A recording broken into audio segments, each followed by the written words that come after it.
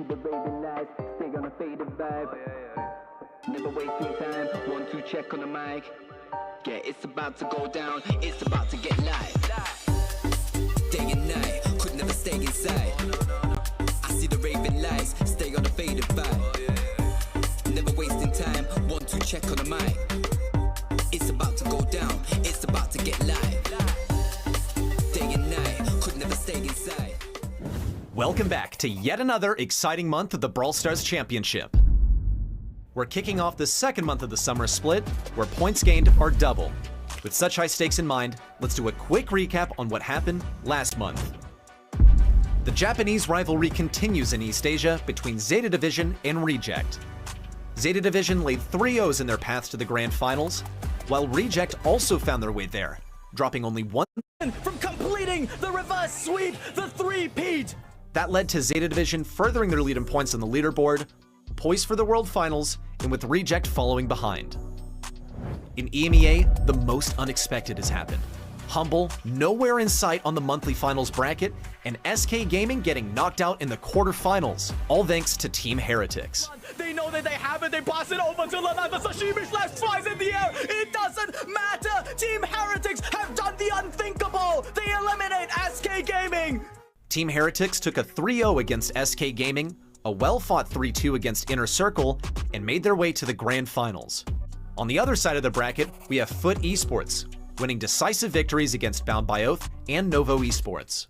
It was a well-fought Grand Finals, but alas, Team Heretics, the Titan Slayer, became the eventual champions. Team Heretics, let's get the win! They are your monthly final champions! This gave Team Heretics a huge boost in their standings on the leaderboard. And though Foot Esports got second place, that gave them enough points to be on top of the leaderboard. The South American region went a little bit less hectic than we're all used to, with SK Kalalis SA putting on a great performance, winning 3-1 to both Dropayados FA and Alpha 7 Esports. Have been able to make this happen spectacularly so, and they are in the Grand Finals. But even they couldn't stop the Brawl Cup usurpers, Loud. Loud came back better than ever, laying 3-0s on their way to the Grand Finals and won another 3-0 against SK Kalalis SA, crowning them the June monthly finals champions. Throws up the pin, the spins, Loud with a flawless streak. Not a single set loss to become your South American champions. This victory gave Loud a lead of more than 60 points ahead of SK Kalalis SA. It won't be a long shot to say that it's very likely we'll be seeing them in the World Finals this year. Last but definitely not least, we have North America, and with it, Tribe Gaming, as they came back with a vengeance after their Brawl Cup performance, laying 3-0s against New Heights Gaming and Space Station Gaming. Circling around the right, looking for the kill on Sands. Tribe Gaming ahead by a 7-star margin, and they're going to the Grand Finals once again. With their rediscovered confidence, they waited for their challenge, who is none other than their NA counterpart, Elevate. Elevate put up a great performance, dropping only one set in their games against Eternal and Team Electros. In the Grand Finals, Elevate seemed to be hitting their stride, with great drafts on top of great plays, and it shows, as they defeated Tribe Gaming 3-0. This corner, and he goes down! It's all down to Zeus, and he's going to go into the gas. Elevates have already gone and done it! Your monthly final champions for June! This victory boosted Elevate's points to be only 16 points away from Tribe Gaming. Although Tribe Gaming is still currently on top, they have a lot to do if they want to keep it that way. And that's our roundup for the previous monthly finals. It seems that with double points at stake, a lot of teams are threatening the regional titans for their spot in the World Finals. It's gonna be spectacular, and you won't want to miss it. We had a wild start to the year. First was the spring split that pushed every team to the limit, racing towards the Brawl Cup. Here, some regions surprised the world, while others fell short. But nothing's decided. Not yet. The next chapter begins now with the summer split. Starting now, the points are doubled. It's all or nothing. Every region, every match, every second counts. Someone do it! He's got it! Won't be enough to get the kill! Who will qualify for the World Finals? Who will get a second chance in the last chance qualifiers? Here in the summer split is where you get those answers. So lock in, dial up, let's brawl!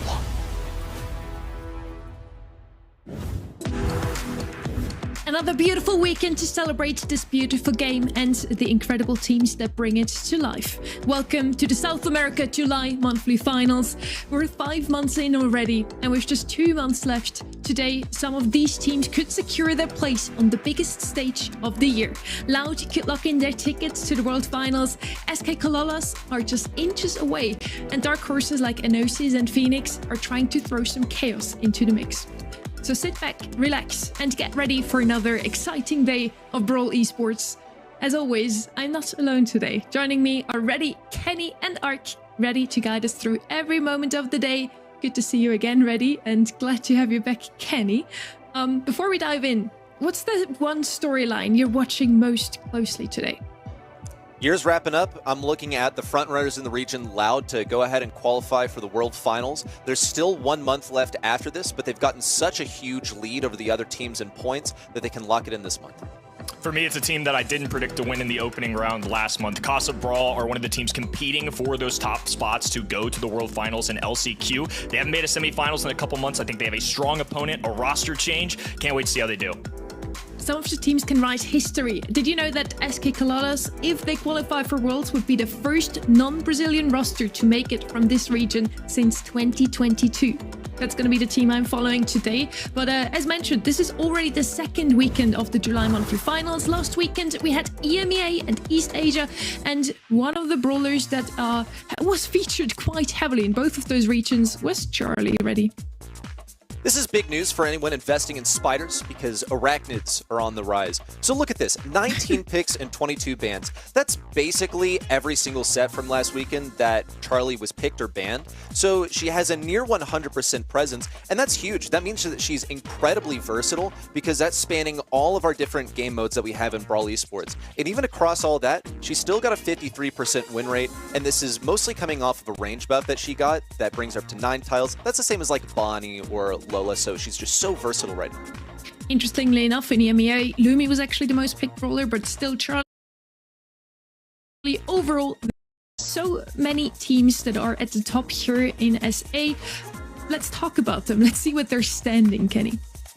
I mean, like we mentioned at the top, Loud have such a stronghold over this region right now. This is the Brawl Cup representative. They really seem to hit their stride the last few months. For me, it's a matter of this next group of team, SKC, BC, Brawl, and some roster changes up in there too, which this late in the year is a big deal. And of course, the team I had my eye on last month ended up predicting they did well by me, Alpha 7, right there in the mix as well. In scrims, they've been pretty solid. Obviously not the qualifiers they were probably looking for, but I still think they're in it. And those top 8 teams that we've just seen on the leaderboard made it to every single monthly final so far. Almost. We had every single month the same 8 teams, but now, this month, what happened there, Reddy?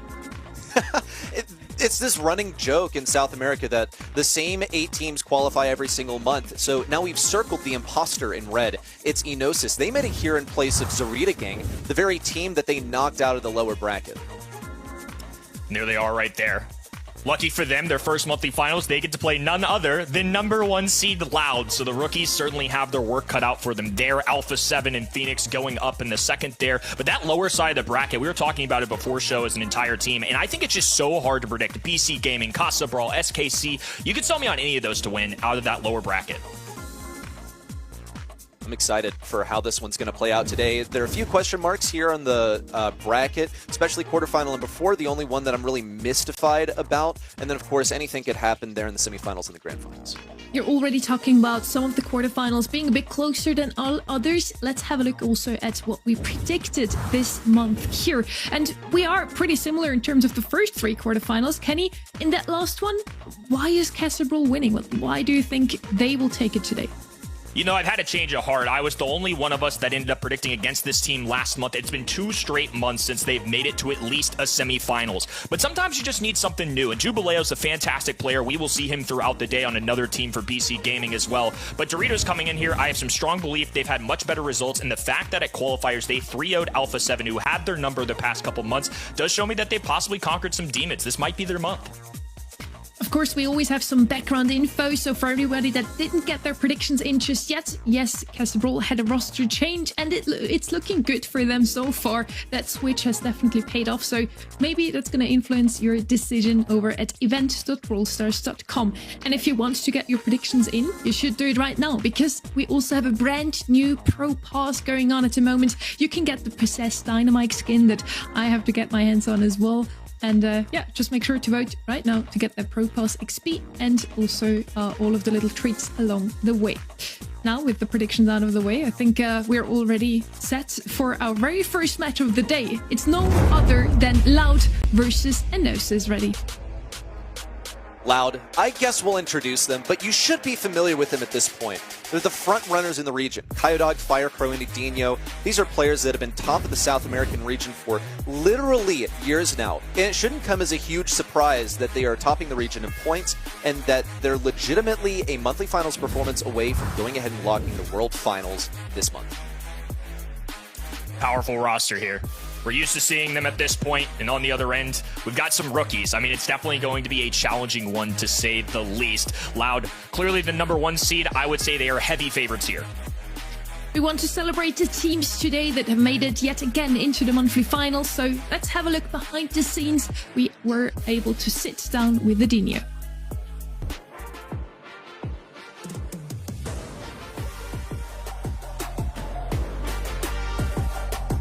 Eu acho que desde a Brawl Cup não mudou quase nada do nosso método de trabalho. A gente só estava muito inspirado no dia, acertou muitos picks e a gente jogou praticamente perfeito. Então, não acho que tenha mudado alguma coisa. Eu acho que a gente ainda não atingiu o nosso potencial máximo, principalmente a nível internacional. Aqui na Latam a gente está bem, mas a gente ainda precisa se provar lá fora. Eu acho que a gente tem nível para isso e espero que no Mundial a gente consiga chegar no nosso nível máximo de gameplay.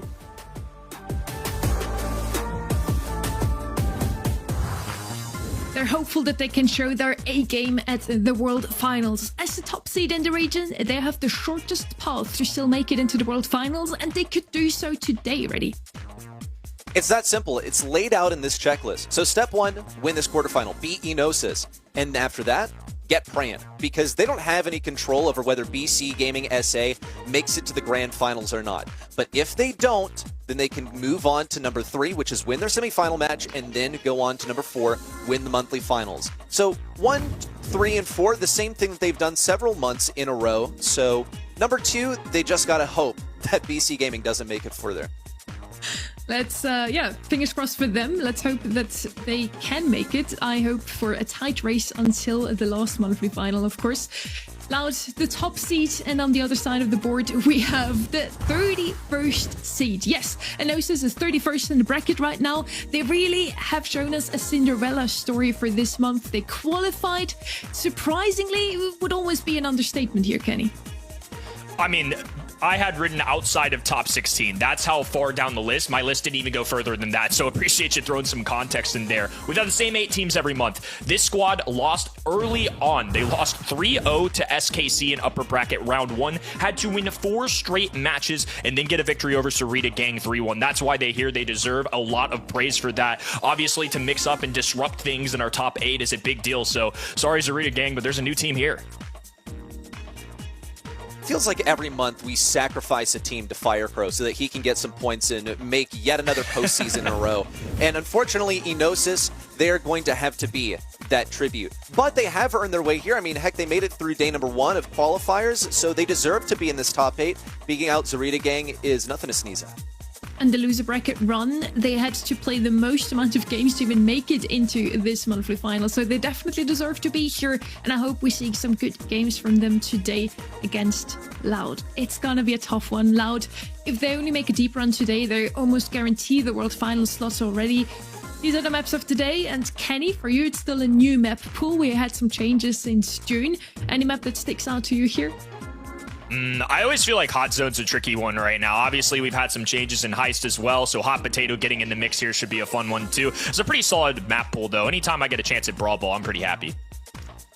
I scrimmed some hot potato myself this week, and I really felt like you can just run it straight down back to the old meta in Heist. But yes, now with that 4-part Heist save, you can't really just do base races anymore. And it's super interesting to see in competitive as well how the teams have gone back a bit more to those long-ranged brawlers to just have some more control in Heist as well. Talking about long-range though, first up we have Bounty. Hideout is our first map gonna be. The predictions are in as well, and surprisingly, to me at least, they're quite close already.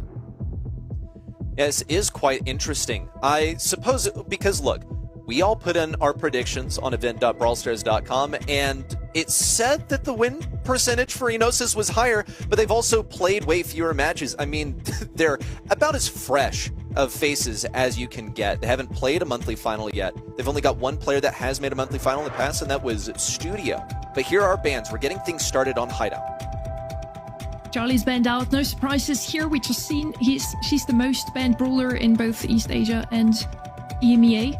Long-range brawlers, a lot of them are out of the way as well. What we could still see here is going to be a Jaeyoung tank combo or some other more aggressive brawlers. It's really all about assassins and tanks right now, Kenny. That's a good point. Ali on the top of my mind as well, just considering how will this region handle it. We've had another week of practice of handling it. It had a pretty low win rate, all things considered, last weekend, but of course being banned as much as it was, it's clearly a threat to these pro players. Bonnie, a very safe one though. That hypercharge is a real threat ready. It is. You get a stun when you land. You can go for like a 2K with that, so that's really valuable. You've got respectable range. The gadget is wonderful. You have enhanced reload speed with that. You also get a bit more speed. And here's the logical counter to the Bonnie, is to go ahead and pick up that Bell. But see, Loud, they allowed Enosis to have this Bonnie first pick because usually it is ban worthy. So Loud have a plan. They've gone with the counter, and they're also setting up for something aggressive later with this Gray that has the exact same range with Bonnie, so it is a worthy matchup. Kenji's been a choice of brawler for a lot of teams in this region, at least on this particular map. And of course, I imagine that's because other brawlers get out of the way. They still got several choices like you alluded to. So setting up with a little bit of a long-range brawler in Bell, the nest eggs help set yourself up for success too, especially if you gain positioning over the map. Now you have free reign to drop those nest eggs, get some cutoff points, makes it a little bit easier. There's the idea that Sunny had Jaeyoung coming in. I imagine this is going to be with something more aggressive. Bonnie, I would say, is semi-aggressive, obviously with that dive-in, that Leon-esque form. But more traditionally, we're going to see something aggressive, some kind of assassin or a tank be paired with this. Yeah, quite often. It's going to be aided by the Jaeyoung. It also needs to sort of be the entry fragger to allow Bonnie to really succeed, because she can jump in solo, and it's not really guaranteed to work, but if you get like a trade, you have one of your teammates die and you get 2 kills, then that's, as OJ would say, a positive elixir trade. Final pick coming in is going to be Piper for Enosis. They're going to outrange that Bell. I honestly think that this is still a winning matchup for Bell. She can get 2-tapped by a Piper if she's running homemade recipe, which she would be well advised to do so. But in this case, Bell is just going to run her star power that she normally runs, where she gets a shield, and I think she should win in this matchup against Piper in the 1v1. Jaeyoung just running for the sake of himself. He's not really empowering anybody. I mean, it never hurts to have the guy, but he's not necessarily the long-range assassin of somebody like a Piper. Pearl coming in here as well, so we're not really supporting each other. We're bringing in support brawlers, but both of these teams just electing to go for the more tried and stable brawlers that we see in this meta. Pearl is a final one. Gonna be great for visibility. Other than that, though, it does surprise me a little bit to see 2 drafts look like this. For Loud, this is very clearly planned out. I'm curious to see where this Gray is going to fall into everything, because it is always good utility, and it's a pretty flexible 2-3 selection that opens a lot of options for you for a last pick. But I say it looks planned out because Loud, they allow Enosis to have the Bonnie, and they immediately counter it with the Bell. They also pick up the Pearl, which Bell is, you know, a pretty strong counter into, so they've gotten that one for themselves. And this is a worthy lane for Bonnie as well. Bonnie can pretty much never jump on a Pearl. It's always a terrible idea. Gotten that initial control, they're going to get Fire Crow this blue star. It seems that he is the safest brawler. He's not going to be tapped up by Piper as effectively. So Loud are playing this nice and controlled, exactly according to plan. Adinho from the long distance as Bonnie just hunkers down on the L-shaped walls.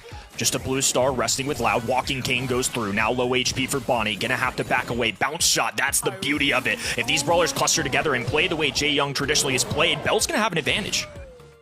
Enosis having to back up. They're already 1-star deficit.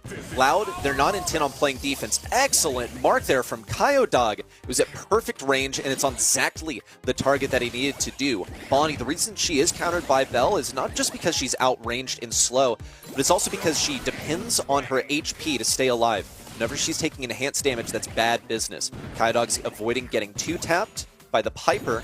It would have been a free kill if he'd been on a bit higher HP.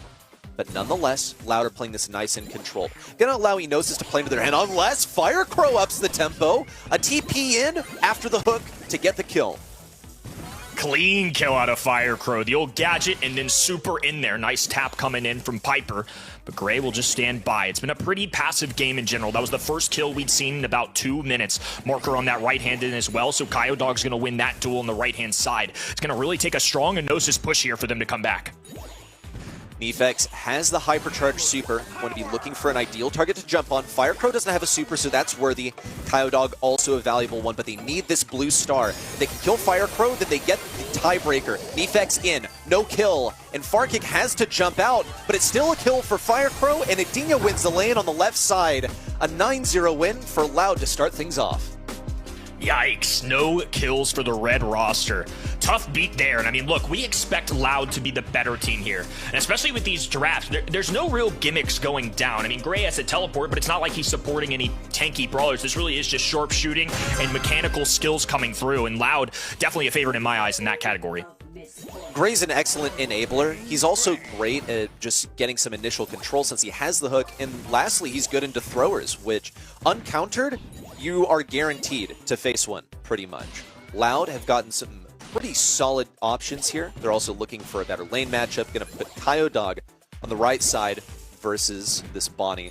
You also have Piper rotating over to try and face Kyodog. And there's the initial gadget in. I'm not sure why he's going for a homemade recipe right off the beginning, though. That's usually not what you want to do, because it's better reserved for a kill confirm. What Enosis are trying to do is go for any sort of pressure that they can. But when you see a Piper using a gadget like that, then that communicates a very clear understanding that you are the underdog team.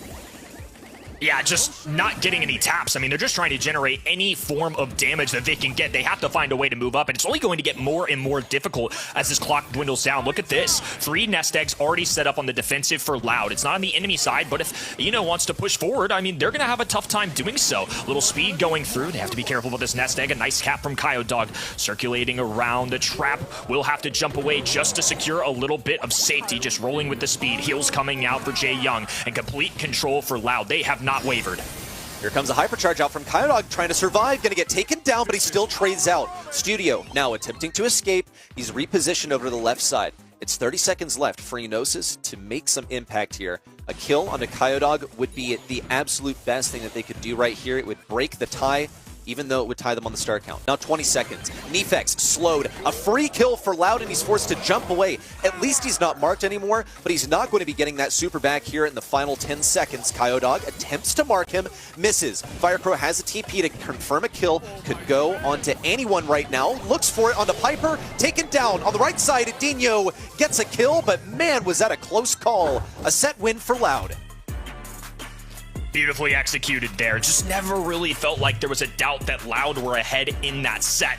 So far, so good for the #1 seed. It's a lot to ask for in your first monthly finals for most of these guys to try and take down Loud. That was rough right there for Enosis, because I feel like we saw a bunch of misplays and just generally being outplayed by Loud. Simply them playing better, not necessarily Enosis making mistakes, but you see things like the Piper homemade recipe used on a Gray that's going to tank it with the star power. I feel like that's pretty essential game knowledge at this level of play. We're looking at the stats here now. We did have some kills on the side of Enosis, but yes, not a lot of stars went their way. A clean 2-0 for the top seed here, Loud in blue. Overall, I really feel like, just looking at the draft, it was a good draft.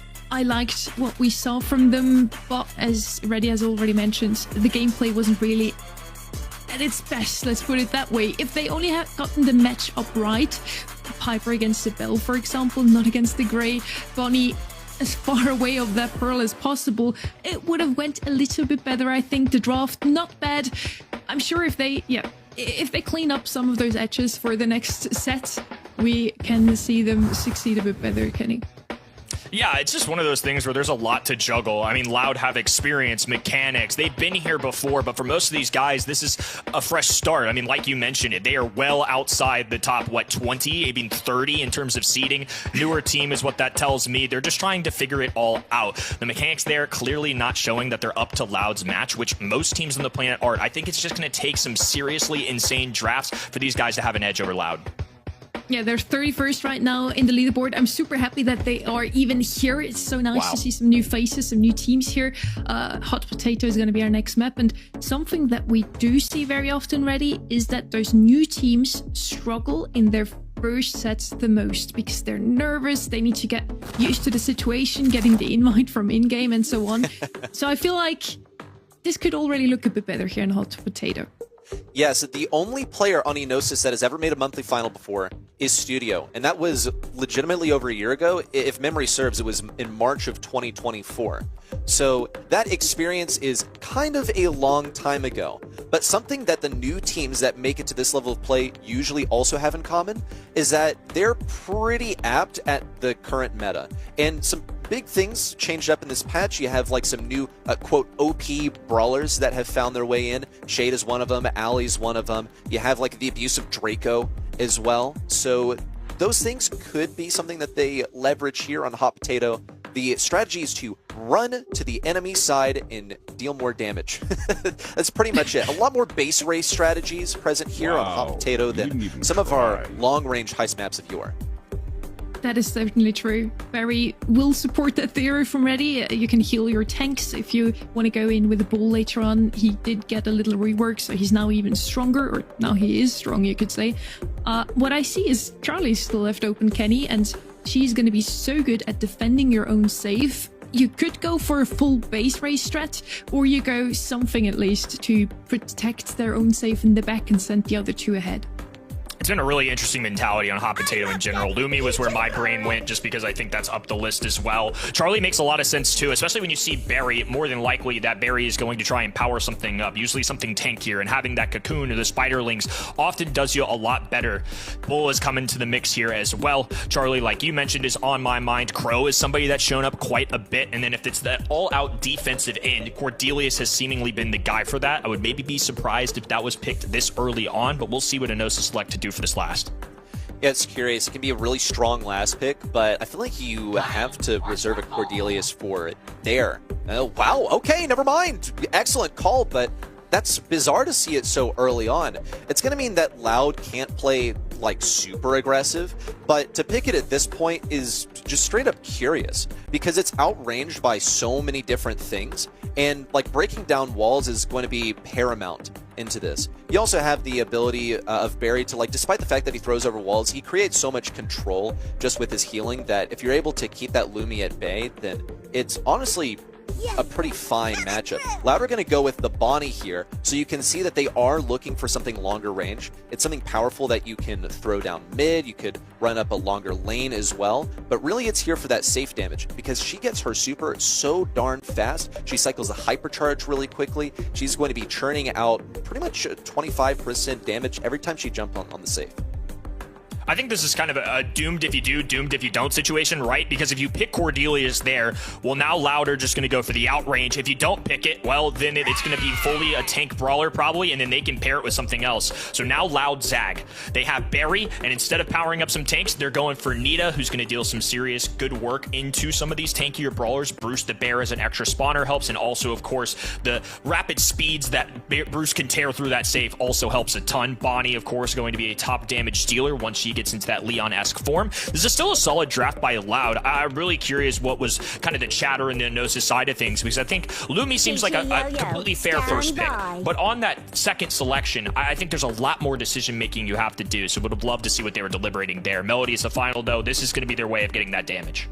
Yeah, Cordelius pops up in Heist for two different things. It's either to counter a Chuck or it's to counter a Melody. And Enosis picked it up so that they could get a Melody. but they could also have, had something to deal with the Cordelius at the end. I'm a little unsure. But what I do know is that Loud picking up this Nita is basically going to crap on this Cordelius. I feel like Cordelius is going to have 0 plays into Nita that is like 10 times better at wall peeking, is able to outrange him, is able to block his shots with Bruce the Bear, as you pointed out. So I think these options for Loud are much more plentiful, and I'm curious how Enosis are going to find their way through this. The good news is they do have the Lumi, one of the most successful brawlers of last weekend, 67% win rate with the second most plays. That is definitely a good stat line, but Firecrow making it look easy so far. Icarus dives in, won't fly too close to the sun. Get some easy attacks here. They're looking to pierce through that first high safe damage.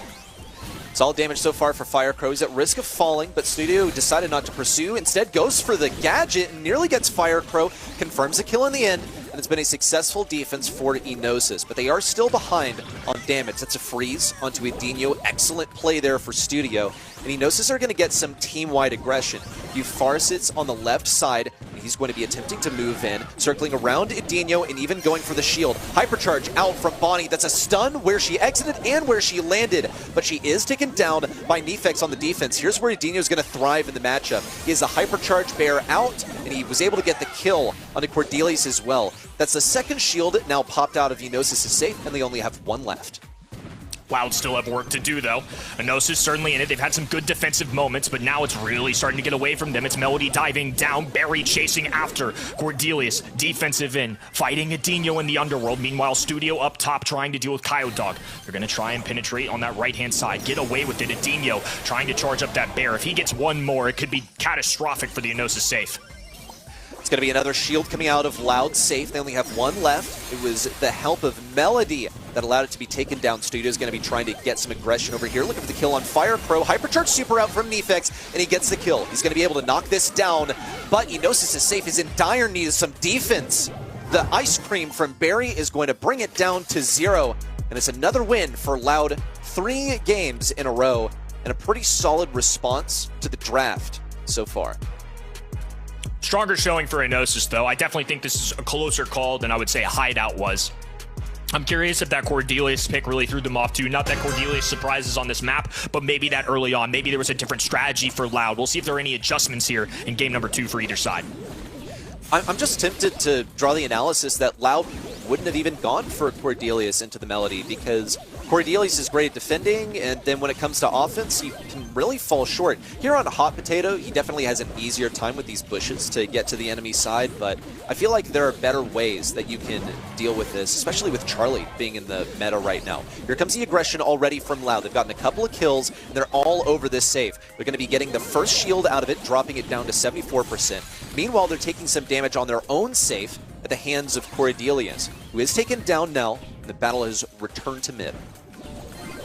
Melody has to shoulder a lot of the work for the Enosis side, has to find a way to get to the other end. Cordelius certainly not that Lumi, can be solid, but more of a middle kind of brawler. Not necessarily the biggest aggro, but does do enough. Kyodog cleaning up on this right-hand lane, though. Now throwing down an extra gadget there, trickling away at that high safe, and it's now hit 50.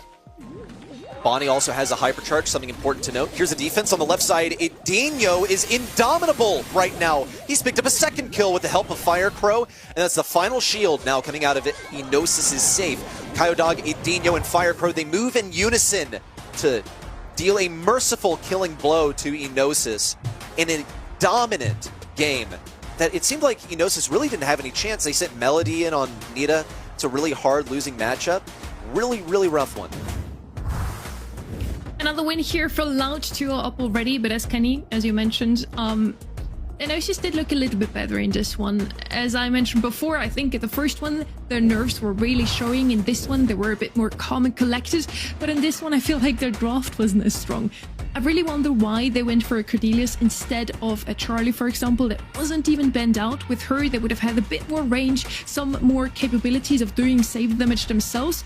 Overall, looking a bit better here, just in that last game specifically. Kyodog just didn't go down once, I feel. He was just standing on that right-hand side.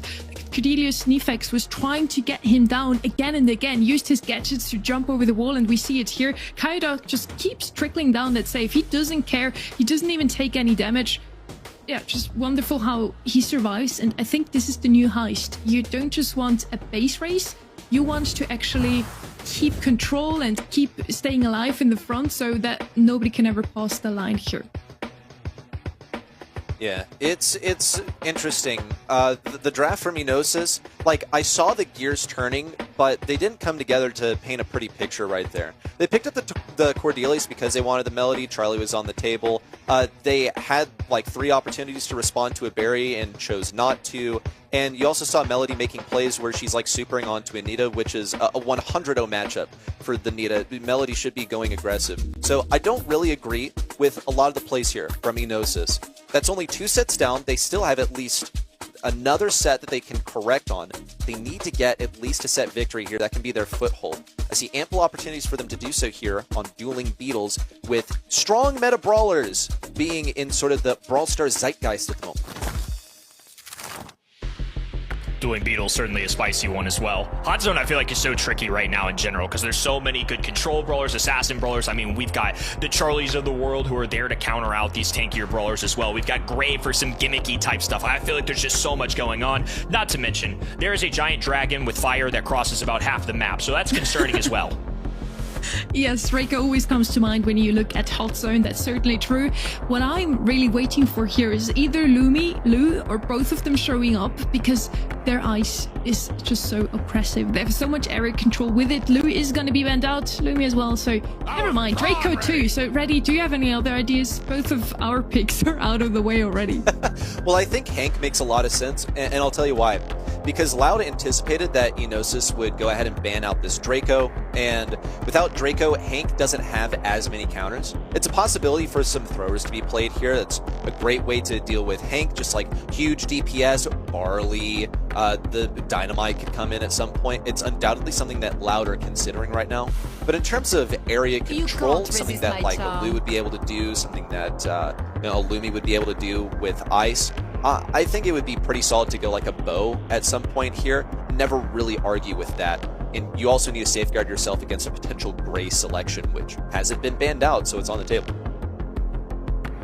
Gray was the #1 brawler on my mind as well. Charlie in the mix, and again, I'm just curious to see how this region handles Allie, because with newer brawlers especially, I feel like Allie is good, and obviously the stats don't necessarily show that she's this big, bustin', broken brawler, at least to the likes of something like a 99% Lumi a few months ago. So now these pro players get the additional week, they get to do the scouting report in the previous regions.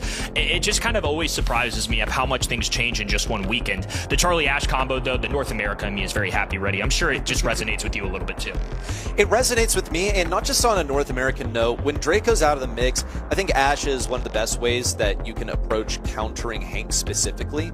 But what this also communicates to me that Enosis are playing a largely responsive draft to Loud, and I am not entirely certain of what they're enabling here as a last pick.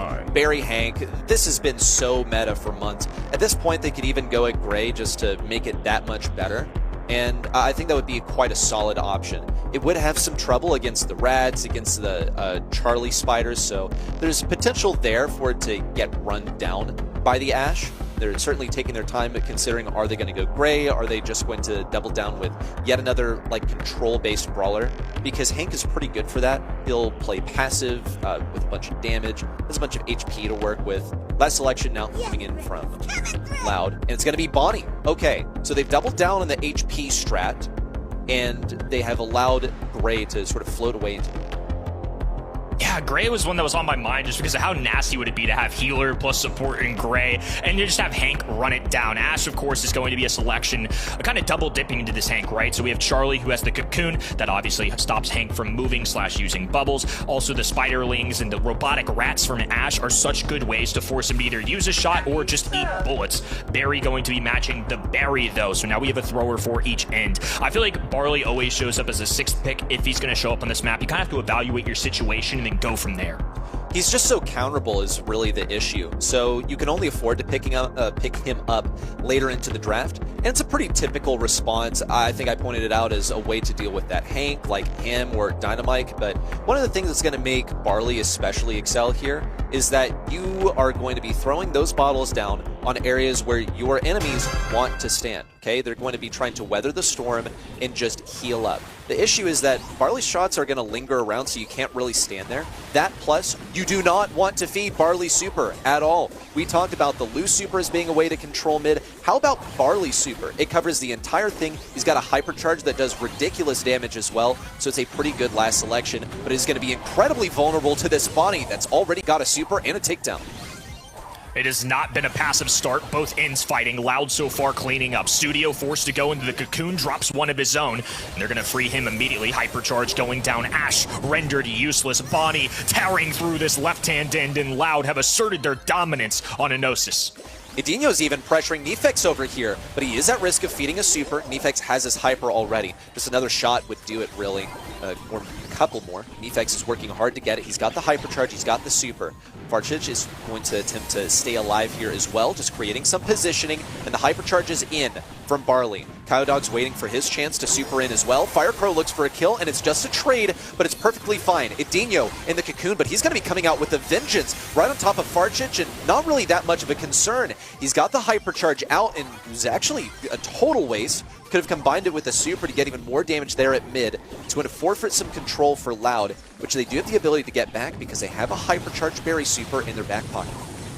These Barley supers and hypercharges have been a game changer. Now they're at least able to assert themselves a little bit more. Edinho backed away. Gadget pop, super available. Striking through right-hand side loss. A cocoon on the left. Kyodog trying to work his way up. The assassin berry has to come into full force here. Otherwise, Enosis are going to keep running away with this lead. Enosis are looking pretty strong here. They have not given up any control of mid. Kyodog is largely estranged, but he is going to come in with the super for some heals onto Edinho. Nefex also with the super in. That's going to clear out mid, and Studio puts one in the cocoon. He's dodging all these shots so effectively as well. Still gets taken down, but now Farchis just has to run in and tank a little bit more. Enosis only need one solid push in. They can't afford to trickle in and stagger themselves, so they've really only got this last push. A hypercharge in from Farchich, and a super as well from Barley to create some more control. Firecrow looking for the stun. Studio in the cocoon, counting up to 100. What a photo finish right there. Enosis, as they risked getting brought to a match point, will hold on and get their first game in this match.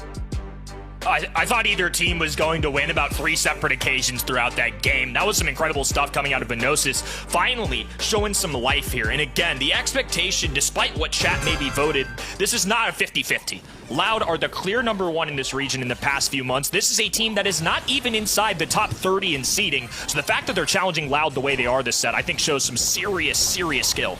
Just a much more respectable draft this time. But still, Kyodog is creating so much aggression on the right side, it's a risk of Ash getting outplayed by a berry. But the first super in from Barley should communicate something very clear. That Loud are feeding him so much damage. It's not going to stop them from combining onto Farchich and getting the kill. Then you have Edinho as well, just staying alive over here with the heals from Kyodog, who even taps up Nefex for the kill. Loud, I feel like the last game, they just got kind of complacent. They got sloppy because they got overconfident. And now we're seeing Loud in their real form, holding on to control. It's still going to be tough for them to weather this hypercharged Barley super, and they will be forced out finally.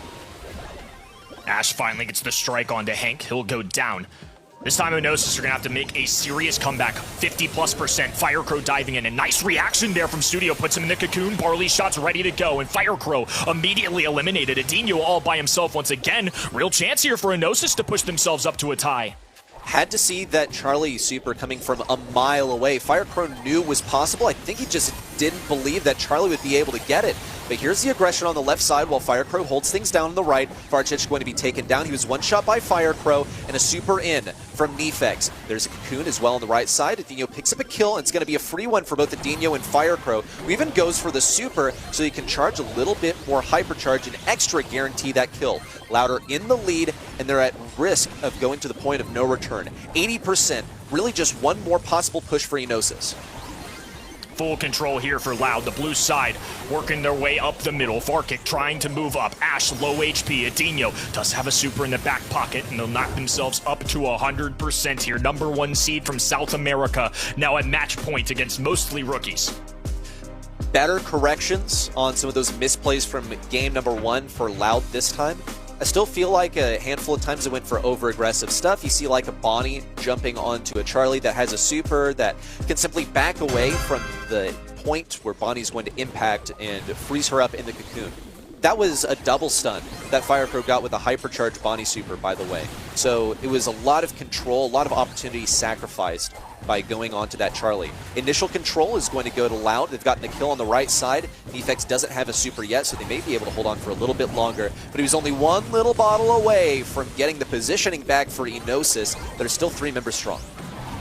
Nefex has consistently had supers, but will go down. Firecrow cleaning up the right-hand side. Now Kaio Dog extending. Adinho ready to go, and out the cocoon, gone with Studio. Enosis, all 3 members eradicated immediately here. And once again, they're going to have to climb their way past this Loud roster. They just don't really have much to deal with this Bonnie except for the Charlie, and the Charlie's not even reliably next to Nefex, who's the prime target to jump. He's going to get jumped on again. Firecrow goes for it. He's got 2 for the second Bonnie super in a row, and he's got his super to get back inside of that cannon form. But he doesn't seem intent on doing it, not for a little bit at least. Here comes another defense in from Loud as Enosis try to break things up with a hypercharged Barley super. Studio's got the hypercharge out as well. Pops in the cocoon, but he is a dead man upon exit. Nefex taken down once again. Firecrow's getting as much damage as possible, trying to fight for this control versus Farchich. And he's not interested in feeding him any hypercharge or super either. That's really Edinho's job to do that. He's got a double kill, and another super in from Firecrow gets a team wipe.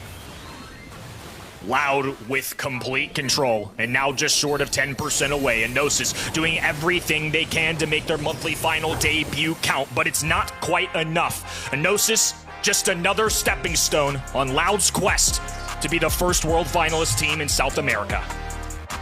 Every month, Firecrow wakes up and he gets hungry for some points, and some unwitting top 8 team is going to be fodder for his World Finals qualification. That is step 1 completed on Loud's checklist, a 3-0 versus Enosis.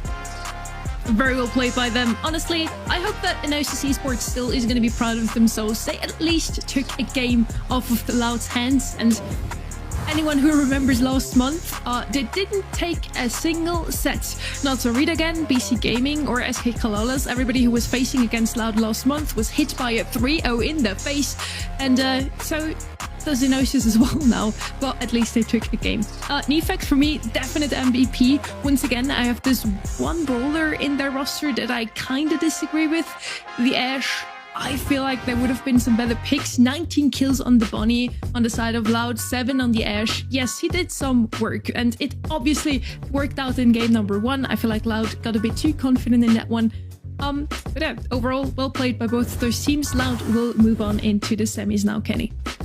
19 kills with the Bonnie, by the way. That's some crazy stuff. Loud looking as fierce as ever. It's been a while since we've seen them lose a set in this region, and now winner of Phoenix and Alpha 7 will be able to challenge the #1 seed. One more win away, and they'll be at yet another grand finals. But this next quarterfinal, I think, is a real spicy one. Close in seeding. Obviously, Alpha 7 was a really good team last month. They did stumble in that lower bracket. We'll see if they come out on top here.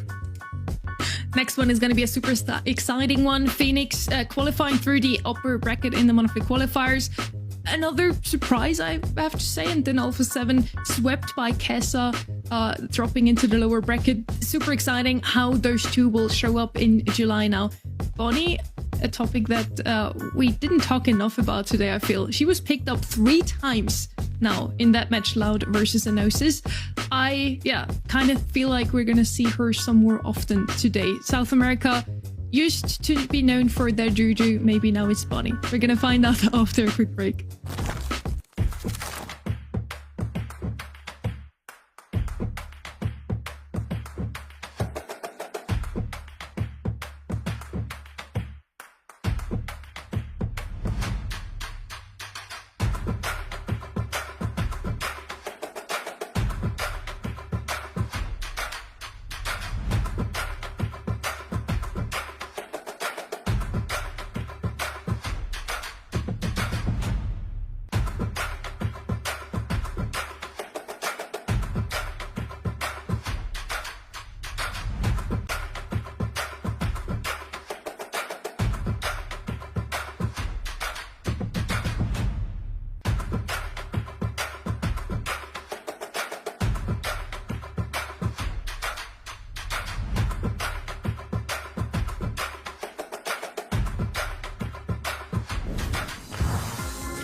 Welcome back to the July Monthly Finals. Another beautiful weekend to celebrate those beautiful teams and our beautiful casters. We got Ark back ready. We'll have a quick break. Ark, you watched those matches. You watched Loud dominating as they did already in June. A 3-0 yet again.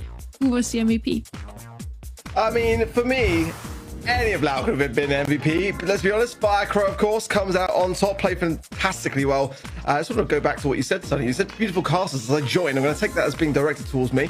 But yes. Firecrow, of course, MVP for Loud. And Loud have looked so good. Okay, they played against a fairly rookie team, but let's see how they perform later on today. You can both be beautiful, by the way. Not only you, Ark, but yes. We're heading into our quarterfinal number 2 now. Only 1 down so far, so we still have many cool matches to go. Super happy about that. We're heading into Phoenix versus Alpha 7, Kenny. This is the number 5 and the number 6 seed going head-to-head here. Either of these teams losing could be quite devastating if we go any further along the postseason. Obviously, there's limited spots. There's limited time left. There's only a couple months. Phoenix is a team that definitely surprised me, and I'm sure surprised a lot of folks at home to be one of those upper bracket qualifying teams. I was definitely not on my radar. I've been really impressed with a team like Alpha 7 more recently, so the fact that they're on the lower side of the bracket instead of Phoenix, definitely a little bit of a shocker. It was a shocker indeed. Both of them did make it into the monthly finals, though, yet again in SA we are used to seeing the same faces here. And Phoenix, at the moment sitting at the 7th slot, is talking about that 5th slot Alpha 7, and we tuned in. Eu acho que é um time que vem forte, né? Atualmente eles estão saindo tá tendo um desempenho bem humilde. Eu acho que eles estão conseguindo se destacar porque agora eles estão no servidor aqui junto com a gente, né? Eles vieram para São Paulo. Eu acho que vai ser uma partida difícil, mas creio que meu time tá bom o suficiente para ganhar deles. My team is good enough to beat them. Let's see if that's true. If Phoenix can take it from Alpha 7. Alpha 7 did make it into the semi-finals last month. Phoenix did not make it that far. Ark. Yeah, I mean, Phoenix, for the most part, I think have been, doing okay, all things considering. I mean, you got to remember, they faced BC Gaming 3 times in the quarterfinal stages and lost to match point twice against them. So maybe this time round with a different team, they stand a better chance. And Alpha 7, we just saw it. They did not win against SK Kalalas in the last month in June. They got kicked out of the semi-finals 3-1 against SK Kalalas. So Phoenix managed to do what Alpha 7 couldn't. They did win against SK Kalalas in the qualifiers. Does that mean now Phoenix should win that one, Kenny? I am choosing to not believe in the transitive property here. I think Alpha 7 are the better team. I believed in them last month, and I'm going to keep believing in them this month. I feel like despite maybe a stumble in that upper bracket, they've still got it in them to win this.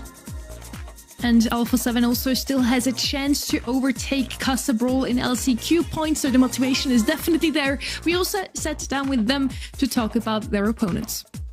A equipe da Fênix é uma equipe muito boa, que no mês passado não conseguiu ter um bom desempenho por conta da substituição do que entrou o Tufa.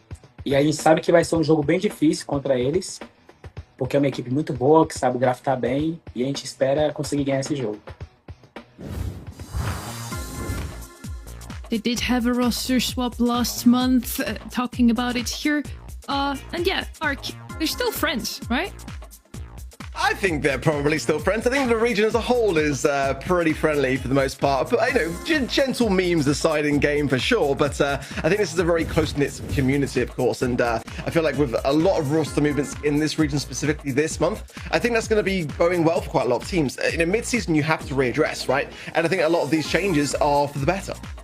Is it safe to say that we have the most roster switches in South America this year than in any other region? Is that true? I think it seems like it. And we had a roster switch again for this month as well. We're going to talk about that a little later. Jubileo swapped with the Ritos. But yeah, first up, Phoenix versus Alpha 7. You're both saying Alpha 7 should take that one, but let's see if Phoenix is in for a surprise today, Kenny. Yeah, I just think Alpha 7 have consistently been solid the last few months and slowly getting better and better. It's a team that's caught my eye in South America. Phoenix had a solid showing in that qualifier. I mean, don't want to take away from what they did. It's something that, like you said, Alpha 7 could not do. Still believing that Alpha 7 are a little more consistent, the better team here. Both of those teams might not seem as insurmountable as Loud, but let's see if one of those two can also take this one 3-0, or if it's gonna be a little bit of a closer one. Let's give Ready some sort of a break, Ark. Yeah, exactly. I mean, the Americans, they're always yapping. They're always yapping. Yeah. I was saying about Phoenix. These guys are the worst. They are a team that have definitely had repetitions right against PC Gaming. So my reservation there is, is this the time where they've just struggled against one specific team and that now they can start to lean into the bigger, wider picture? So let's see how they perform today. Certainly, it's no easy feat when you got that to your record, is it? So draft coming in, of course, for Bell's Rock already. The bands being in are the Gene, the Grey, and the Angelo for the side of Phoenix. The Hank, the Grey, and the Buster for Alpha 7, and the first pick of Bonnie, which I think makes a ton of sense in this current meta. It's definitely that kind of brawler which you just kind of want to pick up first. Yeah, Brock's the first pick for Phoenix. It's their top play rate in scrims as well. The other one being the Gus, which they might choose to combine with, or the RT maybe. Gonna be going Kit. Wow, that's a wild card I didn't see coming. Yeah, Alpha 7 have been known to take quite a bit of Kit and then Daryl as well, so that may have been something they were weary of or just wanted to take off the table for themselves. It's interesting that they go Brock plus Kit, so clearly they want to be in control of the wall break. Whether they use it or not, I think depends on what this final pick is, because sometimes you will see the other gadget come out of Brock, just a hop so you can dodge things like Bonnie dives and things like that, or Daryl rolls, for example. I think it just depends on what Alpha 7 brings to the table here, but nonetheless, very flexible start, I would say, for the blue side. RT is a good counter for sure for the Kit. I wouldn't mind a Deceiver, which is another high-picked brawler by Alpha 7, as the Hypnosis could definitely counter out the Kit slightly. But I really agree with what you're saying, actually. I think that they're reading between the lines here and choosing to go with the bans that they've gone with. I mean, if they were worried about the Kit, I mean, maybe it was worthy as a ban. Some teams really do champion brawlers in their scrims that, can be targeted in that regard. But let's see what they want to pick up as their fifth and final here. But I still feel like some of the tanky brawlers could be on the cards. Take control. Definitely don't mind it. With the Grey ban, it makes a lot of sense in that regard, as Grey being the kind of ideal counter to it. So as that's taken care of by both a ban on each side, it makes some sense here. I wonder if it's just a simple Daryl click here for the left-hand ender, if they've got something else in mind. We've seen Sprout be a little bit of surprise for teams as a thrower of choice. Willow not necessarily going to be a KO kind of brawler compared to somebody like Tick, but Willow's certainly at the top of the meta if they wanted to try and match that. Otherwise, I don't really foresee them going with a thrower or something here.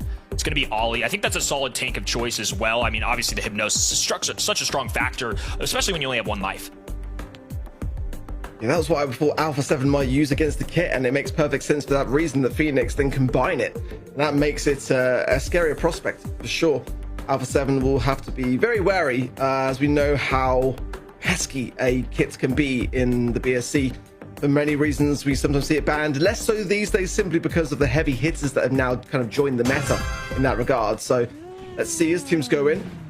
Whether we'll see any aggression from the side of Alpha 7 is primarily the best way for me to play into a Kit, really, is to go much more on the aggression sooner, because once the Kit has super, it leaves you with less opportunity, and that invisibility, of course, that cardboard box gadget you've got to be very wary of, and there it is already. Moving forwards here, they get a couple of swipes before an immediate return onto the Ollie.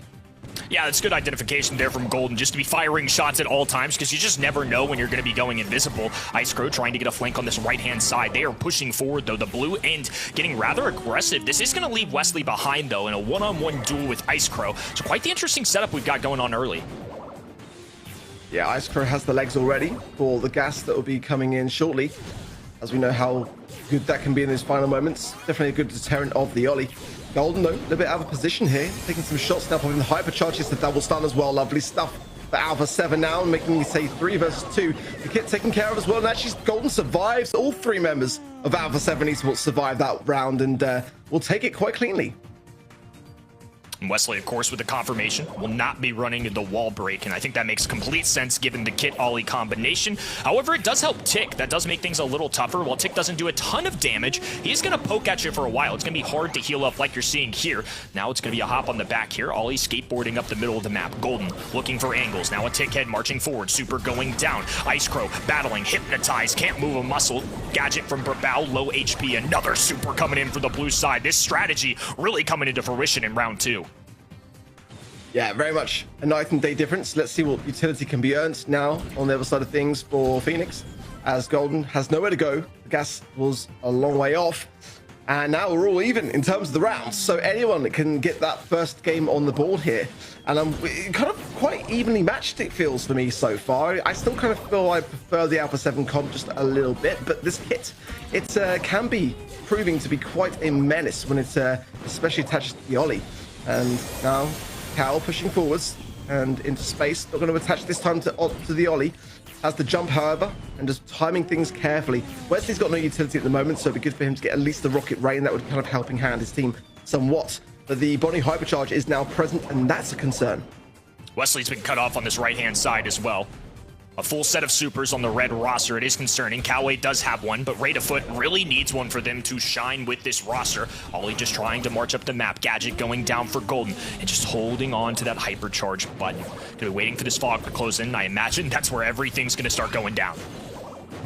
Some nice jukes there from Raid Afoot on the left-hand side, but now Golden is pinched in, pops the hypercharge, aggressively so, but the nice jump away from the Ollie combination with the kit there, but both fall, looking at 1 versus 2 here for Wesley to have to come out on top. Hypercharge popped, jumps into nowhere, and that would be a game going the way then of Alpha 7. Thought that was a great demonstration of patience. You don't always have to gas pedal your way up the middle of the map. You can play it safe, and that's what this combination does. Despite having somebody like Bonnie that can dive in at any given moment, wasn't trying to be a hero, just letting Tick chip away at damage, especially when they had advantage in that round 3. Ollie didn't have super. They know this. Even if Kit uses his super, they're gonna have to use a Kit super just to try and charge up an Ollie super. So regardless, they were in a winning position with all 3 of those supers. Really liked what Alpha 7 did to recover there in the later game 1. Early cardboard box for Cal, but not going to be going anywhere fast. Ultimately, with this kind of map, there's nowhere to hide along the way. The cardboard box gadget won't last long enough to get behind enemy lines there, so really just kind of keeping Alpha 7 guessing somewhat as to whether he might appear in their face. But other than that, he's not going to be too much of a concern until those later stages and the gas comes in and the attachment can take place. So in the meanwhile, Alpha 7 just trying to realistically get their supers in board. Surely for Babao there, he needs to get that tick head, which now he has. The huge deterrent there of the Ollie, and now the kick coming in as well. So danger for Alpha 7. How they handle this? Some good taps from Golden, but down to 100 HP, surviving on, but only just. He's going to be detaching shortly as well. He also got jump out of Golden there as well. He's still alive now, falls, and it makes it that 3 versus 2. Make it a 3 versus 1 now, as Ice Crow not going to be able to do too much in this position, even with those legs, which I'm not too sure that he may have actually wasted. We'll see when he respawns in, whether he did pop it or not. But certainly if he did, which it looks like he did, yeah, this is going to be ideal for him. He'll have to earn that back for the later stages of this round. Callaway trying to get sneaky early on, drops the cardboard box, but they were playing as a team. Now a dive in, and Hypnosis, a hop away from Golden as well. Everybody bouncing into the sky, and Phoenix nonetheless have positioning. Red roster trying to move back, a tick head there for support. It's not enough. 3v2 situation. Ice Crow falls, Raid Afoot cleaning things up here. What an adjustment coming out of Phoenix in game number 2. Like I said, very evenly matched. I feel like I still prefer the Alpha 7 comp. It's just the kind of more meta, more safer idea, but this is why we sometimes do see a kit ban. I mean, primarily in like North America, we kind of still see it today in Knockout. It's just really quite troublesome. It can be played against you quite easily and a little bit cheesy, but not nearly as much as some of the great tech that we tend to see from time to time.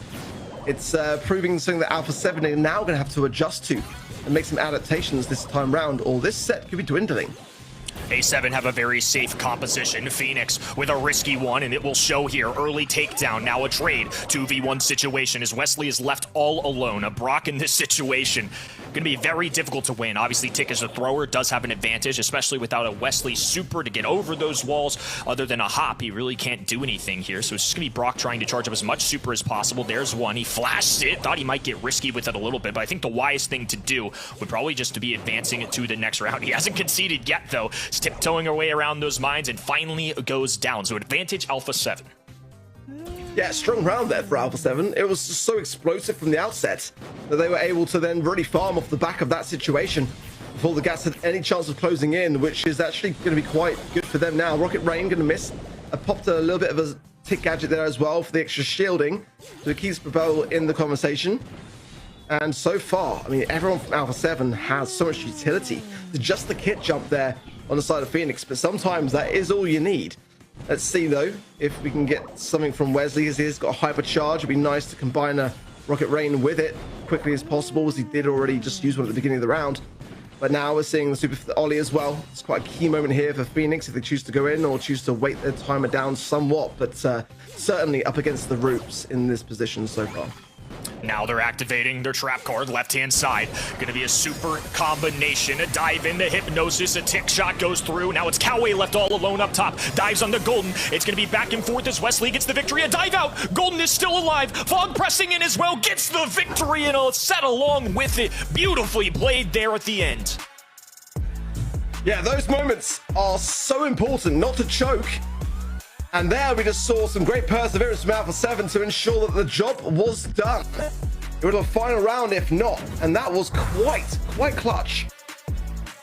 That was really a clutch play. Alpha 7 takes it in the end like they should have after that game one already. Very dominant indeed. Phoenix kind of turned things around in that second one. And I wonder what is going through Rado's foot head right now. He played kind of a role here with the Ollie, not as big as his kid's teammate here, Kawe. He left Alpha 7 Esports in May. He's been replaced by Ice Crow since, and now he's facing off against his old ex-teammates. It's such an exciting match to watch, once again, because of this natural rivalry between those teammates. Overall, I feel like draft, once again, phenomenal. Bonnie just wins in South America. I think that summarizes it pretty well, Kenny.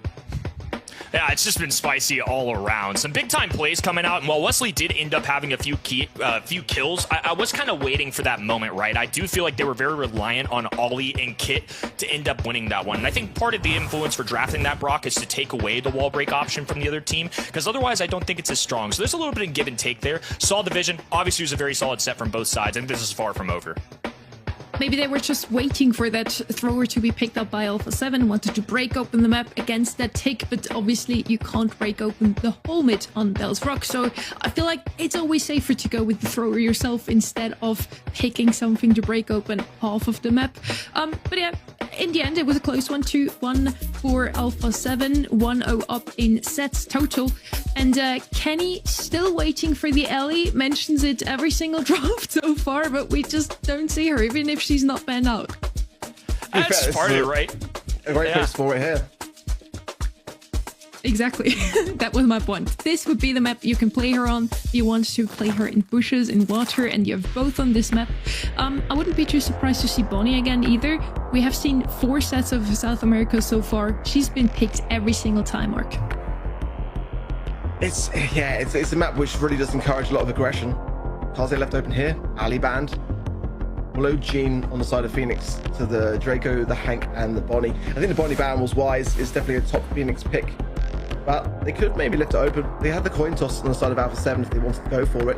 Lumi here open as well, which could be definitely a cause for concern. It's a tough stage in the draft. I think Lumi's the ideal Broly ready for me. It's a bit of a safe pair of hands. Gus as well could be good. Yeah, Kaze. I think it's a good shout here. It's a very aggressive brawler. Kaze going to be the early selection here. I think there's a few really aggressive ones still left, though. I mean, we have Ali, we have Draco out of the mix, but somebody like Shade still certainly in the equation. A very powerful brawler. Lumi, of course, still in the mix here, too. I think is a great brawler. Obviously, I've mentioned Ali a lot just because, again, it is really curious to see how teams handle it. Finally, she's getting in the ban stage, though, so won't quite see her yet. A couple brawler choices here for Phoenix. So into Kaze, they will be going to Janet. Not the first choice on my mind. Yeah, not for a while. It was actually a first brawler-worthy pick in the previous metas. It's certainly a ban-worthy brawler here as well. So making a bit of a potential rise up here. I didn't necessarily mind it, but I didn't kind of necessarily see it coming for me.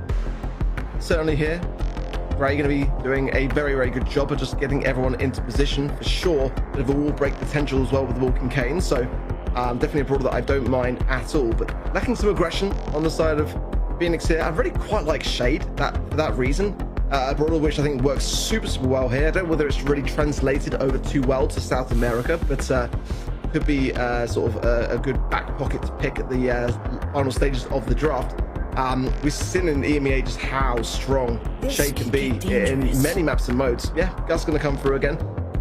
Didn't mind it for Phoenix. I don't mind it for Alpha 7 either. I think that was a decent job. But again, Lumi escaping the draft so far, and I'm really not quite sure why.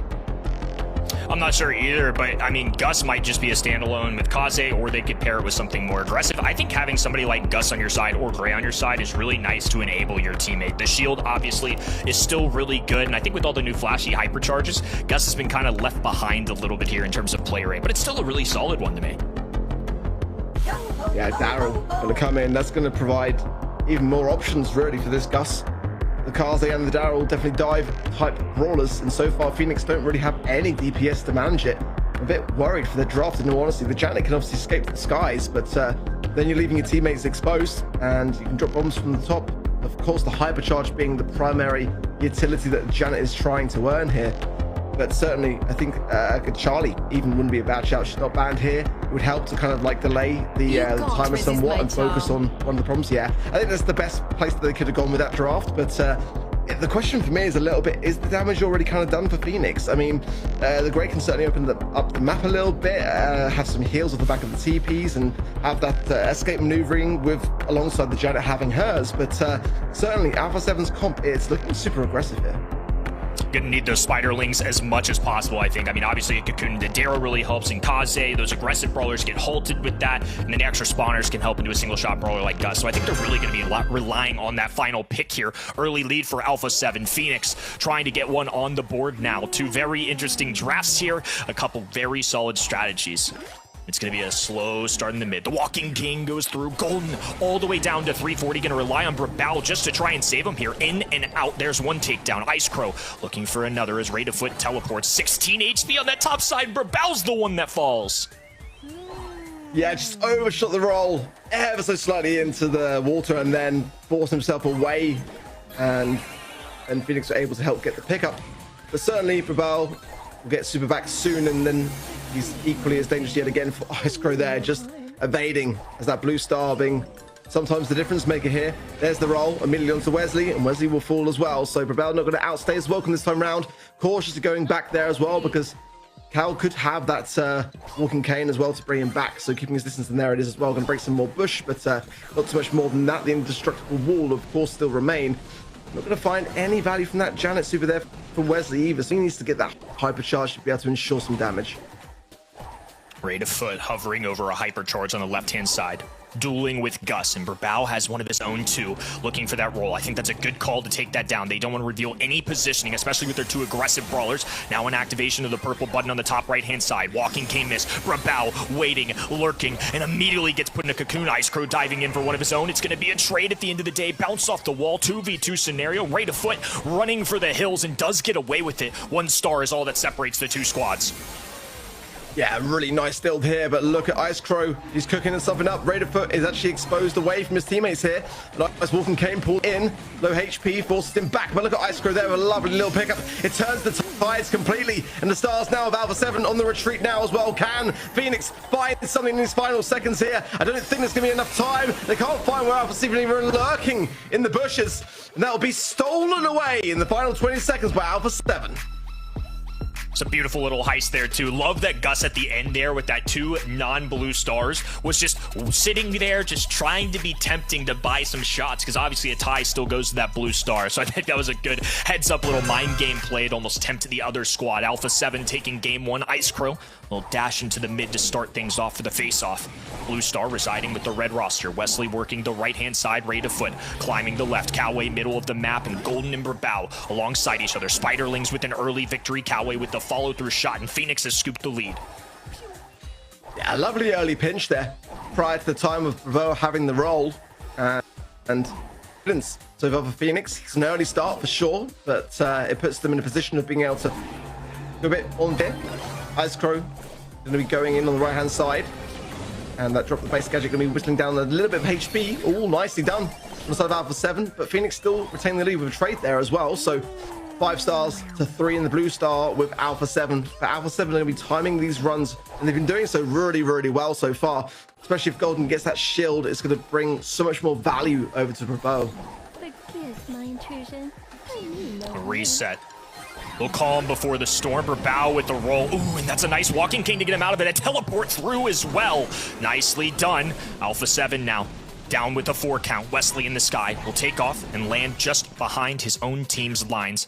As Coway, right of foot, recover a little bit. Alpha 7 once again gonna have to make a last-second push to try and grab some kills. This is a good moment for it.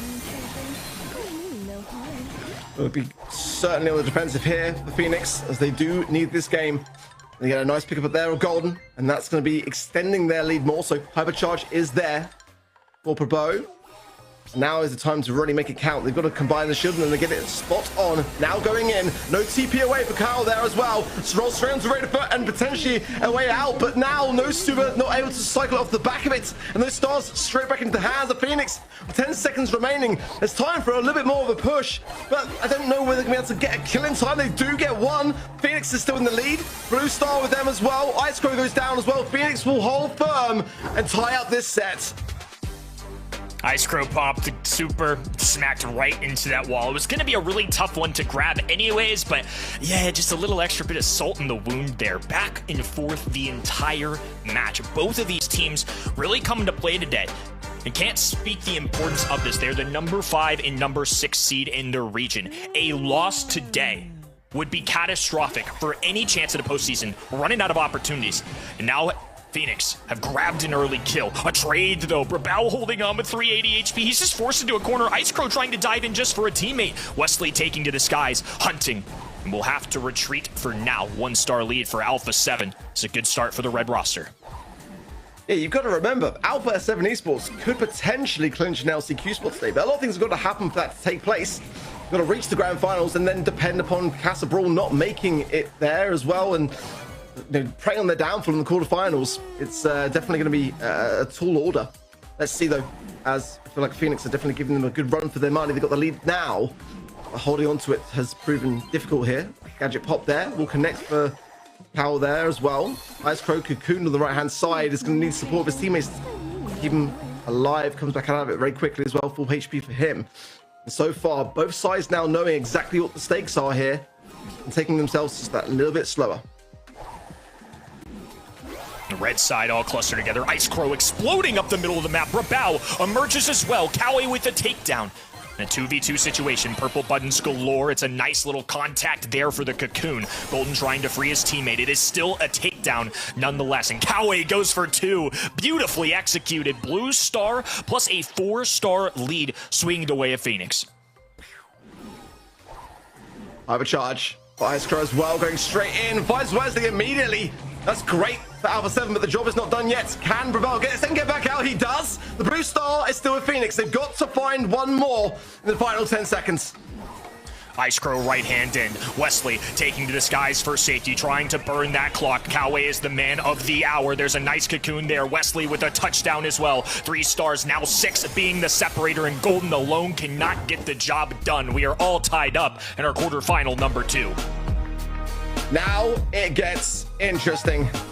The drafts have been really, really on point for the most part on both sides of things, and you can see how evenly matched it is as well. And again, what better storyline than to have a player swap over to the other side? You're able to really dig deep within the strategy when you know your former teammates. And I do really feel like Raiderfoot was the key here. He always addressed the Daryl that they just could not take down, not with the most kills on its teams. That's Coway with those 9 kills, just like in the previous set as well. He's the MVP in terms of kill death ratio, but with Raiderfoot just always taking out the Daryl out of the equation, focusing her Cocoons around that brawler that is just a little too tanky for them to take out. It worked phenomenally, taking out Golden and Ice Crow over and over again. In the first game, it really looked like the draft is not speaking for them. They have nothing to address the Kaze really. Drake can teleport away if necessary. Charlie can Cocoon her, but they cannot really take her out. But after that, after we've seen that game 1, Kaze absolutely dominating, it really felt like they have kind of learned how to play against her. They just, addressed her, focused her, pinched her very well. And with that, Phoenix evens the score. We're now 1-1, Kenny. Yeah, and the great pick paying dividends for me. I mean, it really showed that you don't necessarily have to have that supporting brawler. It was just great execution coming out of Gray. Fantastic mechanics overall, and showing the value of that walking cane and teleport combo was just so good for getting those 1-2 punch and then diving in for an easy tag. Really like seeing that brawler there. I think it really goes to show that at a pro level, it can be something different and a real difference maker. Okay, well, on to our next map now. Triple Dribble, it will be. And again, that poll, just to remind you on the event site, 86% in favor of Alpha 7. And so far, what I'm seeing is much more 50-50. So, certainly in terms of our predictions, we're all united here on the desk. For Alpha 7, I'm really appreciating the fact that Phoenix are giving as good as they get. Going into the draft now. And again, the usual suspects of the current meta do need to be considered highly here. And Ali's not actually banned. I'm really quite surprised by that. She's not, and Kenny, I'm sure, is celebrating now, right now. We haven't seen her at all today yet, so she is. Just as she's not banned, she's going to be very good on Triple Dribble. You want those brawlers in mids that can either jump over the walls, throw over the walls, or shoot through them. Shade and Hank are two brawlers I'm looking at, and both of them are banned out, so Ellie is the next best option, in my opinion, here. You could still try and play a thrower into her. We did see some Larry Laurie last weekend. I feel like could have a spot here, but would be too surprised if we see him a bit early on in the draft. Expect him a little bit later. What I'm kind of feeling, Bonnie, it would be the first time where she's not either banned out or picked up in SA, but this is just not a map for her. Is she, Ark? It's, you know, it varies between regions to region, doesn't it, really? Let's be honest. I mean, the Bull is a brawler which I'm really excited to see coming in here for Alpha 7. It's since the rework, certainly coming to a really nice place. It's their top brawler in scrims as well. So I'm not surprised to see it. They would have liked to have got the alley as well. That was another one that they were playing quite considerably highly. So Draco's another one high up for them, as well as a Stu, which is very much why they picked it first. B coming in now as well for Phoenix, so definitely going to be a good heavy counter to that Bull. Yeah, Bull was kind of where I was expecting him to go with this. I feel like giving a shotgun brawler into Alley, you're just kind of doing your best. Alley is so new that you're really just figuring things out here. But selected first overall does exude a little bit of confidence on the left-hand end. And once I saw the Bull, yeah, kind of expecting a B, right? We're looking for kind of that long-range lane or something to contest from a distance, especially with Bull. It's one of the best tank counters in the game. And of course, we go to an overtime situation. B can handle herself quite nicely. Surge going to be another opportunity here. Try and counter out that Bull. I don't really think they necessarily hardcore address the Stu. Stu is somebody that I don't mind in the meta. I just think with so many health points running around, sometimes Stu puts you in a trap situation where sure, it's a good brawler, but is it really dealing enough damage to keep up the other team? The good news is for Alpha 7, the other side didn't really get too tanky with it, so I do think this has got some legs. I fully agree. The Stu is definitely risky. It's a very South American pick, and fortunately for them, they kind of got left with a pretty decent comp to have to play against, as I can absolutely see why that would be, in this current meta of all things, a troublesome brawler to have as such an early pick. Larry and Laurie coming out for Alpha 7. I don't mind it. Maybe wouldn't mind seeing the berry instead, helping hand the ball slightly, but Larry and Laurie is still so good. It's been a little bit forgotten in my opinion, but whenever it comes out, it does tend to get some really good stuff done. I think the win rates will be quite high for it despite its low pick rate, so not necessarily going to be a bad thing at all, especially considering no wall breaker. Crucial set 3. Both of these sides could really use a victory postseason as the season progresses is on the line. Wall break coming up the middle of the map. Brawl trying to punch one through, and Ice Crow buying his sweet time and dropping a little pin. Shody's board. 20 seconds in, already a bucket. Yeah, very early start. And let's be honest, Alpha 7 definitely need it after that last set. Resetting the mental is going to be quite key. Ice Crow is running a bit of wall break there on the Stu as well, so no speed zone for him, but it's going to open up a lot of space for the B, which is a little bit of a concern for me, but let's see. So far, it's down to Golden to keep back this advance of Phoenix now. That bottom right-hand side. The respawn's coming back in now, so I feel like there's plenty of time here for a response from Phoenix. It was a very early goal, so you'd hope it for their sake. Now, Ali and Viz lurking forwards and finds the ball, might find 2 here as well. The Larry and Laurie potentially next on the menu. Down goes Ice Crow, and this is a tough defense to have for Golden. Ball past the cow, and then over to Raiderfoot, and that is a lovely response there from Phoenix. Slow and steady. Love the teamwork there. buying their time, making sure they're getting their kills. There's the first. Down goes Ice Crow. Wesley with a long-range shot. Brawl charging forward right in the face of Coway, where they're taken down. 230 health points is enough to preserve Wesley's life. Rate of Foot once again jumping in the mix. It's Ice Crow just trying to charge up a super. If Stu doesn't have that super, he's a much different brawler. So keeping that in the rotation is very important. A little invisibility now enraged going on the left-hand side, and Rate of Foot just has to back off for now. Coway doing his best, but multiple brawlers along with Larry and Lori makes things rather difficult. Yeah, tough defense here as Brawl cycling lovely stuff from him now as well. And the goal is there for Ice Crow. That's going to be around a game then for Alpha 7 Esports. And much, much better. Definitely a game that they seem to be very comfortable in as well by comparison to Bounty. So let's see if they can make it a set now, as the comp I feel is quite a good one. The ball especially, it's a very troublesome thing to have to counteract despite even having the B. It's just working so well for them. And Ice Crow on this Stu, he's dangerous. Larry and Lori is a very intentional brawler. Has a 50% win rate as of last weekend, and now coming in here today for the third time. Rate of Foot with a close one. Knows that they can't quite knock it in yet. Wesley with the shield, though. Stu having to back off. That's a nice scoop and score from Rate of Foot. Beautifully played from the blue side. Great timing. And the finish wrong, as it could have been all thumbs, let's be honest there. Ball now in a precarious spot, but they have found the alley. That was crucial there from Golden, and the ball going to be pushing around to the left now, which could be an opening here. Wesley's low. Cow herself not even in the best of spots himself. Let's see. Yeah, lovely stuff. That was Alpha 7 just looking at the situation going, why are we pushing right? Let's go left. And the space was all there.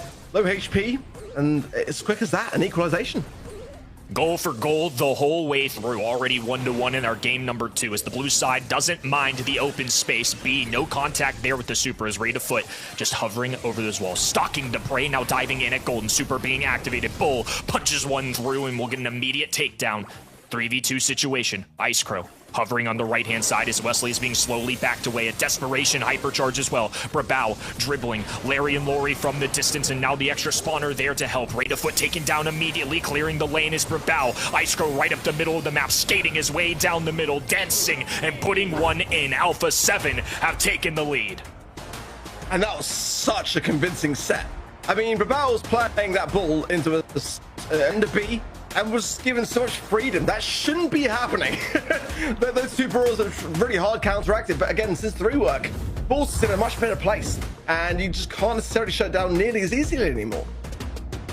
Honestly, I like a good Bull meta. We haven't seen him in so long, especially not on any other map or mode outside of Heist.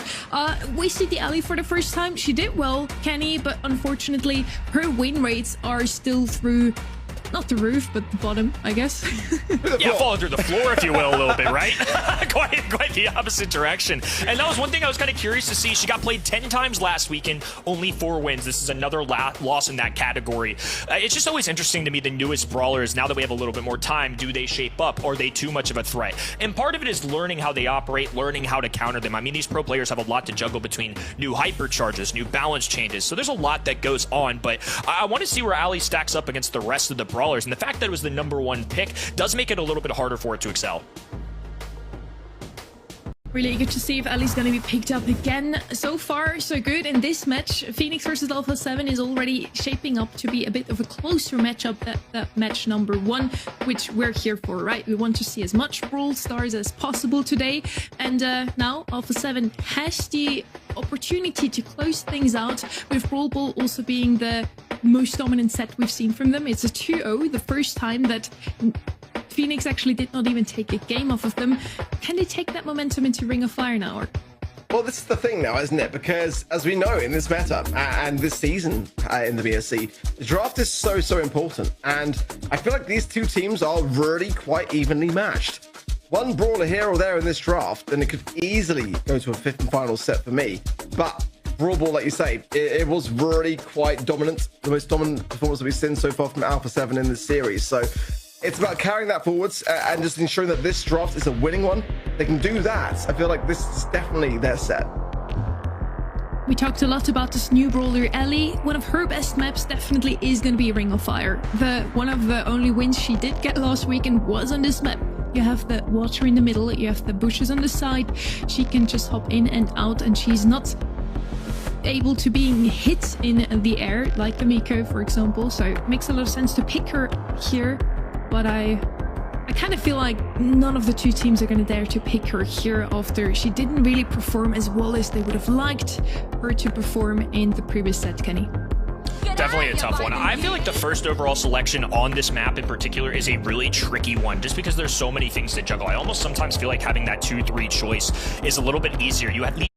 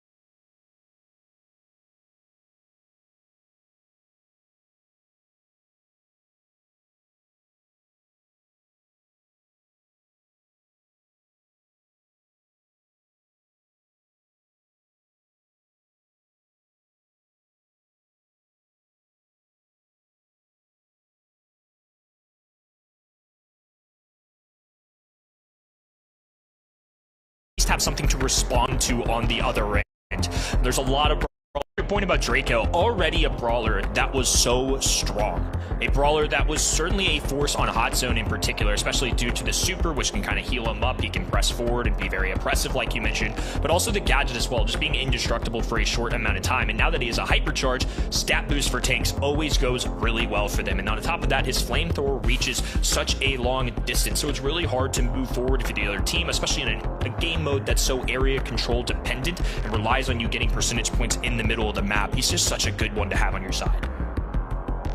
I think the thing with Dark for me is like the fact that we just didn't see it once last year, really, let's be honest. And we've already seen since the Hypercharge edition more play than we thought we'd see so far. It's definitely very much in that low end, but the Hypercharge definitely does bring it into a new place for me. You know, I feel like as well Shade has not had nearly as much love despite having a really strong Hypercharge. I feel like that's a brawl which I'd like to see a little bit more of in this region specifically, for sure.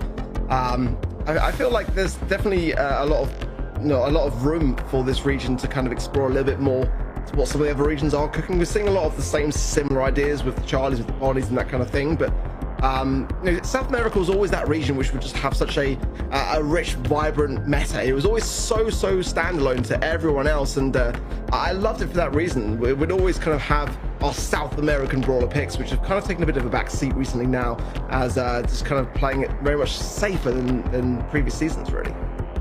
That's why I love to be on the global stage as well. At the Brawl Cup, we talked a lot about how the metas kind of come together. All of those different regions finally meet each other, have to scrim against each other in hotel Wi-Fi sometimes, and have to figure out what the other regions are playing. And we also have a social post here from our data analyst over at Navi. It's Ace, Vitor Ace.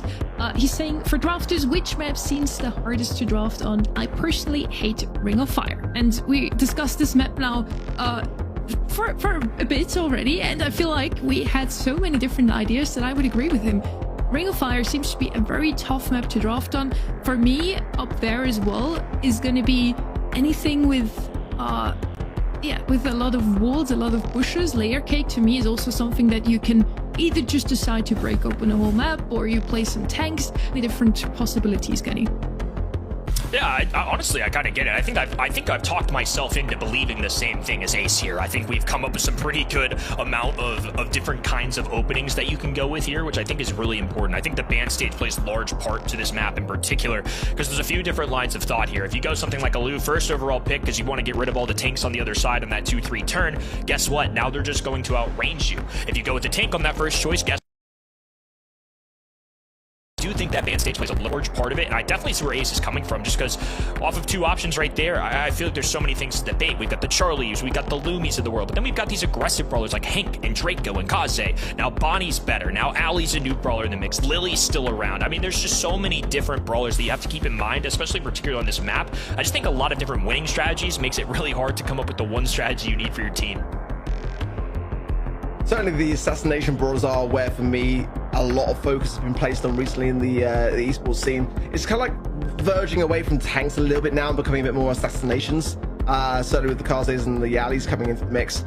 But maybe that will shift. I wouldn't mind seeing either some of the lesser known sort of tanks coming a bit more into the forefront, or some sharpshooters. I mean, that's kind of where my kind of like love for brawlers always lied. Certainly with brawlers like Piper and that kind of thing. I wouldn't mind seeing some new brawlers coming in with some sharpshooter ability, just to kind of really shake things up somewhat. But I'm liking where we're currently at. I feel like we're seeing so many different options now when it comes to the draft that we haven't really kind of necessarily seen in previous seasons of the BSC. Certainly there's the usual suspects. There always will be when it comes to the meta. That's the very nature of it. It's just simply the fact that now there are certainly the ones that you just have to outright ban depending upon that map and mode. You know, when it comes to most specifically Hot Zone, I can understand why that tweet was indicating towards the problematic side of drafting when it comes to Ring of Fire specifically, because you've got to get that really heavy balance between your brawlers to go on the back lines and the brawlers for the control of the center and the delay strategies of the bows and the Lus and that kind of thing. So it's definitely a fine balance to be had on a map like this. And we're now heading into draft on Ring of Fire. Let's see if those two teams have figured out the calculations that has to be done on Ring of Fire. On the one hand, I really don't envy those players. Back when I was still playing competitively, you would either play something to break open the map or poke a double tank. That was basically all there was. Now we have double the amount of brawlers. On the other hand, though, I do love to see the draft. It's one of the most interesting parts to me of all of Brawl esports. Ellie, Kaze, and Finks is going to be banned out on the left-hand side. Finks, a brawler we haven't seen in a while. And then Bonnie, of course, she's going to show up again here. We're in SA. Draco and Hank on the other side. Lumi is left open. Lumi's going to be picked up. And Ark, you said we're not going to see a Lu. You're still sure about that? Not so much at the moment. No, I'll be honest. I mean, I prefer the Lumi first pick. I feel like Lumi is kind of always that first pick brawler in the current meta when not banned. As long as the other ones, the heavy hitters are sort of considered highly enough. But certainly I feel like, for this kind of map, we could be seeing Charlie coming in potentially here. Maybe Hank, or Hank is banned, to be fair. Sometimes this team have brought in Crow, which is a very South American idea. I'm not a big fan of it, but just kind of worth a mention. Gray gonna come in. Definitely gonna be opening potential to some big tanky brawlers to combine in to really reach that middle of the map. Rank is one there for them. The Jae Young maybe could be their third and final pick to combine with it, but certainly the Grey does open up some dimensional doors, and that's a dangerous prospect. I feel like Alpha 7 will have to really heavily consider that if they don't go with the tank now, it could be their third and final pick, and that's kind of the way that I would play this. Oh, a little Pam coming in here. So a little bit of oppression maybe towards those tanks, and especially somebody with a scrap sucker and that gadget that Pam has is a really good way of eliminating Ambo. That's something that Amber in particular is really good. So if Pam is playing into an Amber, a more popular one I would say right now in the meta, it definitely helps cut that off. So maybe one damage dealer dealt with here. And also if they want to go with those tankier brawlers, well, Pam's a pretty good way of dealing with that. Visibility on top of that, a healing station for coverage. I think there's a lot that Pam brings to the table, in particular on this map. It's not an everywhere kind of brawler, but I definitely think it deserves a little love here. Yeah, Griff, Alpha 7 gives them some options for sure to break, and especially with both the bush and the wall side there as well. It was Alpha 7's top pick in scrims on this map, so makes a lot of sense for me. Finks was another one that was banned out by Phoenix, which was noted in their kind of scrims also. Sharpshooters were definitely for them, the Byrons and the Bells as well. So that kind of encapsulates pretty much every kind of option really that they've got, considering the bans, unless they kind of bring something out which they've been keeping solid. And it is going to be just that, actually. The Stu down there in like the 20th spot really of brawler picks on this map. It's got a high win rate though at 58%. So I mean, it's definitely going to be one of those brawler picks that's not going to be for everyone. But for Alpha 7, we've already seen it in Brawl, and it was the brawler which Ice Crew just popped off on. For that reason, I kind of like it. Definitely two interesting drafts so far. I mean, really, all things considered, we talk about how aggressive of a meta this is, but, you know, we see Kaze and Ollie, and we see Draco and Hank up in that band stage. At some point, you're just running out of these really aggressive options that teams love. Out are the days of Kenji being a frequent pick right now, so it's Mr. P as that final selection. The extra spawners, I think Mr. P's in a sneaky, you know, he's not OP, he's not an S-tier brawler, but he's in a sneaky good spot, I would say. It's kind of ironic that just in that little technical pause, and I mentioned brawlers that South America have kind of deviated away from. That's right. Joined other regions this year, just going with what is a solid meta, and we're seeing Stu and Mr. in the same game. I mean, it's like they're actually listening to the stream and giving me my wish, because that's what made for me South America so great last season. It was the Stu picks. It really was, and Mr. P, of course, has always been a staple in South America. Definitely a nod there to kind of really focus a lot of their attention onto that Stu, which was a problematic brawler in the last set. So I don't mind it, but certainly other brawlers on the field from Alpha 7 are going to tear through those porters. Golden in a powerful position right now. Coway trying to eliminate the ammo. Not enough, though. Stun does not quite connect on the raid of foot. They're going to take advantage of that lone healing station in the corner. And Stu just circling, waiting for an enemy to show up, diving forward. In and out he goes. That's the specialty. It's hard to keep an eye on him. It's hard to aim at him. And Brawl getting an elimination there just extends Alpha 7's dominant start. They're already at 50. Yeah, they've done work. Absolute work. Healing station goes down for Coway, but it's looking a bit weary now. He's just popping there, the scrapyard sucker, but still struggling to really break through this right-hand side. Ready for going in at just the wrong time. The hypercharge for Brawl. Didn't even need the super to be able to take care of him now as they approach almost 90% on the Alpha 7 esports side. Not a single look in really for Phoenix. Let's be completely honest, just a measly 10% now. And the game's almost over. In fact, it is. Not even double digits for the blue side. I mean, nobody was home there in game number 1. That was brutal. Really interesting to see that Mr. P pick come out, especially into the likes of a Griff. They were tearing open the map, and traditionally I think Mr. P relies on those spawners to get some choke points, some pressure, and instead it's just kind of a Mr. P as a longer range option. So it definitely a little bit puzzling. Gonna have to see some serious adjustments from Phoenix here, otherwise Alpha 7 will be progressing to our semifinals. Both sides taking the time to enter the zone, but it's Alpha 7 which dip their tippy toe in first. Ready for on the left hand side, low. Have to be cautious here, and Golden approaching. Speed zone down for Ice Crow. Oh, look at that. Dirty from Babo. On that right hand side, that grip pick paying dividends again. The top pick in scrims. Now you can start to see why. Ice Crow's been dropping that pin all day long, and it'll never not be funny to me, but right now, I fear it is all too true. Almost up to 40% now. Finally, Phoenix have a little bit of percentage points. They have gotten into double digits. They've cleared the way with Alpha 7. They need to get some serious time in possession here, otherwise it's going to be another early exit. I think Ice Crow did pretty well there in the middle of the zone against 3 players, dancing around it. Hypercharge now for Raided Foot, only finds 1. Babar has his now coming in down the middle. And that's going to pierce through the wall, close the gap as well. The healing station as well. We're going to take a beating there. Wesley just now has got nothing behind it. No utility to be able to heal from.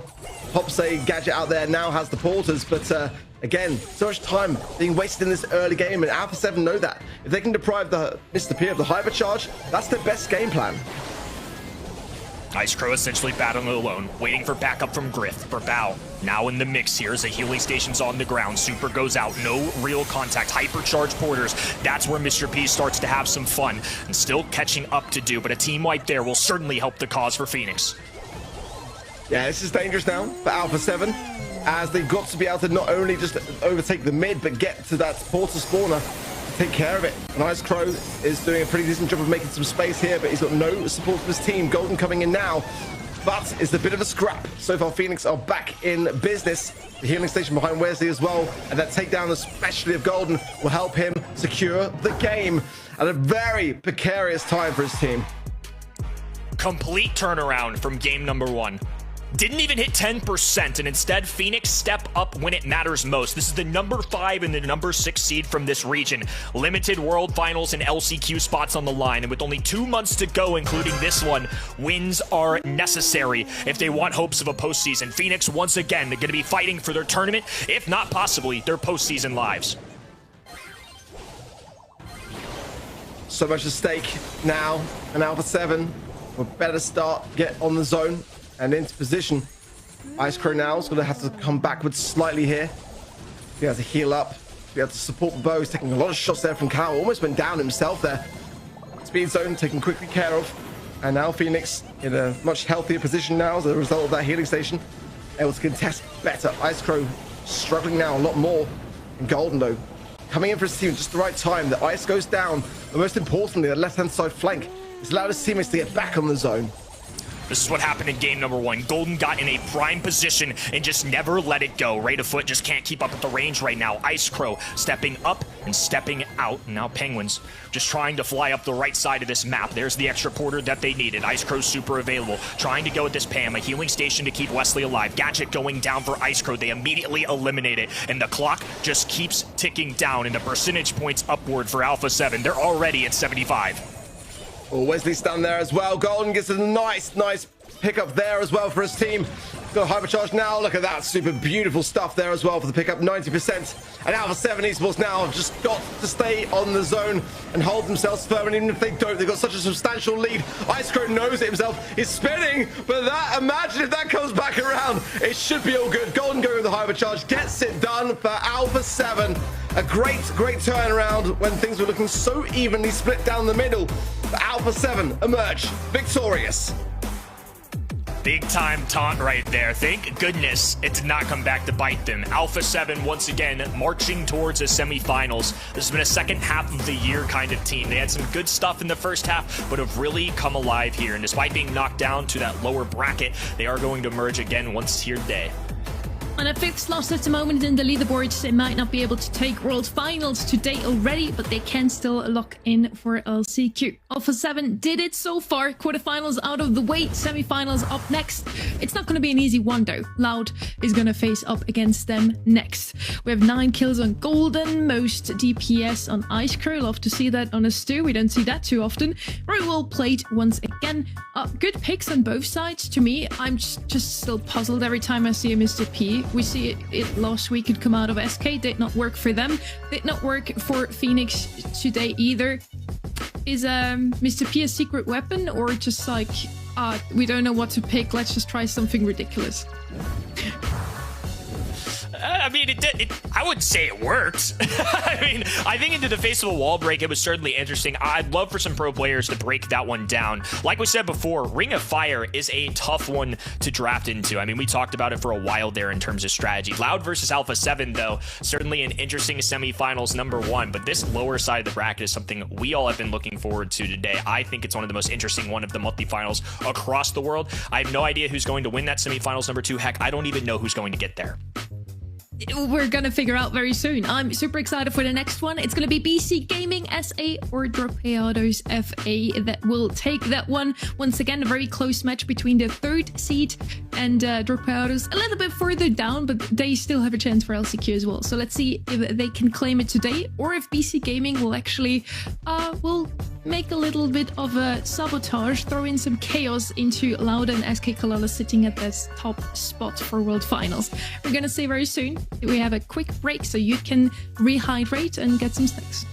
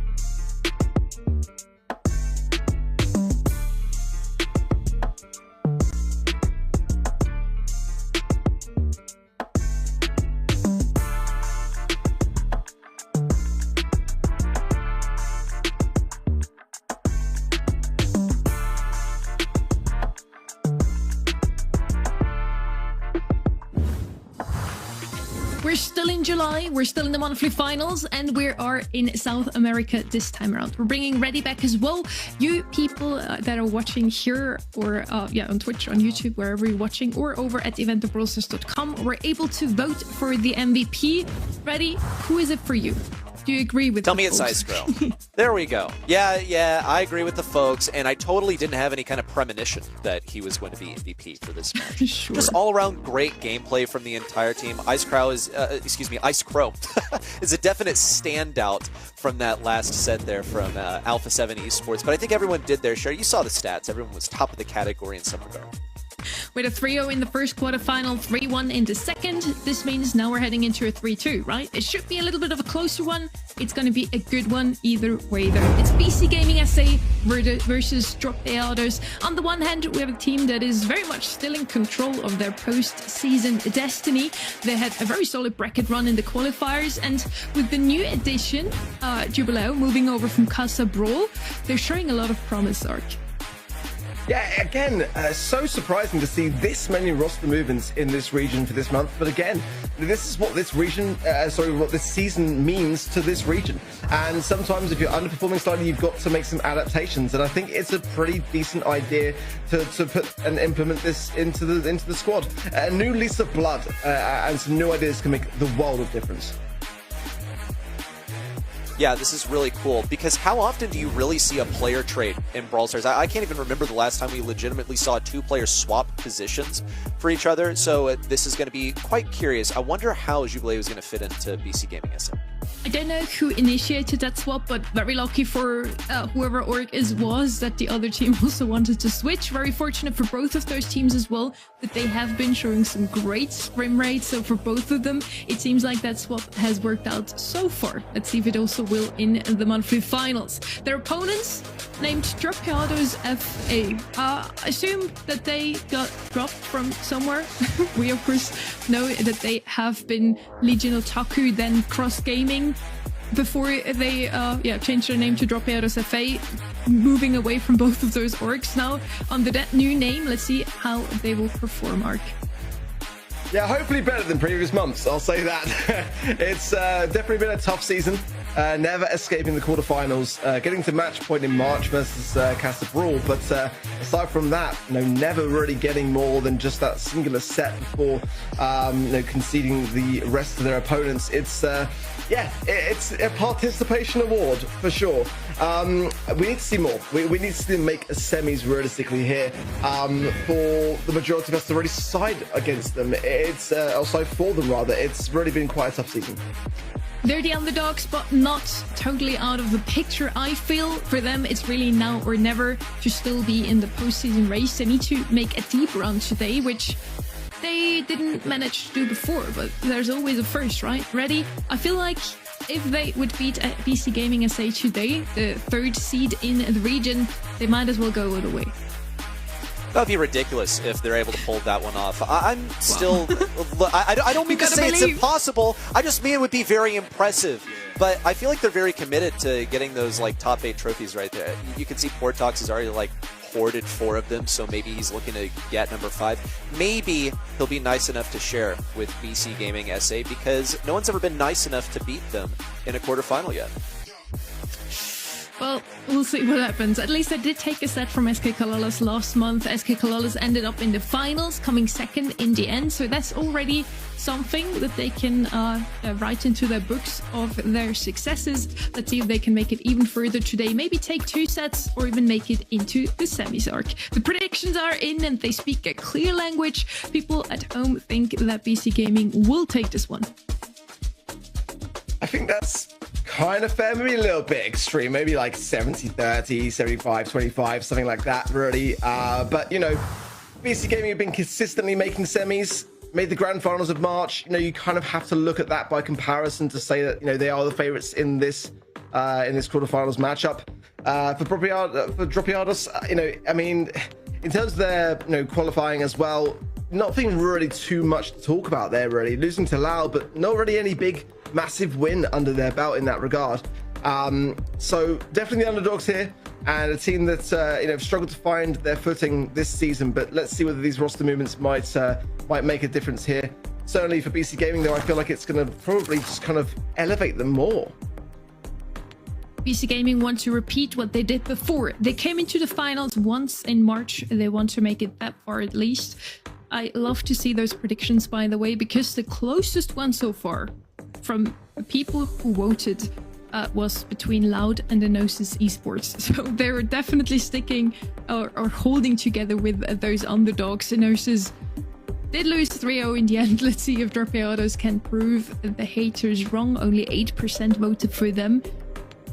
We're heading into our first draw. Bonnie is going to be featured once again, banned out here, so the first pick has to be a different one. I would have definitely hoped to see her in this map. Very good on this map, together with anything that can go over water or, again, deliver a lot of control. Lumi's going to be that first pick here. I wouldn't be too surprised if we saw some Ellie here. Oh, she's banned out. Never mind. Draco maybe as a tank option. Maybe an Eve and Angelo, something like that. Kenny. Ready. Sorry. I'll be Kenny for a moment. Nice. I would likewise be surprised if Allie showed up because, yeah, she's like a must ban here. You look at all those bushes, you look at the water. It is an Allie's paradise, and we might just spend most of our lives living in there. But you know who else can occupy that? Something else that can throw over water, or excuse me, float over water, and that's going to be Eve. Decently solid selection, but I think it gets countered by a lot of stuff, and you know, besides getting that initial mid control, gets outmatched in a lot of situations. Crow is going to be here to keep that control. So the strategy from BC Gaming is going to be pretty much get the initial control or just get the positioning with Eve, and then they'll have Crow come in to hold it for as long as possible. Vote coming in for Dropeados. It's their kind of second highest brawler in scrims, the top one being the Kaze, which isn't banned out, so it could still make an appearance here for them, which would finalize a pretty decent comp in my opinion here for them. Let's see. Crow coming back in for South America, definitely going to be taking the place there of the Bonnie being banned out on the side of Dropeados as well. I think it's actually making a bit of a comeback. I don't mind it as much. Carl, though, is going to be the final pick to the Dropeados comp there. Probably which I quite like, actually. Certainly going to be, yeah, the Carl. I thought they would have picked that up, to be honest, on the side of Dropeados. But they went with the Carl. Personally, I do prefer the Kaze myself, so I'm very much looking forward to this BC Gaming comp. I think that Eve, despite not being the flashiest of brawlers with the Angelo ban, makes some sense to pick up the Eve in that situation there, as you know you're not going to be running into that sort of on that side of things. But yeah, I think the Kaze is really such a good brawler. I'm just surprised that Dropeados went with the Carl. Not to say that Carl's a bad brawler, definitely can get some good value for sure, and a very strong gadget as well, with the heat ejector on the safe. But the Kaze, I just feel does have a bit of the advantage here. Well, Carl, in my opinion, is here specifically to deal with the Eve. Just so good into her, but ends up trading on the right side pretty much immediately. It's going to be an advantage for BC Gaming SA, and they have their brawlers in precisely the positions that they want. You see Carl's going to be looking for this matchup on the right side, trying to keep Jubileu at bay, but cannot stand inside of that super. Jubileu now rotating over towards this Lumi on the left side. That is definitely his target. He is on his man, and he's also keeping the distance, trying to play around this corner. It's going to be the first shield coming out of Dropeados FA safe. BC Gaming SA are in just perfect position. They have all the right matchups that they want. Derp also is safe and sound over here. Maybe getting the wall peek versus Carl and getting that hypercharge super pop down.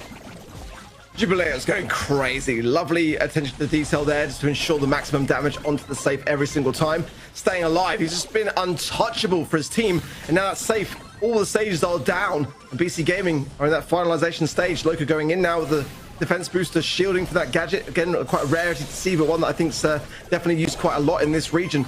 Now trickling down from 15% as well. And Dropeados so slow to the mark. Fanstorm on the safe now as well, and surely this one's all done. Pretty much blown out of the water here. BC Gaming with a rockstar start. Jubileu with the jubilation after a single game win. I mean, they made it look pretty easy there. They got exactly the trades that they wanted off the beginning. They had positioning for Eve and Crow. Those are the brawlers that they needed at mid to hold control. And they sent Jubileu up aggressive versus Lumi so reliably. He's going to be looking for the instant matchup versus Brian right off rip. And Derp should be getting this kill versus Bast on the right side. Oh, wow. Okay. Definite misplay here from Eve that gives the initial control to the right side. But Bast cannot hold back Jubileu He's specifically here to respond to that Lumi and also to generate some otherwise aggression. BC Gaming have that control of mid for now. Brian going in, finds Jubilee, Loco there as well, able to stay standing. Portok's much healthier in HP. These shots have got to land though. A lot of the survivability of BC Gaming cannot be left unchecked. Jubilee on the left hand side does find that pickup. Now Bast on the right hand side does need to be taken down himself at 516. Does need to stop shooting and start healing. Derp in the mid now, going to pop these bow mines as well and actually evade those Lumi Morning Stars from recurring back. So nice stuff from him, and nice got to go gadget as well. And BC Gaming, they're just looking really quite comfortable, just clearing house on all lanes, keeping everyone low, staying in mid, great control.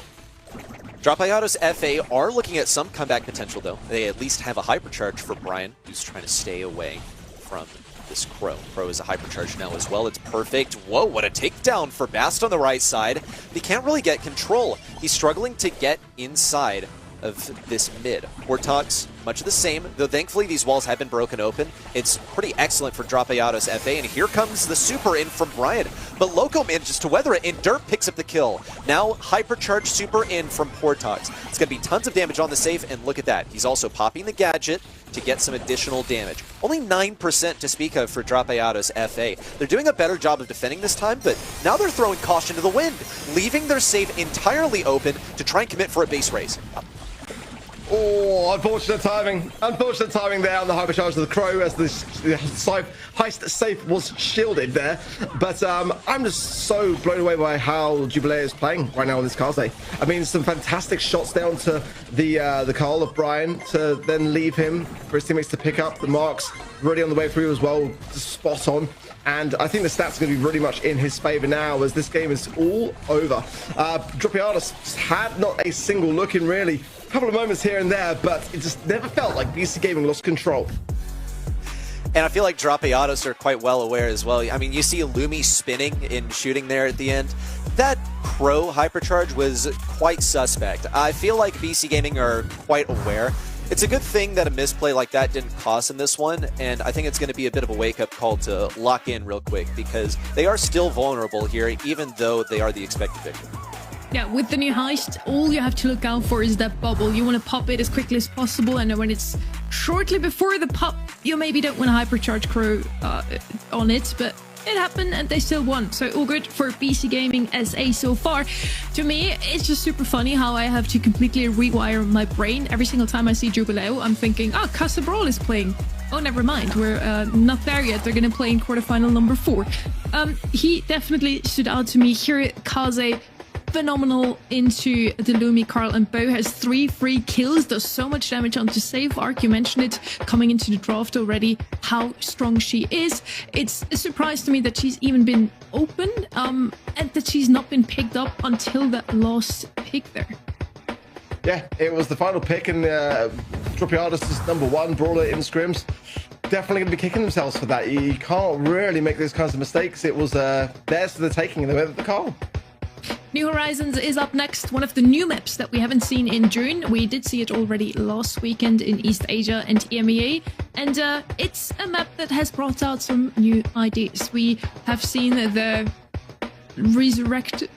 resurrected comp around Ruffs, where you just want to play him with the healing star power to just give your teammates an amount of HP that is out of the park. And yeah, it's just something that we haven't seen in a very long time. Ruffs, maybe a Jean paired with it, can work on this map, and it's something that we haven't seen all year until last weekend. Ready?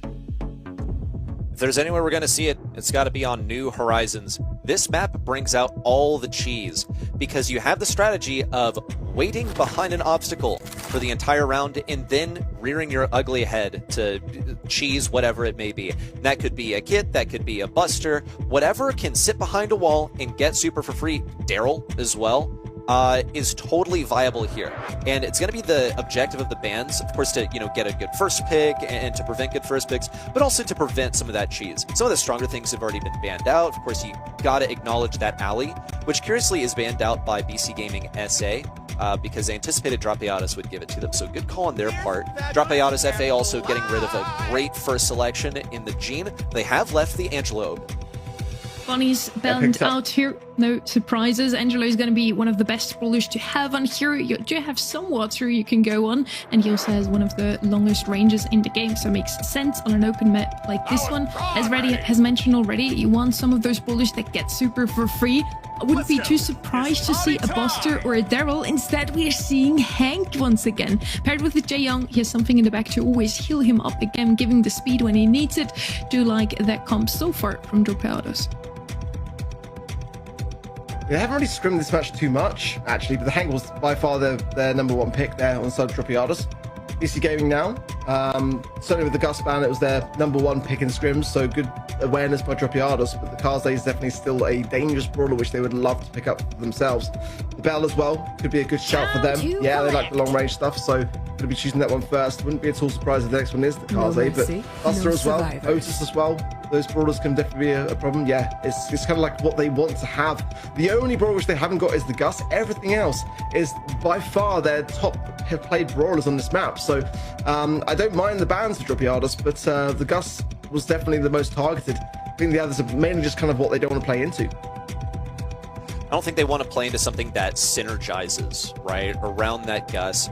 Can pick up the Gus and then go something aggressive. They didn't really feel like dealing with that late game. BC Gaming SA, they're opting for really like double snipers and then an assassin.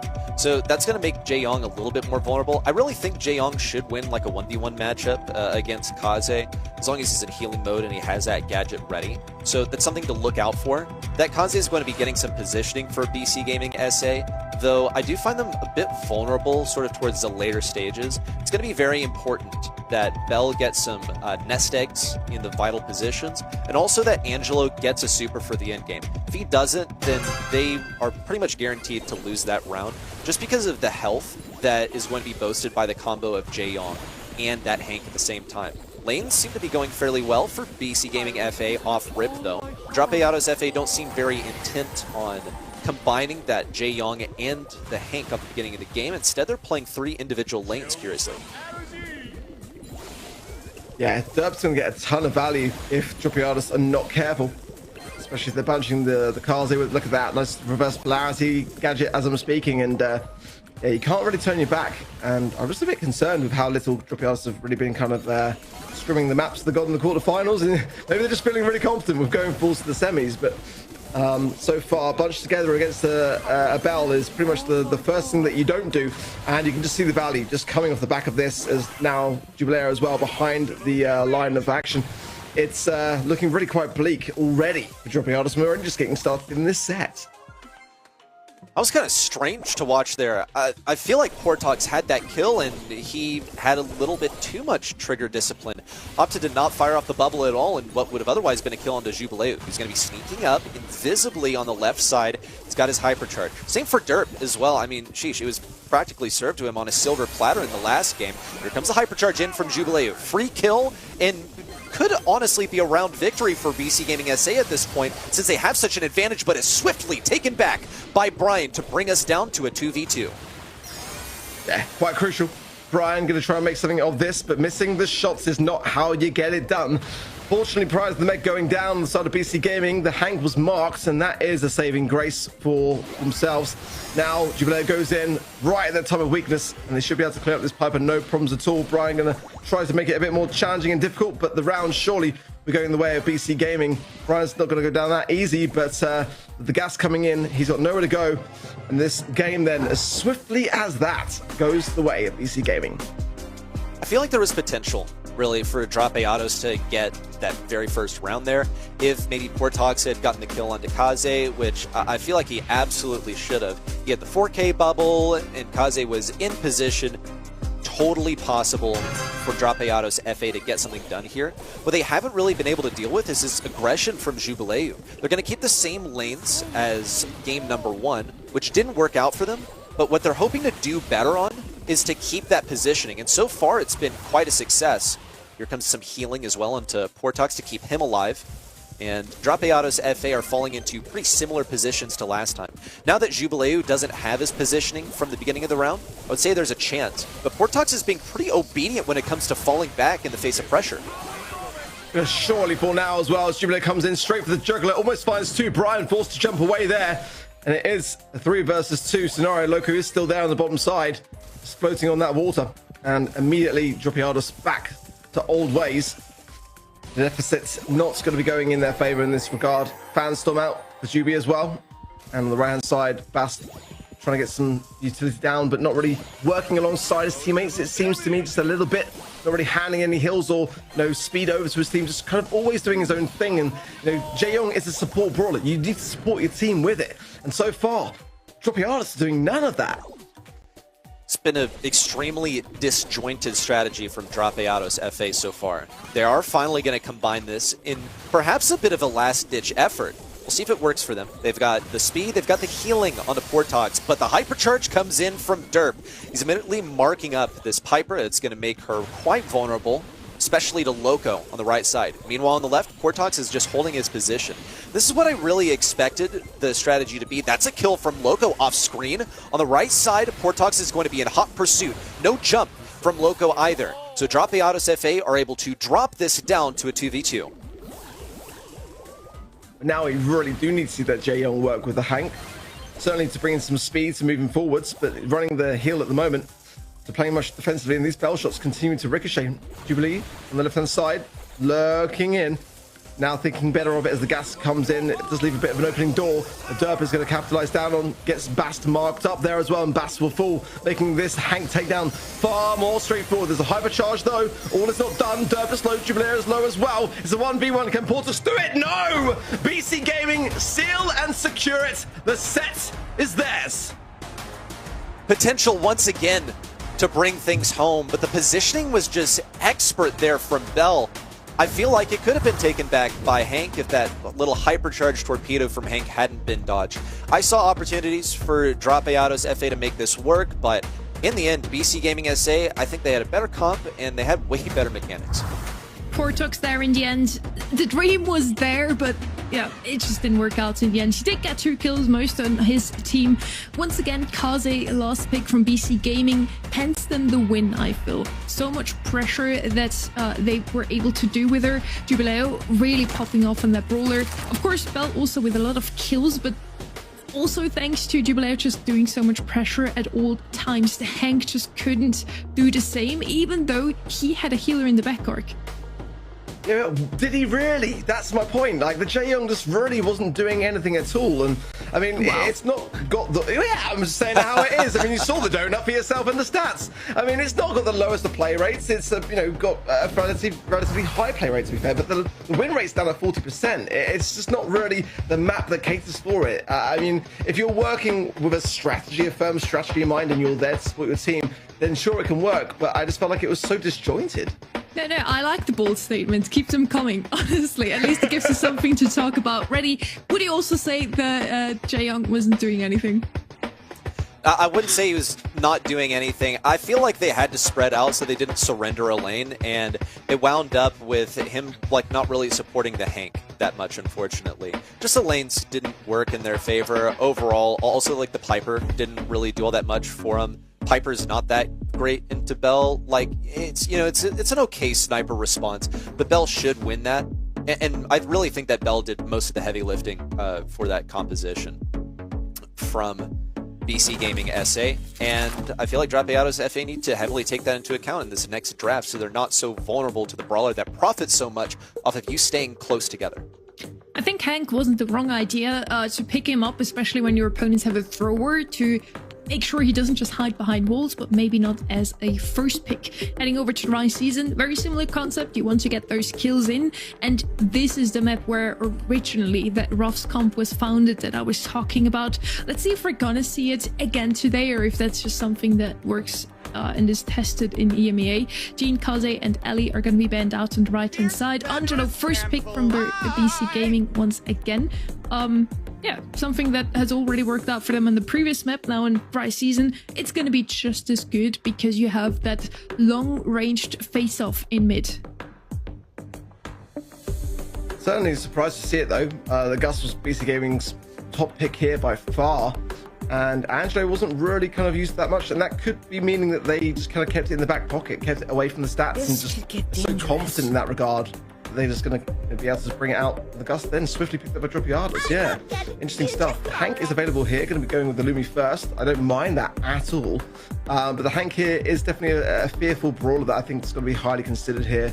I feel like, you know, it's the kind of map for it. It's hard to kind of push into and great to push against. So let's see what BC Gaming are thinking next. But certainly the Bell would be a good counter towards the Hank if they want to kind of lock that in for themselves and then double down with it. I wouldn't be opposed to that whatsoever. Kenji as well was another one that they kind of flaunted around. Bell, maybe Hank next.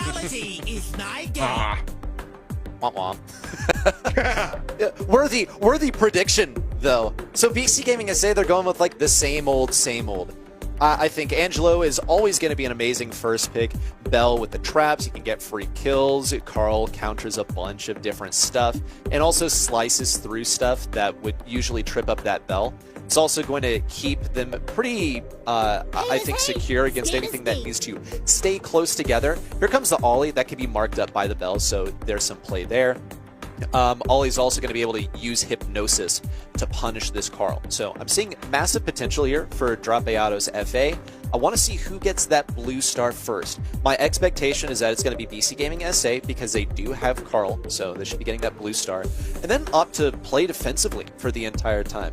So it means that Dropeados FA are going to have to synergize around pretty much camping BC Gaming SA's spawn, hopefully getting a kill and then being able to get out of there. But look at this. Loco has opted not even to go for that gadget. So it's debatable which gadget he's going for, but given that he didn't use the flying hook already, I would say he's probably running the heat ejector. Wow, Dropiadas. It's so hard to kind of feel like they've got much of a chance here despite having a really solid comp, because they just haven't shown us anything yet, and so far that's the first star going their way, but it was probably more a mistake from the side of BC Gaming than anything else on a map that's really kind of quite tough to push into. Jubilator should be running the wall piercing side of things on the gadget front, so let's see whether that can get any value as well. That's going to come in now and hypnotize Loco, forcing him back into the spawn. That's a great synergy with the Lumi there as well. So Dropiadas, as soon as I'm saying that they're likely to fall, they're actually proving me wrong, and I'm all for it. They're going for this defensive playstyle, with Portox doing a lot of that heavy lifting. He's got the Morning Stars down, and now he's just looking for the best positions to get that gadget online.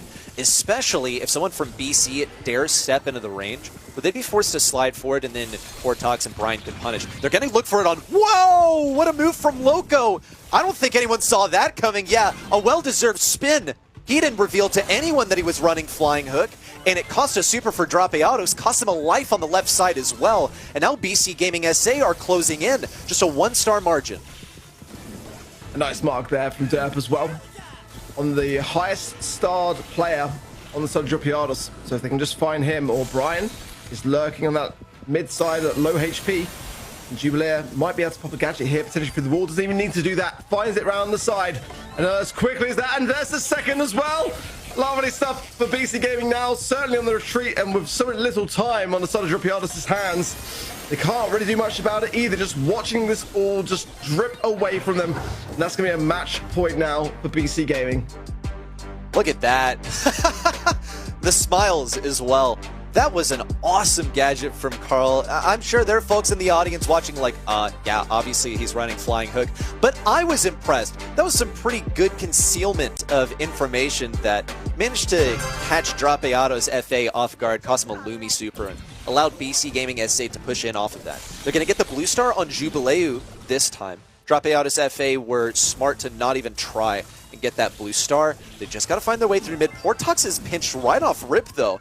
I wonder why he decided to go mid, knowing full well that he would get pinched by Derp and Jubileu. But they're really throwing anything at the wall and seeing what sticks, because they haven't really found a way to get in and punish BC Gaming in their spawn yet.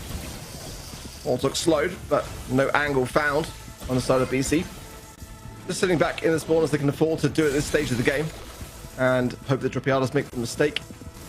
So far, BC Gaming have just been so consistent and so present in this series. And Dropiados falling behind. That's there with a Hypnosis. Jubilator now able to heal, I was going to say, but Brian finds the pickup. A lovely one for him. And the blue star now with Dropiados. BC Gaming SA playing this one nice and slow. Could be got out of position. Here comes Bast in with the super and decides, nah, not going to go for it. Had an opportunity to gadget in, but he got tripped up on that piece of sushi on the left side. Here comes a hypercharge out from Derp on the right side, marking up Brian. It's a great target, but they're all low. They lose one of their number, and now the advantage is back over to Dropeados FA. 3 members strong, looking for a nice, slow retreat out, especially with this gadget popped by Lumi. Just trying to survive in their spawn. They got to do so in the face of a hypercharge from Carl that is really just impending. Yeah, Portox is going to be cautious here on his left-hand side. Going to get pinched between Derp and Jubilee if he's not careful here. 5 stars and the blue to the 2 of BC Gaming, but we've seen the turnaround previously. Can we see it again from BC? Time still ticking. Brian still marked. There's one. Blue star still Dropeados though. I don't think Brian is going to be going down anytime soon. Just getting away there on the map. Nice stuff from Dropeados. It's not over just yet. Defending up a match point. They got to do that all over again. Naturally, we can never get a 6-0 sweep. It's the second time today that we've seen 4 game wins in a row. And then we get like a win by the team that is about to be totally swept in just 3 sets. Dropeados FA are holding on. It's still a match point for BC Gaming SA. Big move for Dropeados was getting that early game punish. Whoa, and a pick for Jubileo around the right side. It's going to be an early game advantage for BC Gaming SA and no utility for Dropeados FA to boot. Better this time round. BC, Brian's still low. And now on the right side, so is Portox. Be very, very careful here. They're pushing into this. They're already behind. There's fast pops there. Nest Egg as well slows him down. Jubilee tapping as well. The Poison going to be tapping even more beyond that point. Brian has the shield. That's something, but he preferred to combine it and save the utility. So a bit of a tough position now for Dropeados. They've got to be able to go into this spawn side with surgical precision here. And Jubilee is still tapping Brian here. He's about to have to pop the shield and use it on his own. In with the gadget, that's a kill for Loco. He's looking for 2, but he's slowed down by Portox. Smart decision is to try and escape, attempting also to defend these shots, and ends up not getting hit, except by 1. It was an important opportunity to heal up, and it gets him out with his life. On the left side, a kill for Derp, another one on the right for Loco. He's hypnotized. What a range from that mid-gadget for the guy. And a kill goes the way of Dropeados FA, but it's quickly avenged by BC Gaming SA. They've also gotten a hypercharge shot from Derp onto Portox, and they're looking primed and ready for a huge defense, or perhaps an offense as well to kick things off. That's a hypercharge super from Jubileu to get 1 kill and put BC Gaming SA in a winning position in the final 20 seconds. Oh, look at Portox there, marked up and in a really tough position now, especially with no gush shielding to helping hand it. And these derp shots are going to ricochet as Loco goes in by 2. Might even get a 3rd at the back of this if he gets out the hypnosis in time. The stars go back over to Dropeados, but it's still such a substantial lead for BC Gaming, who gets it done. They're through the semis. Well done, BC. We knew it had it in ya, and Dropeados FA are here for the 5P. They are continuing to amass those top 8 trophies, and they're only 1 month away from perfect consistency. Now, jokes aside, I am rooting for Dropeados FA to get a quarterfinals victory at some point, but you're playing one of the top teams in the region. Naturally, it's going to be a rough ride. They didn't make it out of the quarters this month either, but maybe next month is their time finally. It's the last chance they get after all, so fingers crossed for them. BC Gaming will move on, and let's see if they make it all the way. They kinda have to if they want to be dangerous to Loud and SK Kalala sitting at that top 1 and 2 slot, and those 2 are also the world final slots. Playing well once again, but the draft, in my opinion, once again, even though we see a Gus and a Lumi, arguably 2 of the best in the current meta, I feel like the Angelo Bell and Carl just had a little bit more of a synergy, especially the Ollie to me. The last pick, I kind of disagree with it, but overall, Dropeados at least takes a game. They can be proud of themselves, and let's hope they come back stronger next month arc. Yeah, well, they need to. they do need to. It'd be nice to see them make the semis once this season, but BC Gaming were just all over that. It was just a really, really dominant showing. There wasn't really much that we saw from Dropeados, aside from mistakes. A couple of glimmers here and there, but I think just kind of outskilled now, outmatched, to be honest. I was especially looking out for Derp on that bell, making sure he always marked the person with the most stars on the opponent's side. Really like to see that that's exactly how you want to play that Bell, and Angelo managed to get so many kills thanks to that mark. So yeah, great synergy between those two long-range brawlers. Now we're heading over to our quarterfinal, number 4 match, the one match where not even we were really sure what to vote on. I think 2 of us, was it Reddy and me, said SK Kalalas is gonna take it. After all, they did make it into the grand finals last month, and then Kenny and Ark said Brawl will take this one. I'm eager to see what the people at home have voted. You still have a minute to do that now, because we're heading into a quick break.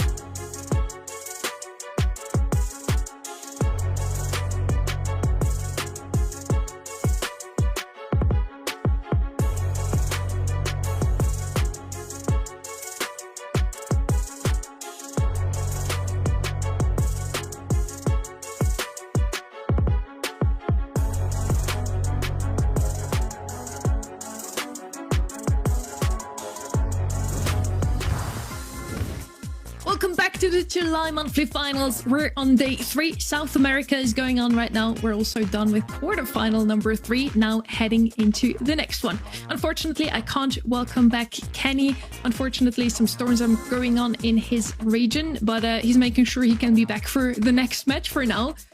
Unfortunately, we're stuck with Ark and Reddy. Really sad. It's just the worst. Unfortunately, we got Reddy, yeah, right. Yeah, it's unfortunate we still got Reddy, yeah. Yeah, I totally only met one of you, sure. Yeah, we're looking at the MVP of the previous match. Reddy, who do you think it is? Tell me it's Jubileu?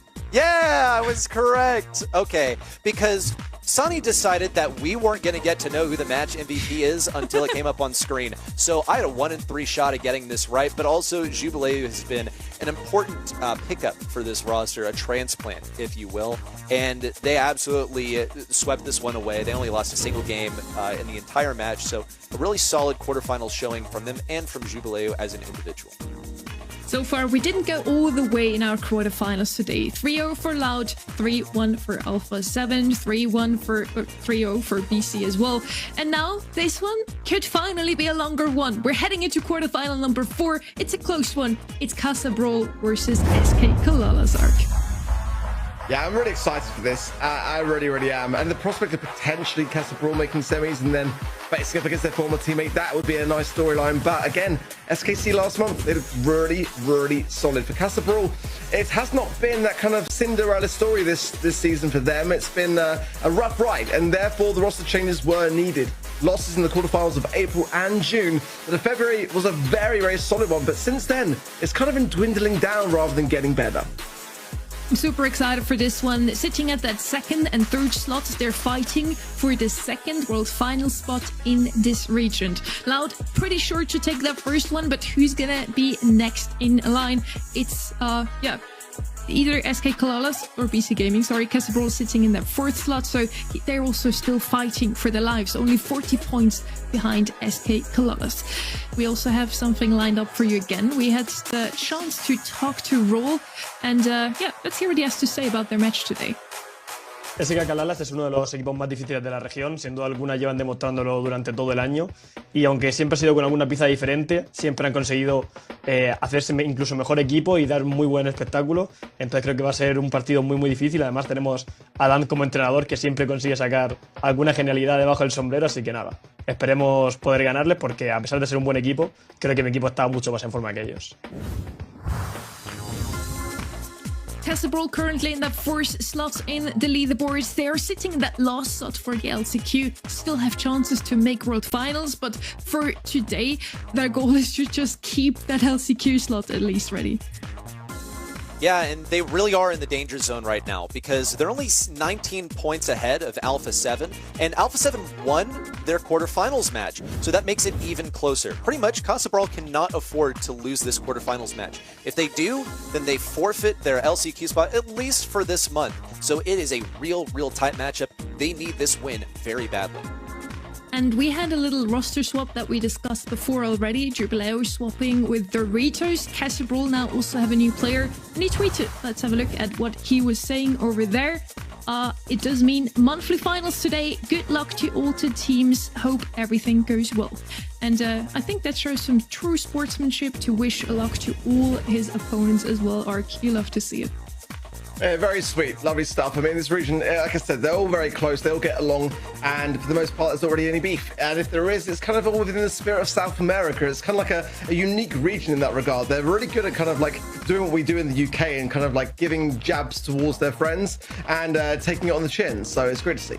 They're also not really involved in any of the beef going on between EMEA and NA. Usually South America is just loved by everyone. They like each other. It's just, yeah.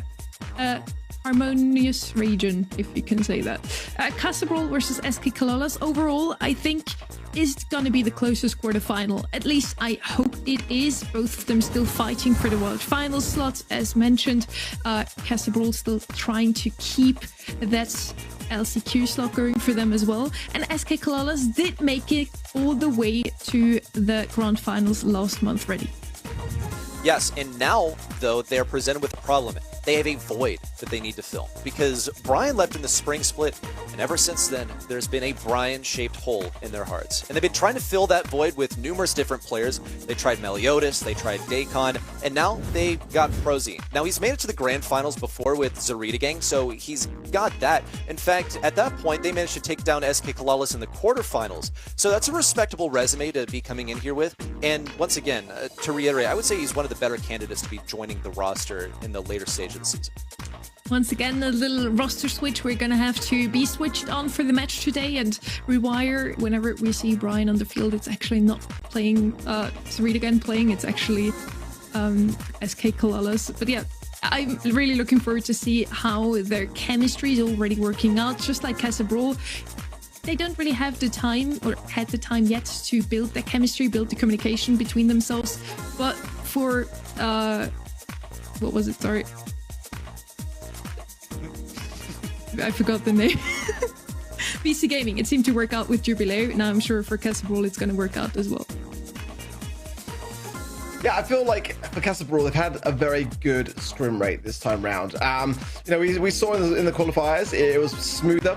Their results in monthly finals have not been fantastic, though, recently, let's be honest. Some quarterfinals exits and some things to iron out for sure. I want to kind of see how they can recover from this, or if they can recover at all, because clearly on event.brawlstars.com, no one thinks that's going to happen. 84% with SKC is kind of disgusting, honestly, when you consider that Casa Brawl last year were neck and neck every step of the way with what would be loud this season. It's just kind of like been a little bit of a tough watch, but maybe on the event side they're not too aware of the roster movements and the self-awareness of Casa Brawl to make some changes. Wouldn't be too surprised. We of course get that behind the scenes details ahead of the show, but not everybody that voted did. Let's see what those two teams can show us here. The casters are split down the middle as well, so don't feel too bad if you didn't know what to vote here. We're heading into draft number 1, quarterfinal number 4. It's Casa Brawl, a new one, versus SK Kalalas, also with a new player. Ali is going to be banned out. So I'm sure Kenny is very sad about it if he can see the stream with his internet crash just due to a storm. Kaze and Drake also banned out, so a lot of aggression out of the way here already. It seems like SK Kalalas might want to dabble with something a little less tanky themselves, not only going onto assassins or assassins counter like the meta at the moment is usually. I'm looking at Casa Brawl's bans right now, and I'm unsure of what they were going for. Because typically when you have first pick, you use your bans to get like a fire first pick. Ban all the counters to it. And Janet just doesn't stand out to me as one of those brawlers where you can ban all the counters and it's going to pop off. It's more of just a stable mid. So in my casterly opinion, it's a bit of a waste of a first selection, but hey, at least they got their Janet that they were searching for. SK Kalalas are going to go ahead and fire back with some of the meta stuff. Here comes the Lumi, should be pretty solid for holding down a lane. Going to be really difficult to deal with as well. Aggression is due to getting close range versus this brawler and mess it up at point blank. Big fan of these bans by Brawl, just shutting down so much of what SKC are looking for here. Yeah, Mr. P gonna come through for them. No! It's a kind of wild one, but no, just Sunny, no. Sunny might be a little upset that I said Sunny's something got earlier. Something against this brawler. I usually don't chime in the middle of a draft, but why Mr. P again? It never works. Okay. South America, people. There is no reason. It's just picked. Okay, this was my logic. I think Mr. P is cracked into Lumi, if nothing else, it's a very solid option, and it's the second time that we've seen them picked up in a related context. So that's what I think the math is here, that Mr. P is pretty good against Lumi, and it's also popular in this region, so it just makes sense to go ahead and take it away from your enemy.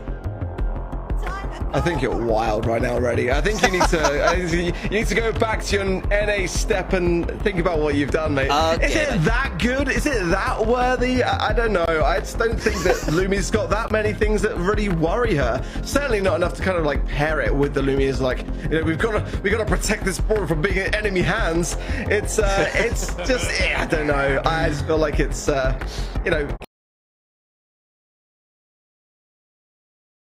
It's just I don't know. I just feel like it's you know, gonna get some value on this kind of map. It's a lot of bush, and certainly Mr. P can get some good information, but it's just kind of not really a brawler which for me is that warranted. I think the hypercharge rate got slightly adjusted unintentionally, potentially, so that might be a reason why some teams are picking it more often than not. But you know, with Mr. P, the hypercharge is the main thing that's going to give you value. It's a long setup process when you get the hypercharge. The best teams will really just at all costs get that portal spawner taken care of as best as they can.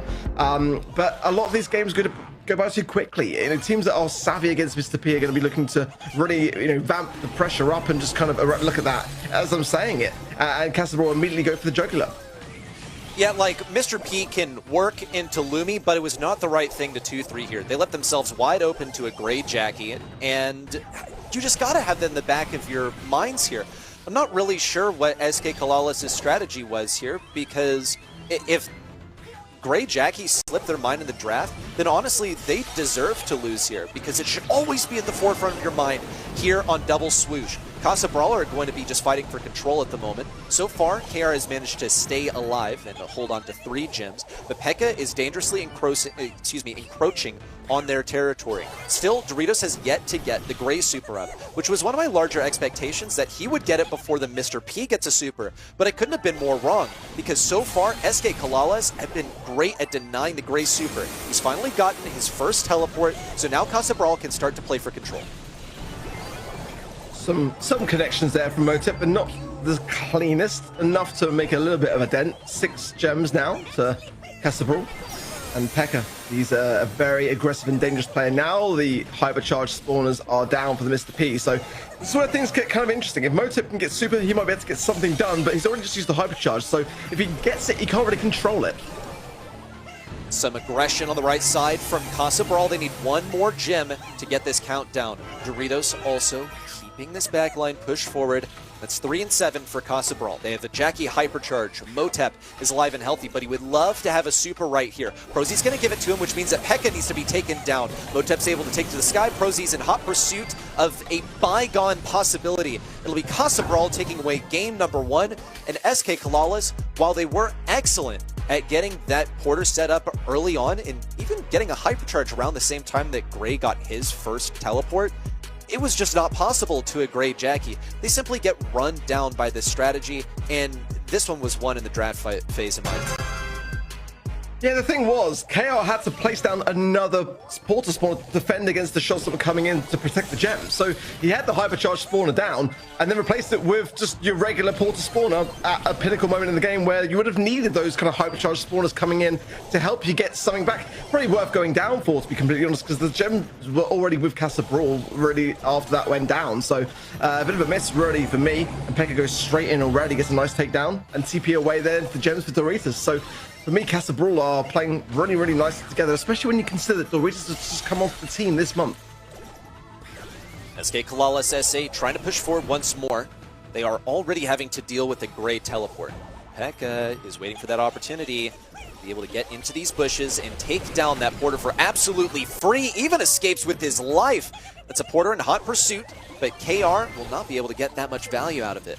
He's got no option but to try and defend around the entrance of this teleport, since it goes basically directly to their most vulnerable position. P.E.K.K.A's going to look for a kill. Prosy on the left side attempted to get Doritos, but he got a teleport away. Now it's got to be a kill for Motep on the right side, but Prosy is now circling around trying to get him pinched in. Motep is a dead man, but Doritos has a hypercharge, this potential huge teleport, and by using the teleport to hold on to his gems, he's forfeited that position in their mid position. So he's going to have to fight for yet another. So far it's even between SK Kalalis and Casa Brawl. P.E.K.K.A trying to disrupt things. Gets two. Oh, it's beautiful. It's so dominant. P.E.K.K.A again with those assassination brawlers coming in again at the bush there as well. SKC didn't see it coming. Just staying alive, but so far behind now. Pushing forward for the gems, and look at this. Doritos just sit safe and sound. Nothing that can be done. And Casa Brawl take a very convincing set. Well done for Casa Brawl. They got to pull out one of the oldest tricks in the book, and it was given to them. The Gray wasn't banned. The Jackie, well, there are more things that you combine with a Gray than a Jackie. But I feel like SK Kalalis just let them have that, and Casa Brawl totally abused that combo that is so typical here on Double Swoosh. You know how they let them have that win? They picked Mr. P. I'm not... Just my opinion, yes. though. I think Lumi and Bull would have worked perfectly into Grey Jackie. Bull works wonders, but with the Mr. P in mid, they just didn't really have something in mid that can go in aggressively, pick up those gems, get out safely. So often P.E.K.K.A was there to just sweep him off his feet together with one or two of his teammates as well. P.E.K.K.A, to me, the absolute MVP in that one. Jackie worked beautifully. Doritos also going aggressive from time to time, fit into his new team. Like, yeah, it was meant to be. I really feel like they've already built that chemistry that we've been talking about, Dark. Yeah, it's, coming together for sure. It's still very early days, that's to say the least, but SKC made some big blunders in that game. You can see there, just a player like P.E.K.K.A can just walk all over that. You can't really be doing that. You got to have better communication for sure. But again, the draft. I just didn't really feel like they had the better draft. Hopefully, we see some adaptations going to pit stop. But this should be a lot closer than this. You got to remember the poll on the event site was so substantially in favor of SKC, and that match didn't say any of that. Yeah, and in the end, only 50% of those people that voted will get that Pro Pass XP towards the new Pro Pass. So, yeah, I kind of have my fingers crossed for SK Kalalis still. I did vote for them. As long as they don't pick Mr. P again. Don't get me wrong, I do feel like they can still take this one. A dominant 1-0 though for Casa Brawl so far. We're heading over to Pit Stop now, one of the other maps that we haven't seen in June, coming fresh into that map pool. And a map that could feature some Jackie and Bull action again. Shade and Hank also high up there. Charlie and Cordelius to counter the said brawlers, to just defend.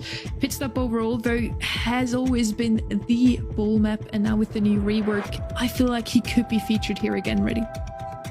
Totally possible for Bull to make an appearance here. He does crazy damage on top of that safe, and yes, the rework has made him a whole lot stronger. So very viable selection here, could even be worthy of a ban. And you're also looking at stuff that is able to defend. Charlie has also got to be a top priority. It's one of those where if you can't get it, then you should probably take it away from the enemy team by going ahead and banning it. So some main characters on Pit Stop that we have so far. Another standout to me is, of course, the Shade. Can also punish some of the throwers that can usually thrive here as well. Love to see a Barley sneak in and do crazy damage to the safe. Barry is also a strong option, just with mobility, with the damage he gets on the safe, and also with the healing that he can provide to his teammates.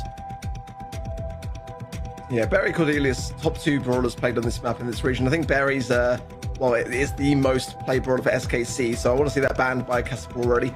I think Charlie here has got to have a heavy consideration for the amount of dive comps we see on this map, but yeah, Buzz, Shade, like you say, I think Shade's a really good shout. Miko as well, Draco, these are all really scary brawlers on this kind of map. especially Baz. I feel like Baz at the moment is ban worthy here, absolutely so. And the Bull, Ethan, I wouldn't even mind seeing a Bull ban. I think since the rework, he's now very, very scary, very cyclable, and it is. So you can see the Berry, the Bull, and the Hank ban by Caster Brawl, and the Charlie, the Shade, and the Kaze ban by SKC. All of the brawlers you mentioned are tanks in the end, as many of them are banned out here. What we still have left are the Miko that we've talked about. Lily would still be an option here. I wonder what is gonna be in the end. Charlie banned out is one of the best defenders. Cordelia's still left open, and here he is. Yeah, the only other option I feel that you have to really defend your own safe. What we did see sometimes is a Shelly. Maybe later on in the draw, we're gonna see her too, just because you want to have something against those tanks coming in potentially.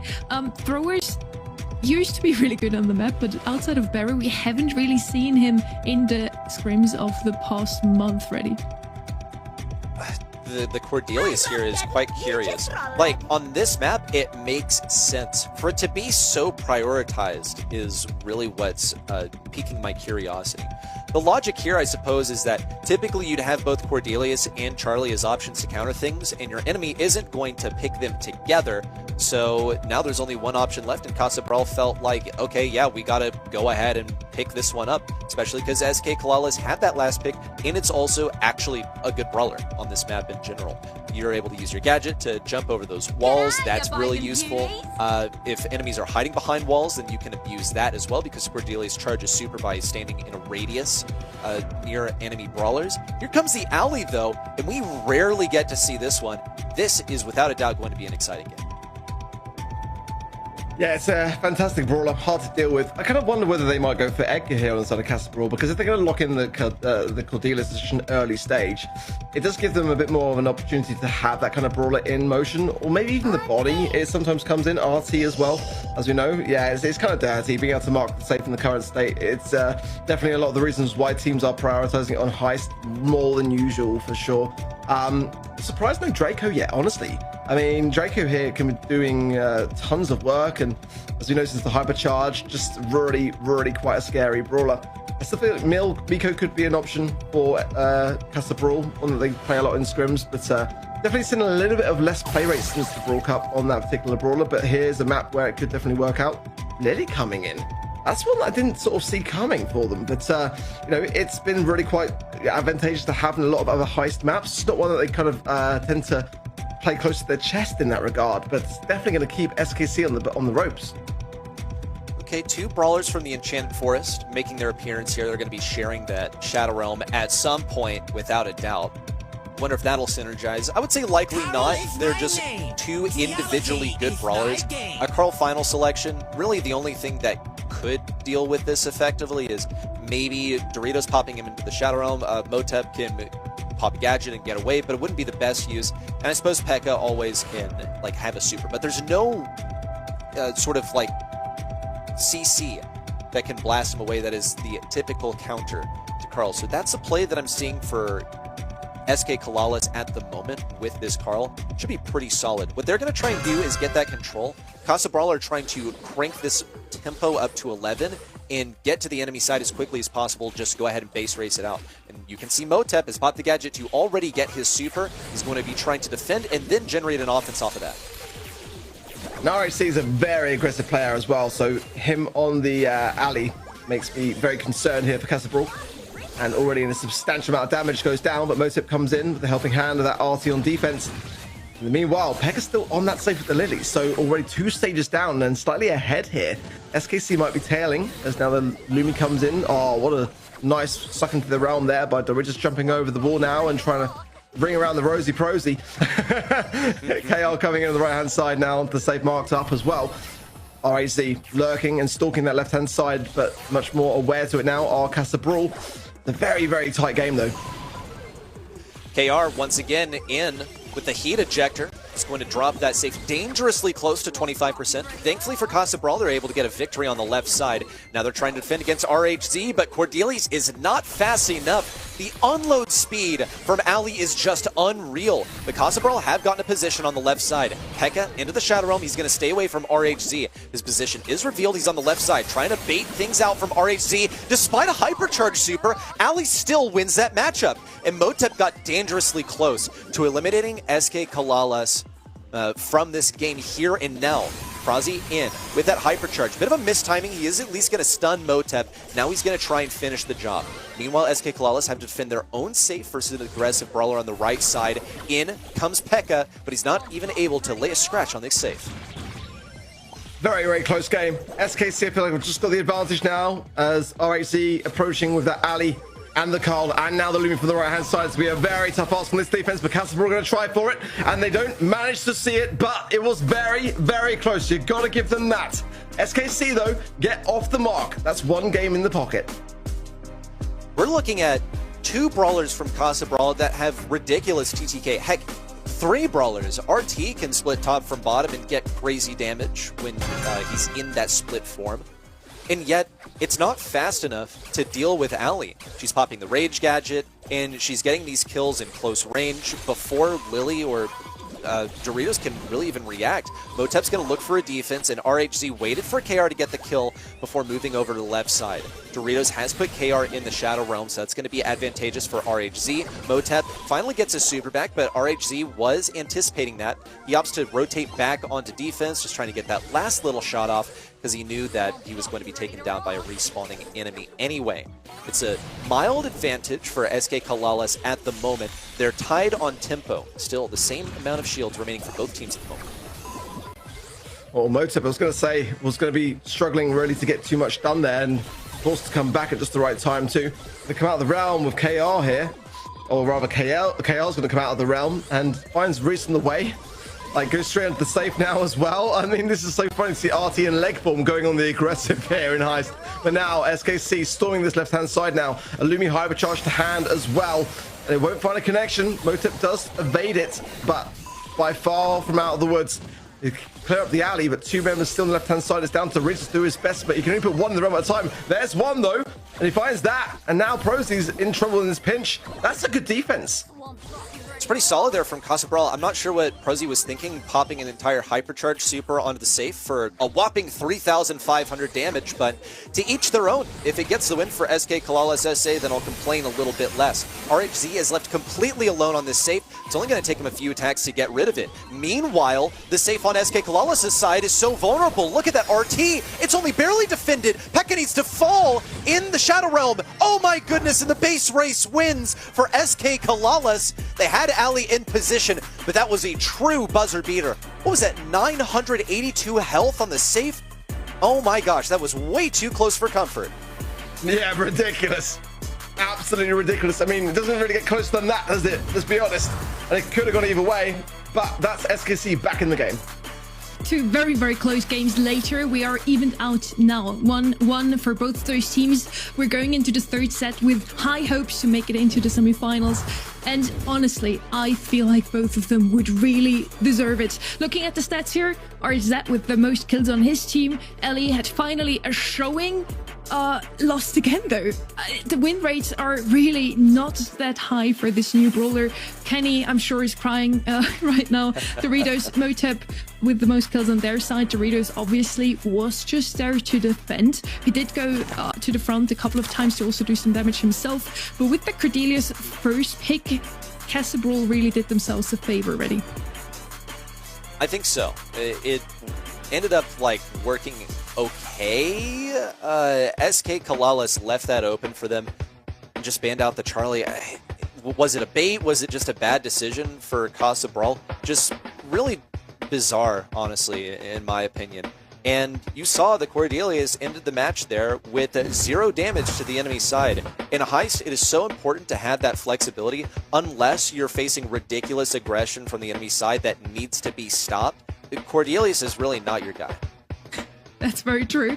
Talking about flexibility here, next map is going to be Goldorm Gulch, and here you can either play something to get those kills first up, open up the map completely with a Brock maybe Angelo comp, or just wait out until the smoke comes in on the sides. This next set is gonna be decisive in who takes the lead. Is it Casa Brawl again, or will now SK Kalalis take that momentum from set 2 into set 3 as well? Yeah, I feel like that last set is one that could have gone either way, genuinely. I feel like SKC had definitely a very, very aggressive start, but that second game may have gone against them. But now Casa Brawl have got to just realize where they are in this series. They head back in the game for sure. SKC are such a substantial team in this region, and you just cannot take anything for granted. In Golem Gulch, of course, you've got to just consider a lot of these kind of brawls, like the Greys. I think the Charlie as well, banned out here, the Bonnie, the Buster, also as the Jean and the Bell. So pretty decent bans all around for me so far. I like the fact that all sides considering a lot of these meta picks.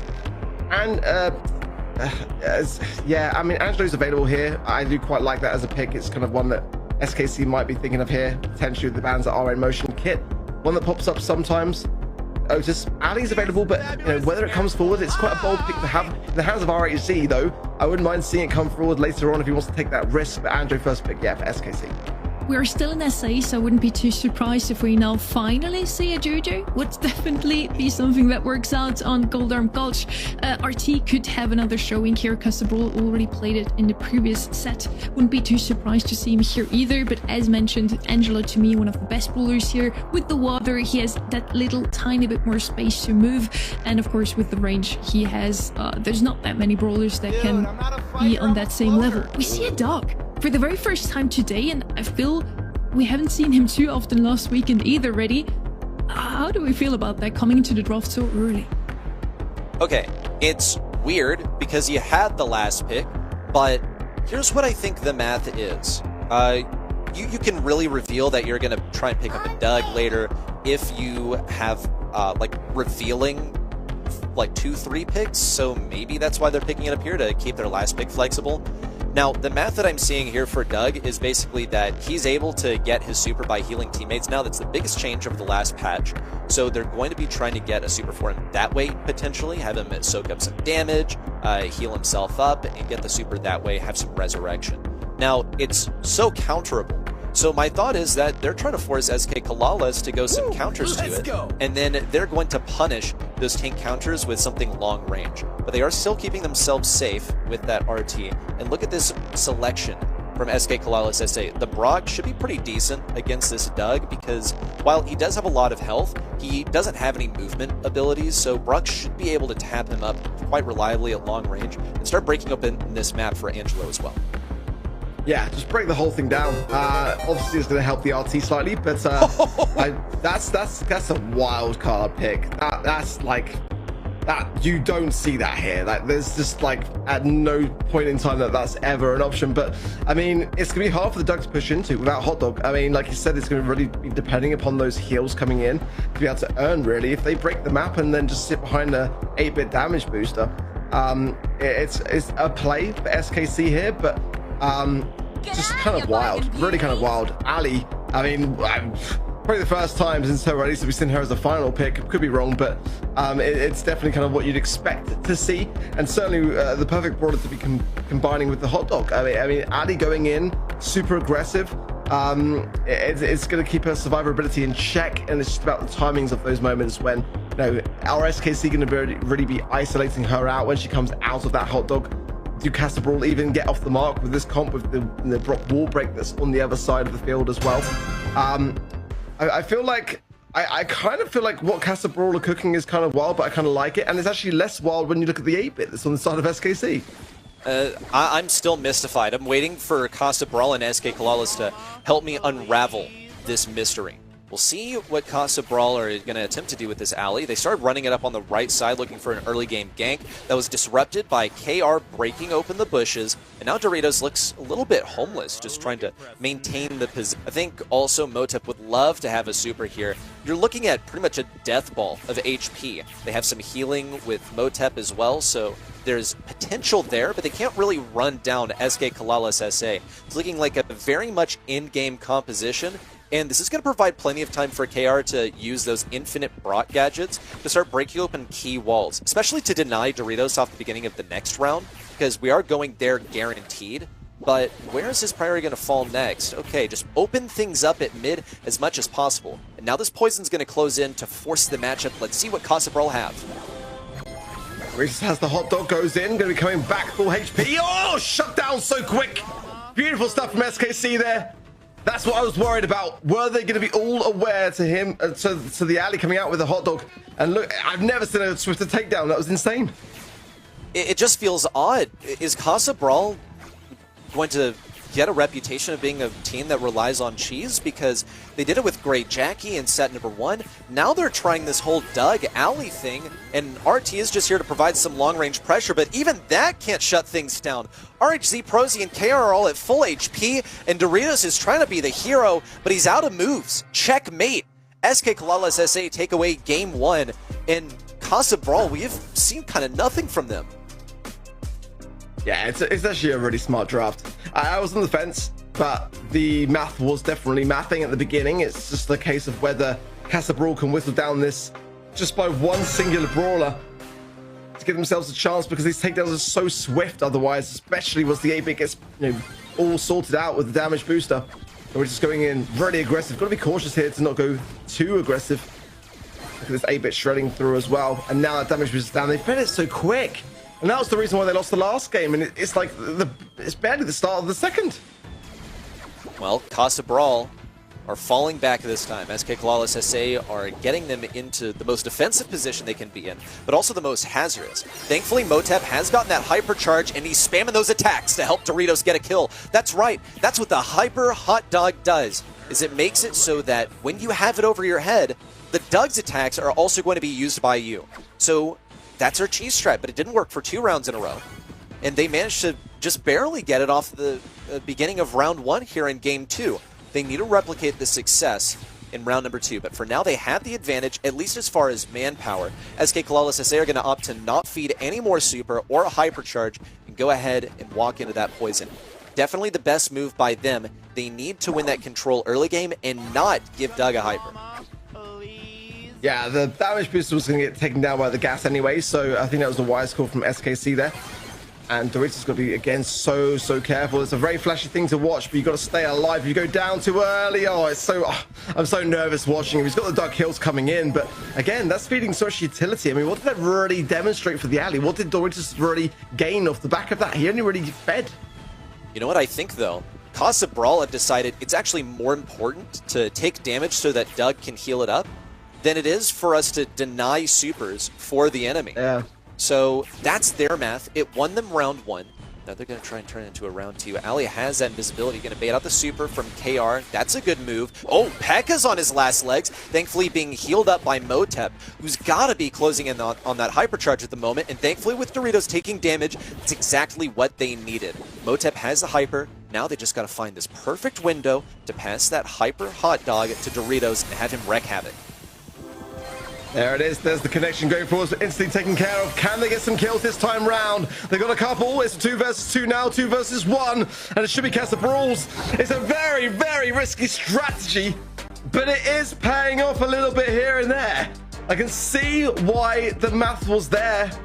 They're just banking on someone not going down, but to get the most value off the back of the Doug, you've got to be able to maximize the heals of the side of things. So it's just a very risky strat. Sometimes it will work, sometimes it won't.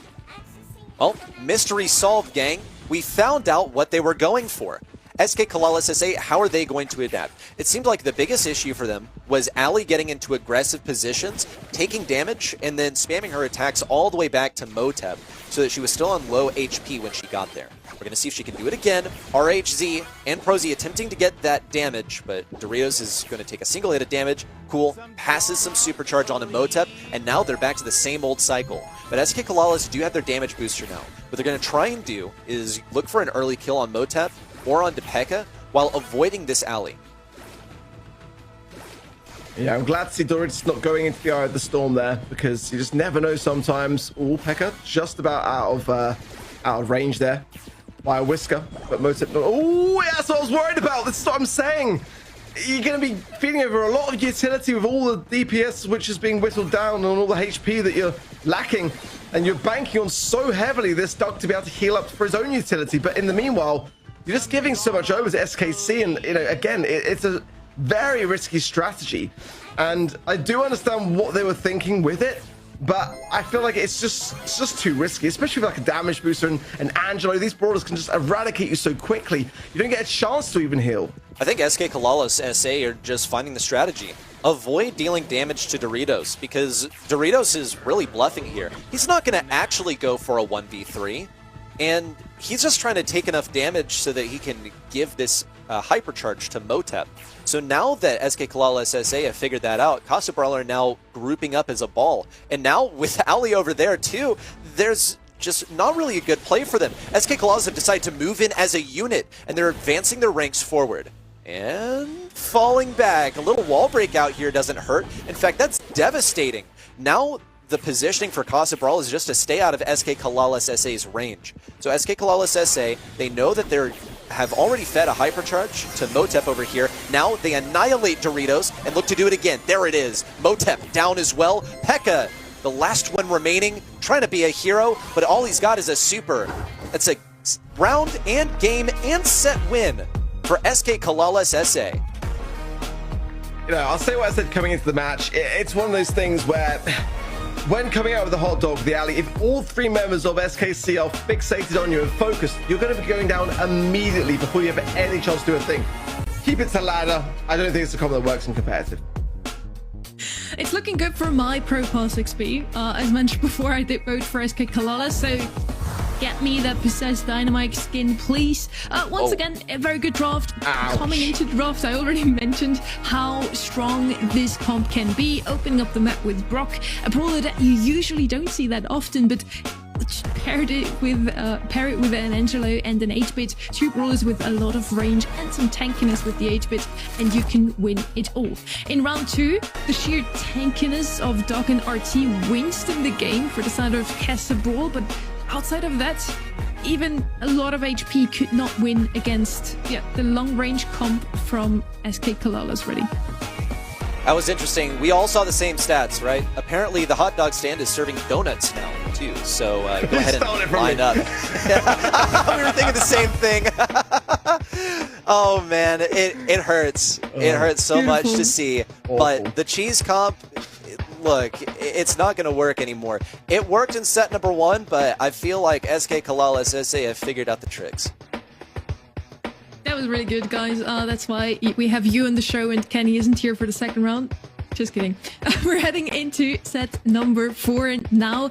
Could be over here the second 3-1 we see in our quarterfinals, or as Casa Brawl will take it all the way into set number 5. It's something that, of course, we would like to see, some longer quarterfinals, good matches, close ones. But if SK Kalalas can take that momentum from sets 2 and 3 into the next set, this has to be over here, Ark. Yeah, I mean, this could be them clinching LCQ, you know, if they make the semis, right? So, I mean, they know what's on the line here. And Casa Brawl equally know that they do need to get to the semis even more so, because we know Alpha 7, they were able to go through to the semis. That's going to close the gap. It's really... This is, like, I would argue the most important set of their season thus far. Like, there's no time for error here going to Julian Beatles. So the bands in Charlie, the Barley, and the Griff, to the Draco, the Hank, and the Kaze band, the first draft of Lumi. It's a good one for Casa Brawl.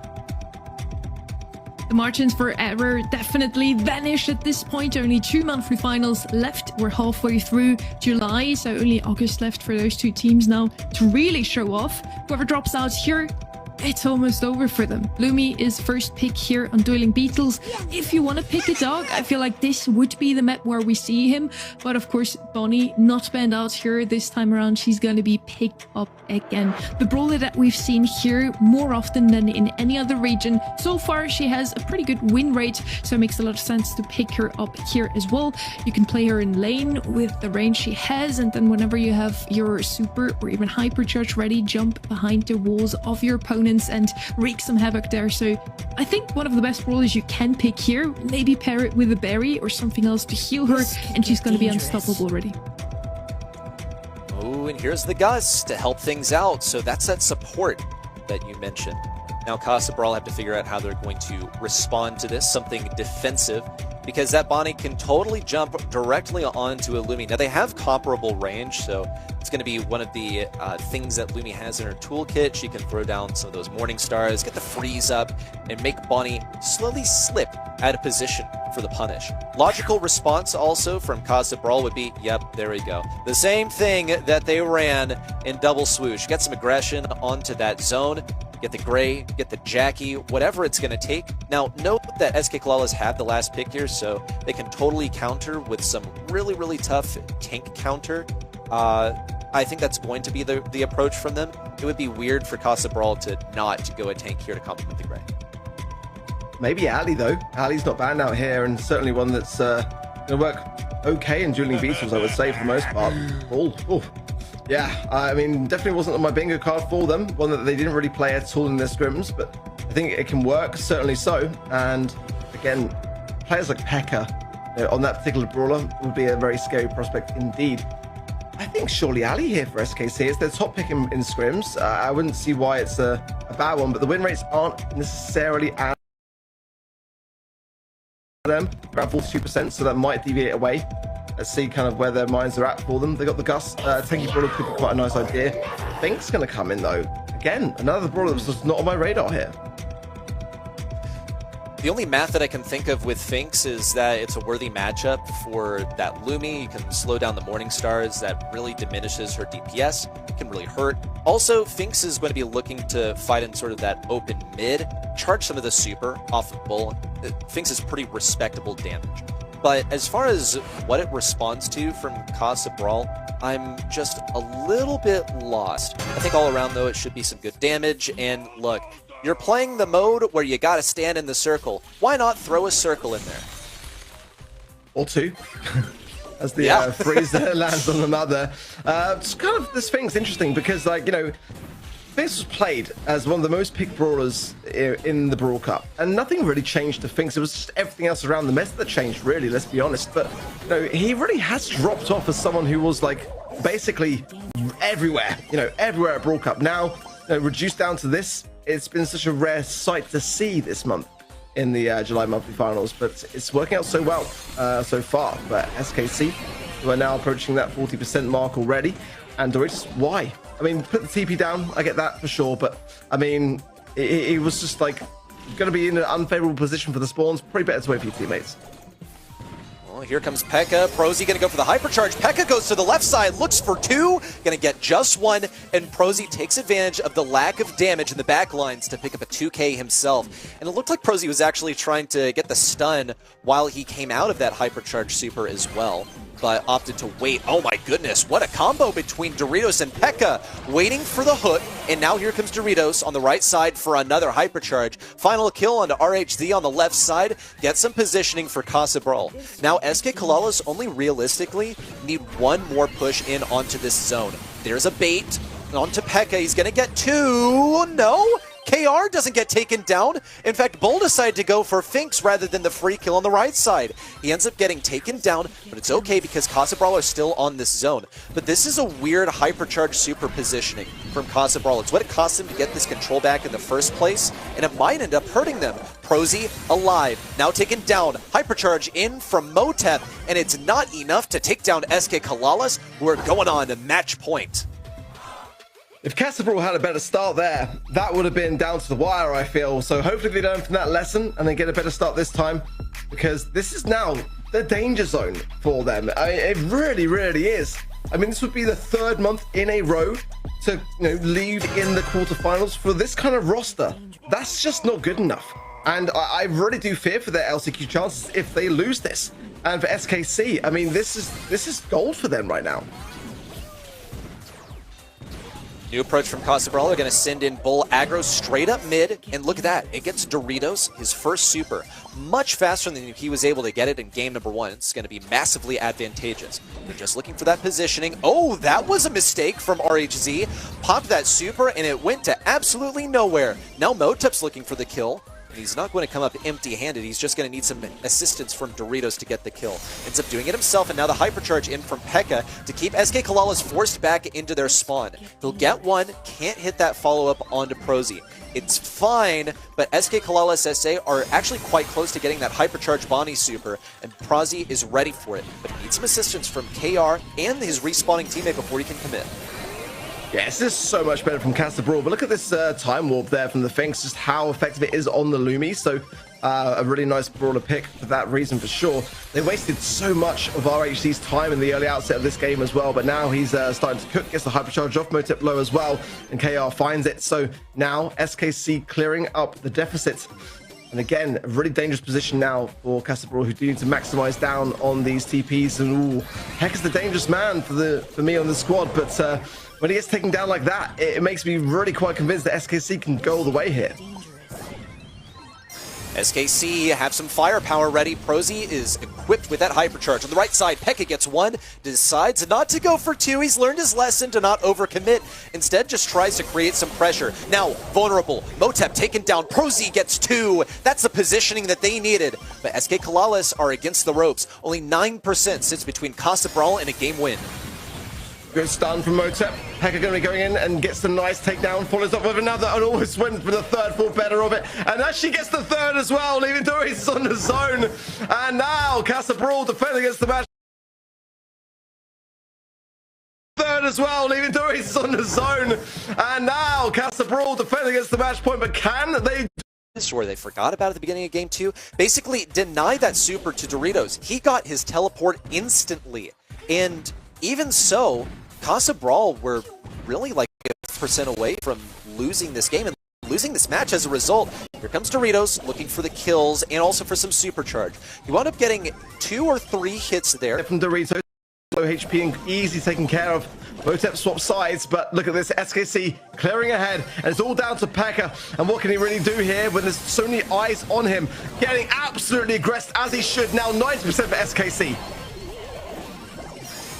Counting up to 100, SKC with no competition in sight. The spins are out, and Brawl has been shut down in the quarterfinals. They needed this win to stay on top of Alpha 7, and now we've seen the great exchange of an LCQ slot headed into the final month, and SKC press forward into the semifinals.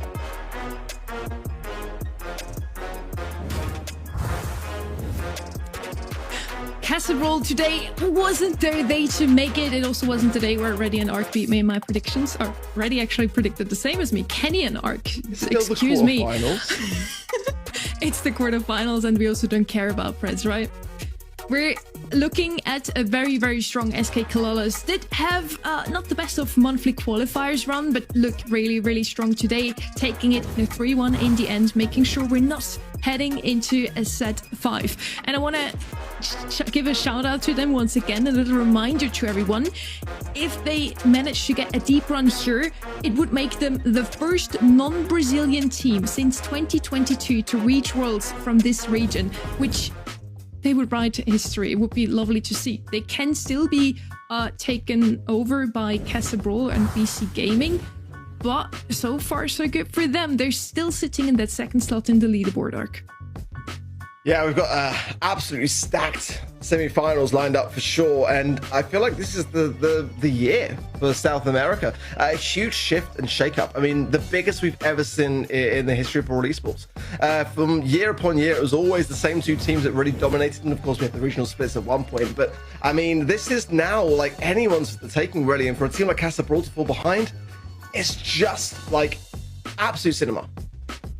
This is a region where we had the same 8 teams every single monthly final. Apart from today, we had a Gnosis in the quarters, but it's always been the same 2 or 3 teams at the top. So we're still waiting for that to be shook up as well. Yeah, let's see if one of those 2 teams can still make it. Alpha 7 would be one of those candidates, and we're gonna see them play against Loud next. It's gonna be our semifinal number 1. Make sure to tune in for that. Bring your friends along. We're now heading into the favorite games of everyone, the semis and then the grand finals, after a quick break.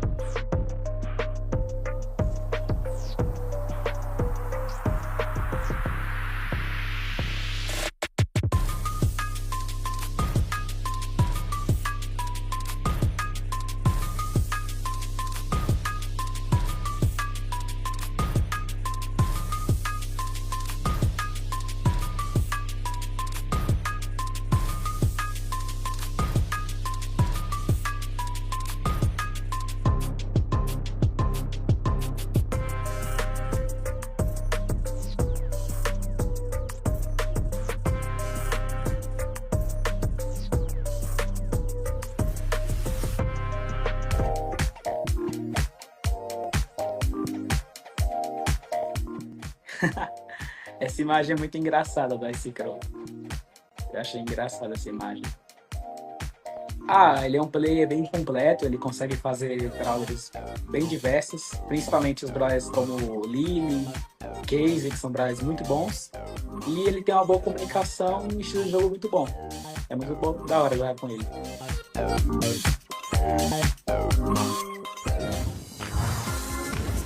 We're coming back with the July monthly finals. We're coming back strong with the semis coming up next, and after that, grand finals. We don't know yet who's going to play in that very last match of the day, but it's either going to be Loud, Alpha 7, BC Gaming SA, or SK Kalalas. And Kenny is back with a little bit of a different background, but I'm so glad to have you. I don't know how much you were able to catch from that last match. We did mention that you had some troubles with the storm going on in your region. Do you know who the MVP is, in your opinion? What do you think? I could not tell you in the slightest who won the MVP of that last match, but I'm sure they deserved it. I'm sure the people at home were right. RAZ, way to go, brother. Completely agree. What a setup. Guy was driving through a storm to get here, and you're like, okay, I hope you were watching the monthly finals while driving. All right, Sunny. All right, I'm familiar with your tricks now. You always have to tune in. Even okay, maybe don't drive and watch, but other than that, you could have every single time we hopped into the game, you could have stopped at the side of the road real quick just to make sure you don't miss out on the action of Brawl esports. But yes, talking about action, let's head straight into our semi-final number 1. It's Loud versus Alpha 7. Então, é jogo que a moeda pode cair para os dois lados, mas acredito que se quem tiver num dia melhor vai ganhar. And a little reminder here as well, Loud is halfway through their checklist. BC Gaming must not make the grand finals. It's not really in their hands for that. They need to hope that SK Kalalas will win that next match after, but they have to win their semi-final match themselves ready. Yes, they have to do the same thing that they've done numerous months before, which is win the entire monthly final. So while it's still a respectably difficult task, it's not like they haven't done it before. It's the one thing that's out of their control that is the true X factor. It's whether BC Gaming wins their semi-final and goes on to the grand finals. But in any case, they still are going to be gunning for that final match.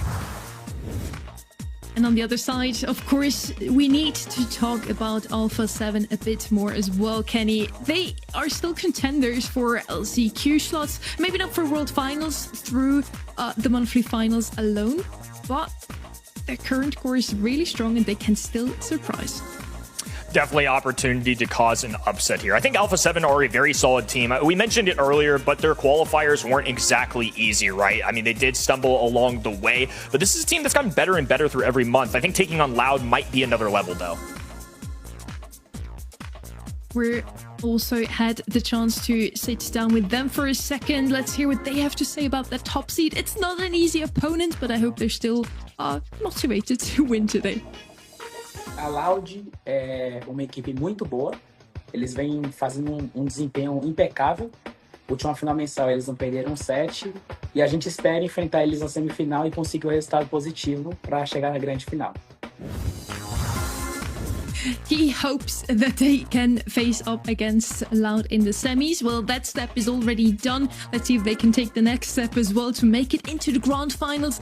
It would definitely be a huge upset if they won against the top seed in the region, really. It's what I said at the beginning of the day. It's like a little grim, but I feel like it's every up-and-coming South American team's dream to be turned into points for Loud to go to the World Finals. But, okay, I think I play a little bit too much. This is a huge match for them. Alpha 7 Esports, I've been excited for them to get a real tough match here because they impressed us last month, and they're going to be coming into this one with a real fire behind their eyes, as you can tell by that interview. We're watching two teams that did not have any roster switches, at least not this month. Some name changes along the way. Alpha 7 started as Algim Segura into the monthly finals this year. But other than that, not too many changes. So I'm super excited if we're going to see some more chemistry even from those two teams compared to Brawl and SK Kalalas that we just watched that both had some roster changes. It looked very good what we've seen from them. Let's see if we're going to see a good show from them here as well. Little reminder here to June, Loud won every single one of their matches in a 3-0 fashion. You feel like, Kenny, Alpha 7 will at least take a set? I definitely think they can do that. I don't know about winning. I mean, again, Loud just seemed like the clear-cut top choice in this region right now, but Alpha 7 showed a lot of promise in scrims, and again, it just have really impressed me the last few months. Obviously, getting 3-0'd by Casa Brawl doesn't look nearly as good. It looks even worse now that they got bounced in the opening round, but nonetheless, I definitely think this is a team that can show a little bit of an upset here. Loud, my clear number one, though. 3-1 feels about right to me. I think Alpha 7 are taking a set minimum. That's just my opinion. I think that they're a respectable team. I feel like Loud are probably putting all their chips on the grand finals, considering that this bracket is really bottom heavy. You have like top number 2 and number 3 on the bottom side. Loud know that they're only going to face one of them in the grand finals, and so thusly I would expect them to put most of their scrimming and their preparation there. Versus Alpha 7, it's still like a team that is worthy to prepare against, but I just think less has been invested here. The 4th spot in the leaderboard is currently held by Casa Brawl. They dropped out of the quarterfinals, so Alpha 7 is now looking to take that spot away from them, going to LCQ themselves, and Casa Brawl, who had a phenomenal start into the year, won the February monthly finals, would not even make it to LCQ. Alpha 7 can thank SK Koalas for that, but now they need to make it into the grand finals out of their own strength as well, Kenny. Finks is going to be banned out, a brawler we've only seen once today, and it did not have the best showing. They did win in the end, but it was a tough one, if I might say so. Open Business, once again a map where Ellie could show up, and Kenny, I know you were kind of waiting for that brawler. She did show up twice in the previous match, lost both times. No, actually she did win once and pit stop. But yeah, I was very sure that you would be very happy to see her, and you were with us. And now she's picked again. Oh, they will come back, Kenny, as well. Thank you. No, I appreciate them for doing that. I think it makes a lot of sense just to grab this. It's just one of those brawlers that I feel like is very strong. I don't know if it's busted broken strong, and again, the win rate kind of reflects that so far. Still today and tomorrow to determine that, but sometimes with these newer brawlers, pro teams get a little carried away with the new flashy brawler, and I'm curious to see if it holds up or if it'll go down. Here now is Kenji and Meg on the other side. Completely different approach. Kenji, definitely not as popular as he was before all of these hypercharges and everything like that. Meg is somebody that's risen, I would say, in the last couple months, particularly on Hot Zone. I love when teams pick 2 brawlers in rapid succession, or even just one, because it puts so much pressure on Alpha 7 Esports to come up with something quickly. They don't get time to think about what they're going to play into this for additional time. Loud are also very clearly playing something that they specifically wanted to play. They came in with a mentality knowing that they were going to give this alley to Alpha 7 Esports, and everything's going according to plan. Alpha 7 took the bait, they're going with the alley, and let's look at how this is going to interact with the brawlers from Loud so far. Into Kenji, there is potential. Kenji is able to heal damage that's dealt to him, and Ali is very bursty. He'll be able to recover a bunch of the damage that's been done to him with the use of his gadget. So there's counterplay there. Also, Meg, she will explode out of her mech when dealt sufficient damage by that Ali. So once again, there's counterplay just inherent in the brawler's kit. Alpha 7 Esports are going to finish off this draft by keeping themselves versatile with the stew. Should keep them like doing pretty okay into that Kenji, staying out of range. And it's going to have the effect of also breaking open these walls for B to exert her dominance over an extended range. This is a really versatile comp. I like the way you put that. I think Stu, B, and Ali is just a good trio to have, all covering different avenues of brawlers on the other end, and does definitely keep up with something like the Kenji. Now, Douglas, however, this one surprises me, and I did miss our last match, so in fairness, he could have been there and won, but he was undefeated in our opening weekend. I just want to go let the record show. Doug, so far, 100% win rate in our monthly finals. Oh, chat, did he miss it? Was he driving in a thunderstorm when he did Doug show up? Did Doug show up? He showed up. Get this. He showed up on Gold Arm Gulch. Oh, okay. Of all places. Yes, the strategy was combine it with Ali, have her take damage, and then let Doug heal it back so he could get the hypercharge. So I don't blame you for missing it. I mean, well, eyes on the road, and you weren't stopping to watch the monthly finals, which you are partly responsible for. Let's talk about this. Loud are off to a great start. They've already gotten 1 kill and they have traded out. Dino is the only one left on the zone, and honestly, I'm going to have to take it back. They gave all of their effort, used up all of their gas to get onto that zone, and Alpha 7 Esports pretty much just rebounded. Well, despite a disappointed past Kenny with the Doug, it is still showing itself here. 20% plus now, and the blue roster finally taking a little bit this mid. A7 ready to respond. Kyo Dog forced away. Now it's a full red trio up in the middle of this map. B with long range. Fire Crow dashing on the left-hand side for Bao going in. Kyo Dog perfectly back into that mech, though, but a hypercharge will slow every single one of them down. Fire Crow just trying to swipe away will not escape. Still the red roster taking over. Alpha 7 with a strong start. Here comes the Hypercharge Super in for Bedinho. It's going to keep Meg alive and immediately assassinated by Brawl upon coming out of that hot dog. Firecrow is going to keep up that aggression on the left side with a kill onto Golden. On the right side, it would be ill-advised to pursue Ice Crow, and he decides not to. In comes Ali, and back she goes to the respawn, being dispatched quickly by the entire Loud roster. They're going to stay here as long as they can, but they still keep taking damage from this beat. Thankfully, Doug is able to revive with the use of his super, and he's got another back online. It's a combo of him and this Kenji that is so effective at just staying alive in the face of all kinds of damage. Oh, and now a hypercharge going down as well. Meg just here to hold off the final few percentage points. Explodes out of the mech and will take them up to 100. It was a close game overall, but Loud will take our first. I think we pretty much just watched Doug die over and over while healing up teammates, and it worked. He kept everyone on the zone. Because, folks, in a hot zone, what's most important is whether you are in that zone. Staying alive is generally a great way of getting in that radius. And resurrecting yourself is a great way of not dying. So the math's out. Now a reset here. And off the face-off, it's going to be Loud taking to the mid. Doug there on the wall, defending. Nicely done. So Adinho getting an assassination there. Fire Crow typically going to be the guy to look for those takedowns. Nice Crow on the other end, left all alone. Adinho popping a hypercharge here early. Brawl forced to skate away. You never want to see your aggressive brawler moving the other direction. Ooh, here comes Ice Crow on the right side, looking for something deep, attempting to encircle. Here comes Fire Crow with the kill onto Brawl. Now up to the skies. Golden looking for the kill, gets it. With the assistance of a Rattled Hive, that's going to keep some pressure on Adinho as well. Ice Crow now filters around the left side, attempting to get the pinch, but Golden is pressed back. The pinch is no longer good. On the right side, Fire Crow out of a gadget, won't be able to survive for Bao, and Kyo Dog's trying to create the pressure. Loud have been able to keep an advantage so far, but finally, following a team wipe, Alpha 7 Esports will have to bend at the knee. But they are facing a hypercharged Kenji. They gotta be cautious. Firecrow's gonna go for two. He's just gonna get one onto Golden, and he stays alive to tell the tale. Even gets a kill onto Ice Crow to now bring back the advantage for Loud. Fire Crow, the last survivor, and now all the enemy brawlers back in action. Golden from a distance. Brawl diving in, gets one, but it's a trade. 2v2 situation in the mid. Hypercharge for Golden. Kyo Dog gunning him down as Ice Crow skates up and down away with the hypercharge. Fire Crow getting in on the action now too. Has a hot dog of immortality in case they need it as well. Oh, imperfect timing here. Every Loud member will survive. Loud looking nice and healthy with just a few percent to go. Alpha 7 Esports are too late to disrupt. It's Loud taking game number 2 and the set. Beautifully played, and in my mind, at least what I have seen with my own eyes, Doug is 100% win rate. You can't change that. Sorry about it, folks. Just ignore whatever happened before. Oh, goodness. The man with the hot dog, he's serving him up hot and ready, and as long as anyone's willing to stand next to him, he's able to get that hypercharge and super in tandem. It was a great synergy with Kenji. It worked out despite the attempts at countering tanks from Alpha 7 Esports. To be fair, he was being played on knockouts before. I feel like if he has a place in the game right now, it's definitely going to be hot zone. And we also see here just why. Healing up his two teammates so they can pop off and get 7 and 9 kills. What was really interesting to me is that Ellie pick.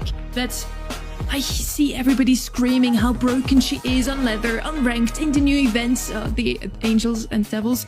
And in competitive so far, she was picked 5 times in East Asia, won 2 times. She was picked 5 times in EMEA, only won 2 matches. Today, she's been picked up 4 times, only won once. We see a pattern here, and competitive seems to have a completely different meta than what everybody's saying is the current ranked meta already.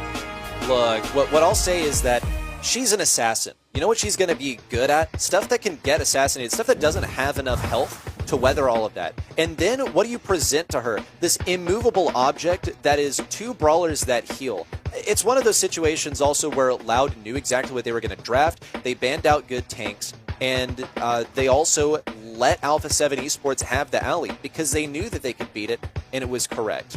They just allowed Alpha 7 Esports to play into their hand, and they did so. So you're saying the people that are screaming Ellie is too strong at the moment just don't know how to draft in their ranked matches? Oh boy. they're not professional level drafters, which isn't something you should beat yourself up over. The other thing is, it was entirely possible to not pick up the Alley as well, but I guess we won't get to explore that possibility until a future draft.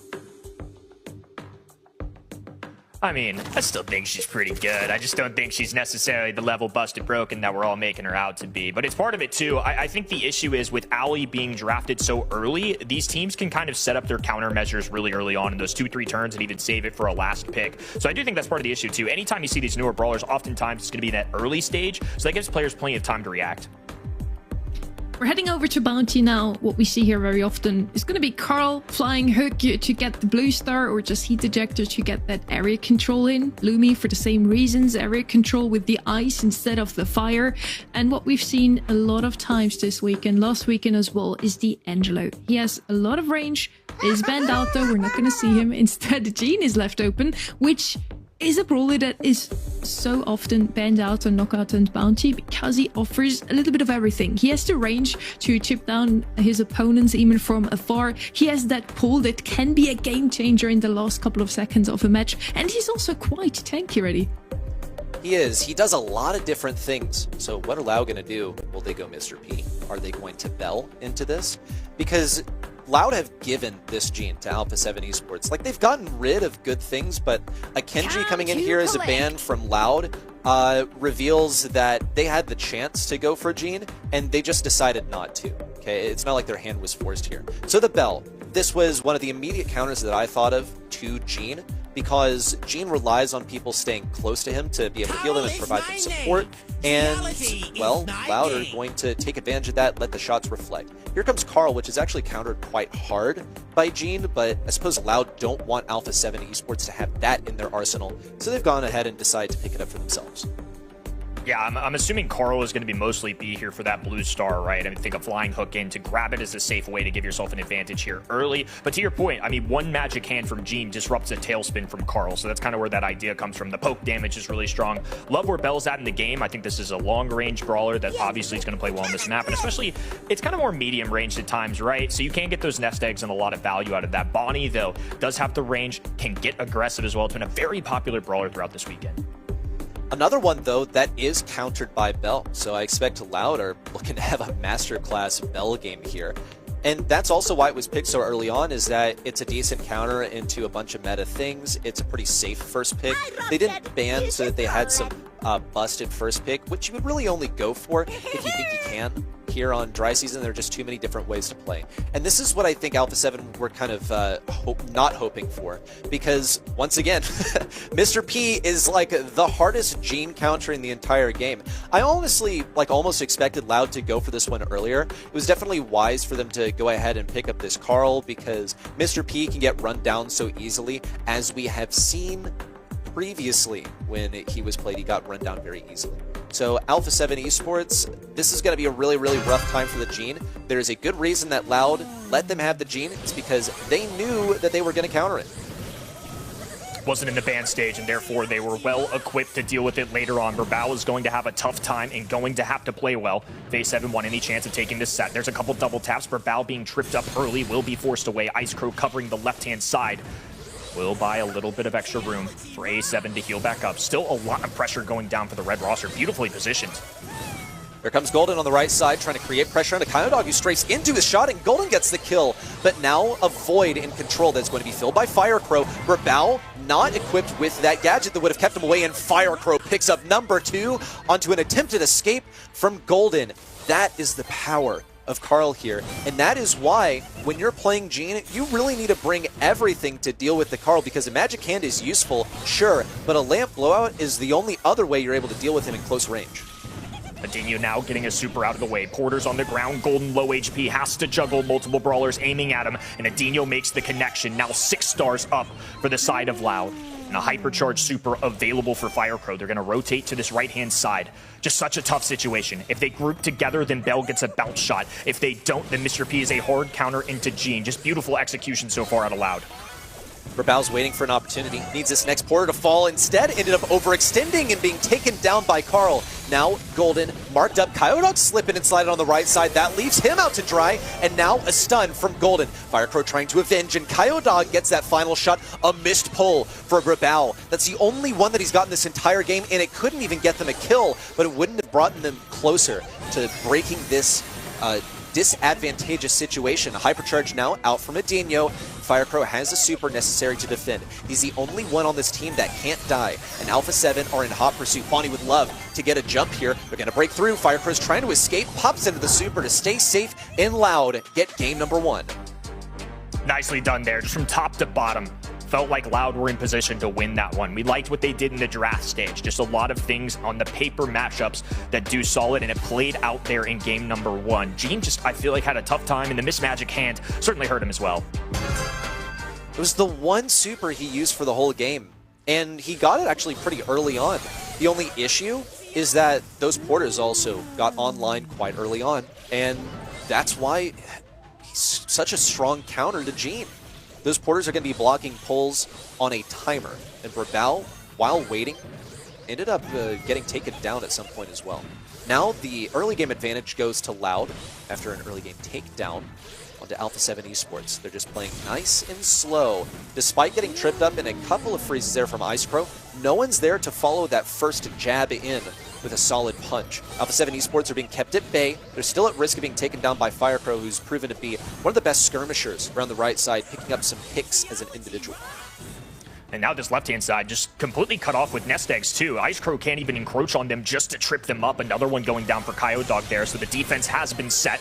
Ice Rink on the ground, though. Golden will be moving up this right-hand side. They're looking for a hard pinch. They know they have to go through this right-hand side. Brabal flashing that super. Firecrow does have the gadget preemptively popped and needs to be careful about using it. Might just have to burn it just to keep his teammates alive, because otherwise, if he just holds onto it, he's not moving anywhere. Golden going in. Firecrow swoops into the rescue. My goodness, what a play from Loud. That's the kind of team play that we've been needing to see. Firecrow blocked the shot, and he helped pick up the kill. But now he's vulnerable versus Brabal. On the left side, Adinho manages to pick up a kill onto Lumi, and on the right side, Alpha 7 Esports are still looking for an optimal target for that pull. Kyodog's pretty much begging him to attempt it. I mean, Kyodog doesn't have anything to block it. No spawnable, no porters over there. He's just waiting for Brabal to go for it. A missed hypercharge from Kyodog ends up getting pulled, but it saves his life. Ice Crow would have otherwise gotten the kill. Now Loud are looking for the retreat on the right side. Meanwhile, on the left, Adinho is equipped to deal with Golden on his hypercharge. That's 2 porters up, and Adinho's just letting him finish the job. Didn't even shoot off a single suitcase to put them out of their misery, and Alpha 7 Esports will fall here once more. Loud get the set win, and dare I say it, they played Mr. P into Lumi. Like, yes, they played into Gene, but they played into Lumi. I'm telling you guys, it's fire. Talk your talk ready. Look, I saw enough. That looked good to me. Mr. P was certainly a force there. Just didn't necessarily feel like the best draft out of Alpha 7, but execution and gameplay coming out of Loud there. That flying hook was nuts. That was beautiful. The Carl to pick up the blue star at the beginning, and then the Mr. P, even though it's not a counter to the Lumi, worked out well. What does she say? Attentive viewers may have noticed that this time I did not react with a loud no when Mr. P was picked. Now, why is that? It's because Mr. P belongs on Bounty. He does not, however, believe on where was he picked before? Ring of Double Fire swoosh, on and I Hot did say Zone, that. where there's so many tanks played usually, not on dry season, not that often, because it's a very long range maps. There's those horizontal walls that Mr. P can use to his advantage, and he's the perfect Gene counter. That's why he was picked here, and that's why I agree with this pick. Thank you. That was my TED Talk. Okay. I threw to Kenny. Okay. I mean, you sold me on it. I'm gonna definitely hear from Reddy about this when you leave the mic, though. So please continue on that. But look, Mr. P looked good nonetheless. I do think for multiple reasons that makes a lot of sense to see him there, especially as a later pick as well. It's something I talked about earlier. Mr. P in a sneaky spot. I don't think he's overpowered. I don't think he's some S tier brawler, but he has a place in this meta, and that's later on in the draft when he has advantageous matchups. So maybe you're both kind of right. Can we just handshakes all around? Can we Always meet the in middle? pacifist. Never, just always trying to bring the peace. You know what? I appreciate it, Kenny. I appreciate it. Yes, Can you bring know what, that I'll back, take. that graphic? I We're missed some still important friends, context right? here. I missed some important context, but there's clearly some brawler beef going on. Kenny even wasn't even there for that. That's true. We're heading over to Crystal Arcade now. Another one of those maps that is new in the map pool for July. We do see the usual suspects though. A little bit more tanky brawlers than we see on other gem grab maps because of those bushes on both sides. What I feel is especially good, and what we haven't seen last weekend, maybe it was just banned out all the time, is Shade. He's so good on one of those lanes because of that wall in the middle. You want to pick something that can just hide in those walls, like a Kaze, like a Lily, just farm their super and come out when they have it ready. Or you just pick a Shade that can use that wall to his advantage ready. I always love seeing Shade pop up. It literally doesn't even matter where. You could play Shade on like Shooting Star, and while I would find it bizarre, I just love the way that this brawler plays. So it's a very welcome selection for me, and it's so good on a lane here. Not going to be popping up just yet. The conditions need to be right. He needs to not be facing wall break, because that is, well, the thing that he depends on. He's the brawler that shoots and travels through walls, and you're telling me that you want to play him where there are no walls? That's only a possibility. First pick now coming out from Alpha 7. Kaze is the priority. It's going to create some mean aggression on those lanes. It's tough for anyone to play control into it as well. And once you lose that bush to Kaze and you're not entirely aware of her positioning, she is a real tough thing to remove. Thinks out of the equation's real interesting on Crystal Arcade in particular. It's a brawler that I just feel like is so back and forth between a lot of teams right now in terms of standings overall, but Kaze early does make a lot of sense to me. Very powerful pick, very aggressive pick. I'm keeping an eye out for Lily as well. I think Lily is just one of the more aggressive brawlers in the game that's really good. Ooh, Draco sliding through too. Can't forget about the big dragon. So several good options here. I wouldn't really be surprised with the setup that we've got, and especially brawlers like Tara out of the way, if we just try and send it for these really aggressive brawlers, because that's one key factor here that normally counters those that's now out of the equation. I wonder if Loud were expecting Alpha 7 to pick up a Draco for themselves as a first pick, because they seem to have this tendency, habit, strategy, whatever you want to call it, of leaving some of these busted brawlers for Alpha 7 Esports to go ahead and pick for themselves. Now, Loud have gone with the Draco. They've also decided to pick up the Charlie, which is so versatile. She's especially going to be useful here on Crystal Arcade, because I should remind you all, she's seen a major uptick this month and wasn't present in previous months, so I don't blame you if you don't know. Those gems are going to spill out of anyone stuck in a cocoon, and while they're stuck in a cocoon, they can't do anything. So it's a great chance to heist some of those gems if you can catch someone, and it's going to be the proper matchup for Bull, in my opinion. Bull in this map is such a crazy time we live in, Mr. Reddy. I just think it's been so long since we've seen Bull, and this rework has certainly given him some new life into the eyes of a Charlie with spawners on the ground. It's definitely interesting, but into the Draco, I think it makes a lot of sense. I can see the potential. What you need to do is you need to get close to that Draco, though. Once Draco's in his super, that's going to be really tough to do. I honestly wonder if we see like a different Draco gadget here. I know the odds are really low, but it's always fun to see someone get popped up in the air as a way to CC them. And into that Kaze, into that Bull, it's possible, I suppose. Let's see what Alpha 7 Esports have got cooking with this Jae Young. That's going to be their gem carrier here, and they're going to send Kaze and Bull onto these lanes. I think it's going to be difficult for Jae Young to support them, since the lanes are so far away from mid and usually are like going around walls here on Crystal Arcade. The final selection of Doug is also going to be just a crazy difficult matchup for the Bull and for the Kaze.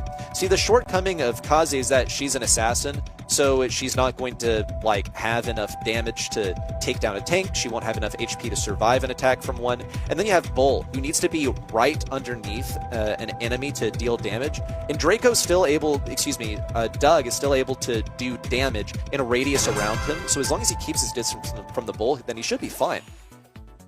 Draco on the left-hand side going to be battling a Bull in the middle, though. Golden already off to the races. It's the entire Loud roster left-hand side crowded together. Adinho trying to give out those group heals. Coyote Dog constantly throwing out shots. And Golden going to be working alongside the team here for some extra speed. It's a back and forth, some heals going down, so Fire Crow right back in on the action, and now he's got a flamethrower. Alpha 7 Esports just trying to weather this Draco super on the right side, but Ice Crow is going to be pinched in on the right side. Now, all the way back to spawn. He's carrying the gems, and that's not really what Alpha 7 want. They want those to be on Jae Young instead. A push in from Brawl. does look to find a kill, but it's just a resurrection for Edinho. He doesn't seem to mind standing inside of this radius on the left side either, not forfeiting any positioning, and he and the entire Loud roster are equipped with hypercharges. Ice Crow, left hand in now. Gonna be able to dash through. Little few daggers going down. Kyodog, hypercharge available. There comes the purple buttons for Brawl diving in. Oh, the indestructible gadget keeping him up for now, but it's an immediate takedown. Now a second cycling of the super. Oh, the gem spilling though. Ice Crow there to scoop him up. Alpha 7 Esports running away with it at the moment. Ice Crow needs to be taken down. Kyodog with a hypercharge super out. Can't get anyone in there, but Fire Crow is trying his best. Not going to be able to get any gems, but he does get the interruption. And things are still online for Loud to probably come back. It's just 10 seconds to go. They need to get a kill on Ice Crow, but they need vision first. Hypercharge now out from Fire Crow. Trying to circle in versus Ice Crow, but he's just too slippery. Kyodog attempting to connect, but it's not even possible. That's a game win for Alpha 7 and a match point denied. Good stuff. They need as much as they can get right now against the #1 seed of South America. They've been so fierce throughout these past few months, just since that Brawl Cup era, when times were pressed and when they almost weren't even making the Brawl Cup. They finally found it. They've been on a wave of momentum so far, and they're looking to continue and extend that into a World Finals. But for now, Alpha 7 stand in their way. One game victory going to their side. Once again, Loud clustering up together. Brawl penetrating through all of that to a 2v2 situation. Daggers flying from Ice Crow. We'll go back to that geisha form. We'll wait for now. And A7 collect all the gems so far in this game.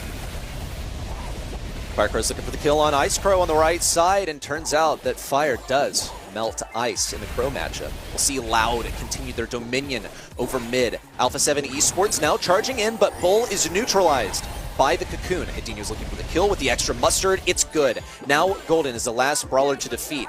But Alpha 7 Esports are not intent on keeping this control as they are on keeping the gems. Here comes more aggression in with a hypercharge from Ice Crow. A kill on a Fire Crow with excellently lined up crits from Ice Crow. And Alpha 7 Esports had the mid-control once more. Loud now pressed all the way into the back of their spawn. Another super going down. Ice Crow just making it look easy right now. There goes another super. The indestructible hot dog will keep him up for now. Brawl though going for 2, gets a trade, 1 HP. That's enough to get a takedown. No gadget saving him there. And Kyodog left all alone. Spawner's there to assist. We're gonna have to wait for the teammates. Another red countdown here. A7 could have a set. Just 10 seconds to go. Fire Crow looking to interrupt. Now has that hypercharge in. Needs some support from the team. Edinho is going to have to look for this revive if he even needs to use it. Once more, a slippery Kaze has possession of those gems. And now in comes the hypercharge Bull. Brawl, he's bulldozing all over them. But they're still alive. 10 seconds to go and Ice Crow's got a hypercharge. He's got to make a play now. Now down to 5. Fire Crow's keeping everyone backed up. Alpha 7 Esports do have a Bull super, but it won't get them close enough to Edinho and Kyodog to interrupt. The last-ditch hypercharge from Ice Crow is a respectable effort, but nonetheless, Loud go on to match point. One away from going to a grand finals would be huge for the Loud cause. They want to see a postseason, which is already, of course, looking likely, but they want a guaranteed shot at the World Finals. They want to hold on to their #1 seed in this chaotic region. They've had familiar foes every single month. A7 have certainly been in the mix, but right now, they have to find it. A7, left-hand side, Loud, crowded together once again, using Doug's heals to their advantage. Fire Crow just trying to charge up a super alongside it. Brawl hidden in this grass, healed up from Gold. Now damage coming out from that gadget, and they have to wait. Fire Crow just gets a free walk forward. They don't want to kill him before the super goes down, and unfortunately for them, the timing is perfect. He has a gadget as well, and it will end up in A7 losing a member. Oh, Fire Crow's got that super as well, so things are looking quite nice. Edinho is also ready with a hypercharge super of his own. Could be used for some supreme aggression, but it looks like they might actually just have to use it for defense. Meanwhile, Brawl is trying to circle around the bottom, and the super is in from Ice Crow. Hypercharge super denied for Bull, but he's going to be emerging from this cocoon with a vengeance. Taken down still by Brawl. And now Loud are on a warpath, trying to keep on this control of mid. Meanwhile, looking to defend the left lane assault that is only bound to happen. Ice Crow is ready with the super. Hypercharge in. That's going to break up some things. Fire Crow now reduced down to 1 HP. On the right side, down goes Kyodog, and all of these gems belong to Alpha 7 Esports following a team wipe. Alpha 7 holding on to their tournament lives. 10 seconds on the clock, and Adinho sprinting up the middle of the map. Here comes the Dragon as well. Hypercharge being popped. The Flamethrower, left-hand in, grabs a kill, and now brought back to life. All 3 members up. Here comes the Cocoon. Loud cleaning up. They've grabbed a few of those gems, scooped them up, and will steal for now. And alongside it, complete control of the middle of the map. Super in from Ice Crow. Fire Crow attempting to defend. It's 9 gems for Loud. They only need 1 more, but they also got to stay alive in the face of Brawl. Fire Crow's been revived by that hot dog, and now Loud have the countdown. 10 seconds to go, but they need a slow and steady retreat. Fire Crow's going to help out with a hypercharge. Cocoon to shut down the charge in from Bull. Ice Crow, despite his best efforts, won't be able to keep this one going, and it'll be Loud heading on to the grand finals. Alpha 7 Esports left in their wake. Been a long time since we've seen Loud lose a set. It's been quite the run that they've had in this region, and will continue to make that #1 seed name count, striking fear into the rest of this region. And now once again, they'll have another shot at a grand final. This team just looks unmatched.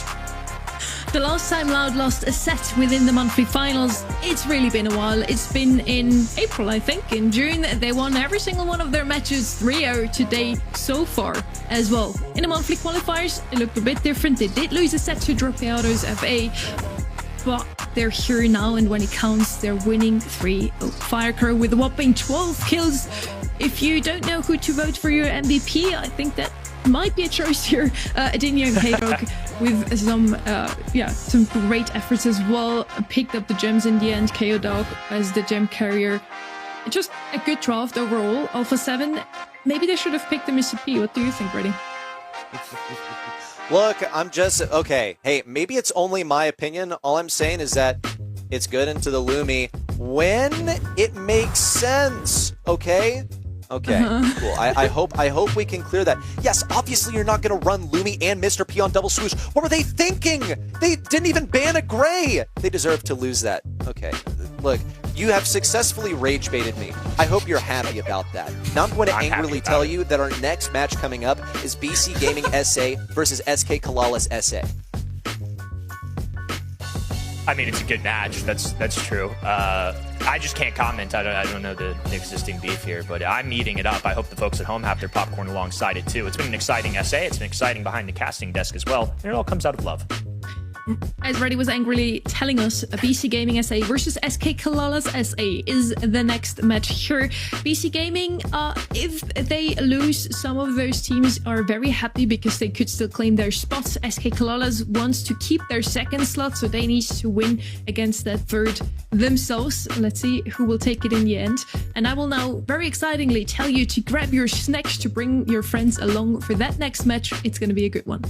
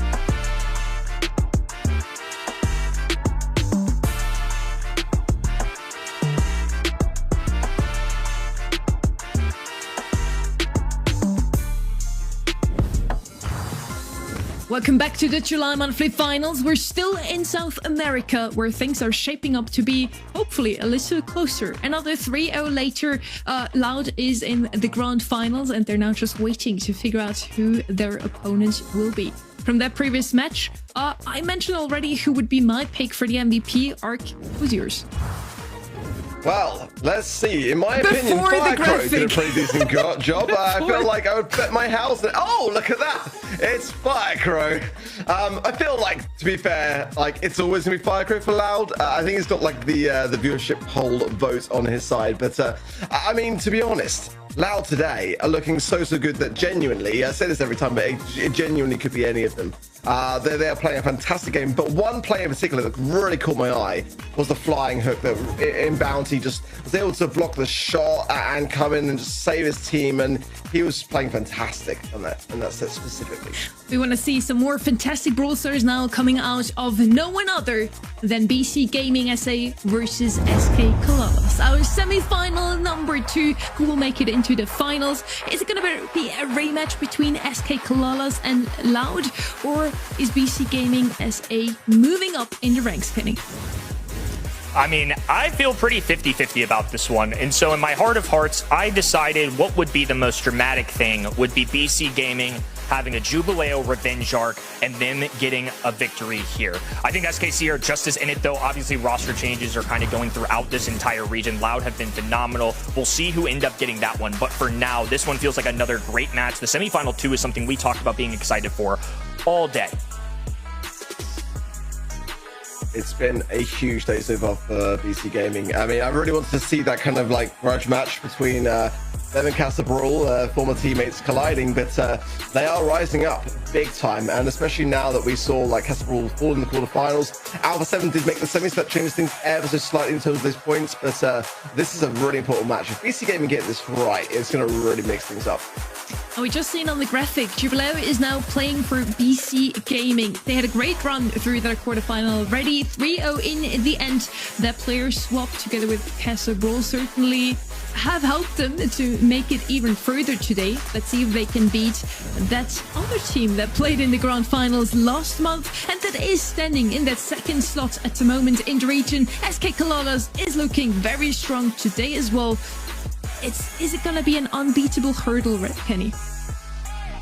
I don't think so. I really do feel like this can go either way. I mean, SKC, I think a big storyline for them, if they can come away with a win here today, really solidifies them with, honestly, just as roughly good of a resume as somebody like Loud, who have been so dominant this year.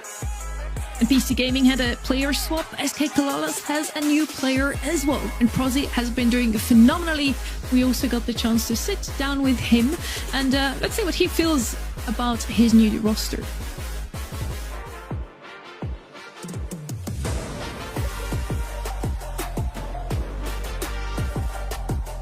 Bueno, yo empecé a jugar competitivamente en 2022 con mis amigos Meliodas y Exit.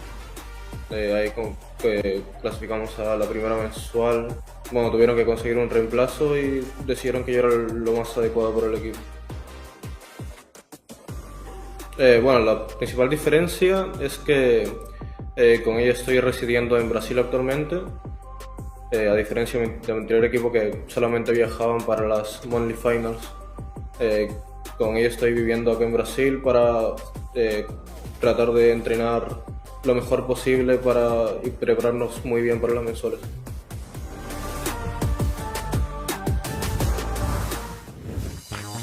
You really love to see it. He's so motivated. He's eager to train with his new roster. He did play in Surrey again before, and with them, he did make it into the April Grand Finals. Can he repeat that today, Kenny? I think it's certainly possible. Look, both of these squads are in a fantastic spot. A little bit of roster changes. I really do feel like this one is pretty even across the board. I'm looking forward to see what the new squad with Jubileo can do. Obviously, a little bit of motivation there. Look, for both sides, it's going to be a real interesting one. And I think in terms of trying to get a world final spot, at least one of the two, this is a big deal. This isn't just LCQ hopes for either of these teams. I think they're both good enough where they are hoping to be one of the top two from this region. And once again, we seem to disagree here, Kenny. Ark, we're right this time, right? I don't know. It's neck and neck, isn't it, really? It's closely matched teams. It's very hard to call. It is going to be a very close match. I hope so, at least. We only had 3-0s and 3-1s so far today. South America, the region where we had more roster switches than in any other region. For some of them, it worked out positively. BC Gaming did beat Torpedoes FA. Casa Brawl was on the other side of that swap between Doritos and Jubilee. They unfortunately did not manage to beat SK Kalalas. Let's see if their old teammate Jubilee can do it now, or if SK Kalalas will be the ones to fight Loud in the finals. Again, it would be a rematch we would love to see. At the same time, if both of those teams make it into the grand finals again, our August in South America, the race to the world finals might not be as tight as in other regions, Kenny. Yeah, triple dribble going to be a real interesting one to kick things off too. Love seeing me some Brawl Ball, but more importantly, love seeing it out of this region. Lots of brawlers come to mind on this map. There's a lot of aggressive brawlers right now in the top of our meta. We're seeing ones like Kaze, obviously new brawler Ali. It's a really fun one to kind of see unfold. But there's also a lot of throwers that come into play here. I mean, brawlers like Willow come to mind as somebody that have really risen up the ranks. And you're going to see that on that top right-hand side band there. Charlie, of course, the most popular brawler last weekend in play rate, coming to the top. Hank needs no introduction. The shrimp's got to go. I certainly agree with that. The other brawler that can shoot through walls is going to be Shade, and he's left open. I feel like in triple dribble, you want to have one of those brawlers. Either something to shoot through the walls, to jump over them, or to throw over them. Willow, in my eyes, would be the best thrower to do so.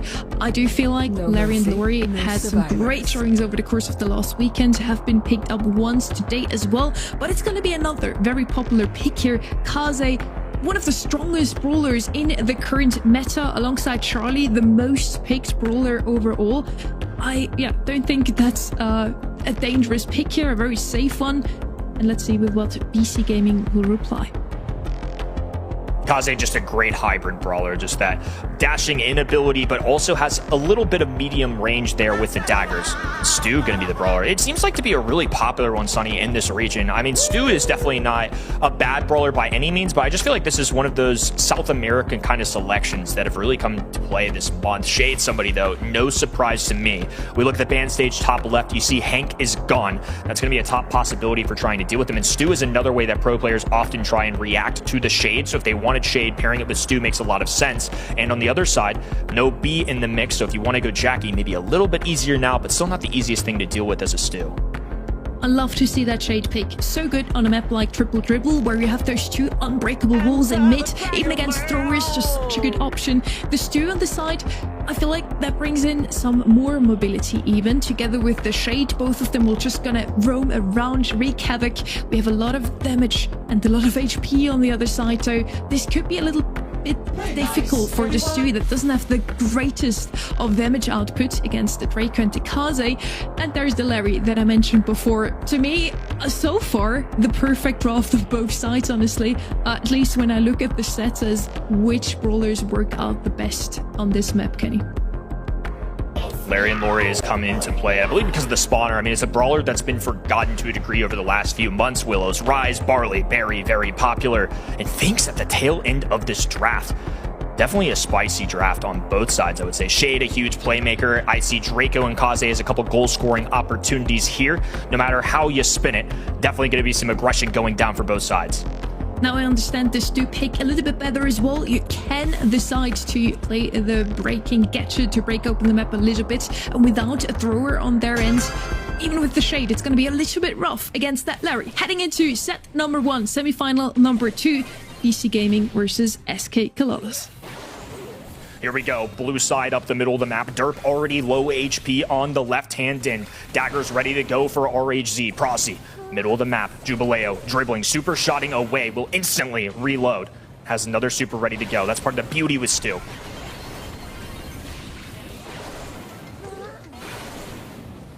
Prosy with the gadget survives to the 1 HP. Finally, the takedown. Derp cleans up here. And a lot of mid control now for the blue team here. BC Gaming moving up, breaking open the map. It's gonna look even better for them in the long run. The further Jubileo is gonna break open those walls. Loco up the middle, Derp grabbing ball. Now left-hand end. Be walking it down, pass over. They're taking their time with this. They know that if they line up a few solid kills, they're going to be A-okay. But Loco forced away. The Dragon's Breath really forcing them back. A dive in for RHZ. They desperately need a kill. Loco will hold on for dear life. 460. Now Jubileo turning his attention to that right-hand end. Jubileo doing so much work on that right-hand side. RHZ just trying to stay alive here. Prosy doing the same. Can't survive Derp, though. A great pinch here. Loco in the mid, cleaning up, pass over to him, and that's going to be the first goal for BC Gaming. 1-0 up for them, and only 1 minute left on the clock for SK Kalalas to turn things around. Hypercharge available for Jubileo. Now purple buttons clashing across the map. Prosy juggling on the right-hand end. Loco forced away. RHC cornering him on the left-hand side. Dribble, pass, wide open net. Red roster dumps one in right off the backs of BC. and they return the favor immediately. Just 15 seconds later, SK Kalalas even out the score. Now they're up and coming. Prozzy with a super trying to go up against Derp and Loco. Both of them are one-shot. Jubilee falls on the right-hand side. Prozzy tries to make a move, but Loco is still with enough HP to clean up here. 30 seconds before the walls break down, Kenny. I feel like this is going to head into overtime. Hypercharged super for ARHZ. Derp just trying to work his way around it, and now BC forced all the way to the back of their net. Corner on that right-hand side. Jubileo just looking for a super 3v2 situation. And he's going to have to dump this ball on the left-hand end. Larry and Lori putting in some serious work, but Loco now popping off with the purple button has expanded their territory. And with 5 to go, the grass is going to be green in front of them. These walls are coming down. BC with the ball available. Ooh, super pass intercepted. Could have been lethal. Shade is doing a lot of pressure up top, but down below, RCC has the ball. And with Prozzy wiping Derp, it's going to be a goal for SK Kalalas. And they take the first game, Kenny. Nicely done there. This is going to be a really interesting one. I mean, already both of these sides clashing should be a fun one. I mean, seeding-wise, how they perform throughout the year would be big. I know BC Gaming would love to get themselves one on the board as well. Here we go. Start of game number 2. Jubileo on the face-off against KR. Going to be dribbling on this right-hand in. Prozzy open on that right-hand side, using the gadget to try and stay alive as long as possible. Enough for RHZ to punch one through.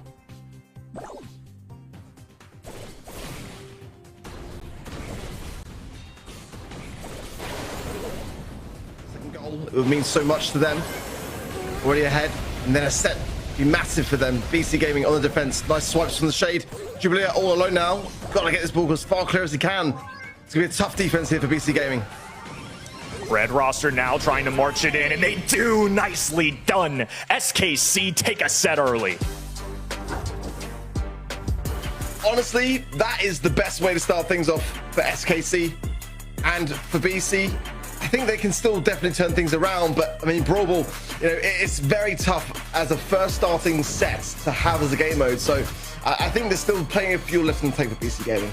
That first round went into overtime. The second one was over in just a second. Blink if you miss it. SK Kalalas even more dominant in that second round than in the first one. Feel like the draft really worked out in their favor. Kenny, they had so much damage output. They had the speed still with the Kaze. It looked like BC Gaming SA had everything under control. They did score that very first goal of round number 1 thanks to Jubilee with a lot of mobility, thanks to the Shade as well. But in the end, the HP, the amount of HP and the damage from the side of that Draco-Kaze combo was just too much for them. Just so much aggression. I think it overwhelmed them at times. And honestly, I think this Larry Lori pick worked out pretty well. I felt like the spawner of Lori was able to provide a lot of coverage for this team, giving them even more pressure onto the enemy side. It just never really felt like we had too many moments where somebody like Shade, who's such a powerful brawler right now, was running away with things. Very good performance from SK Kalalas in the first one. They take some momentum from their 3-1 against Kessa Brawl into the semi-final number 2. I'm kind of sure, though, that this is not going to be the last we see of BC Gaming. I feel like this is not going to be a 3-0. How about you, Org? I feel like this is a 5th and final set kind of thing. It kind of has to be already. The way that BC were playing in the quarterfinals, especially for me, said quite a lot. And I feel like, you know, SK Kalalas have had some good months. They've also had some bad months. And I think so far they're looking the best I've seen them for a while. It's very early to say in this kind of set. And the way that these two teams are so closely matched, it deserves to go to a 5th and final set for me in just regards to the two teams. A lot of it comes down to draft. That's the kind of concern for me here.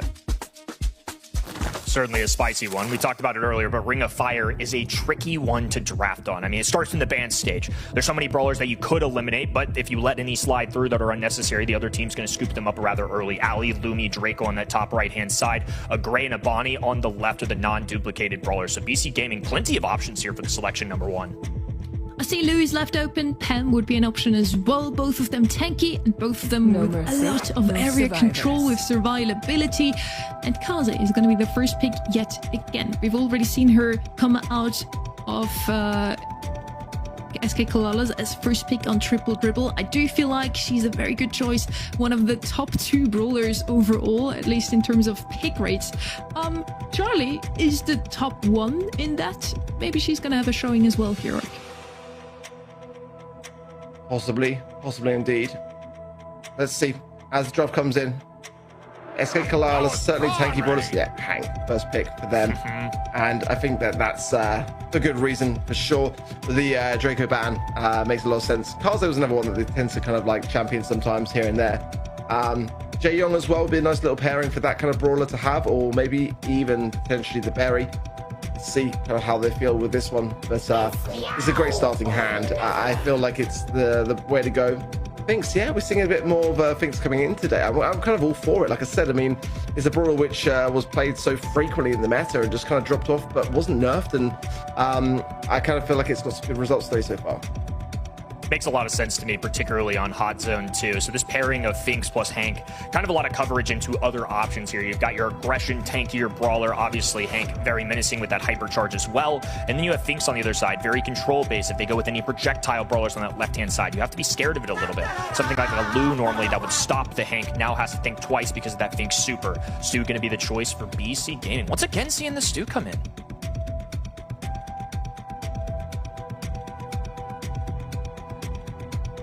You can't resist my charm.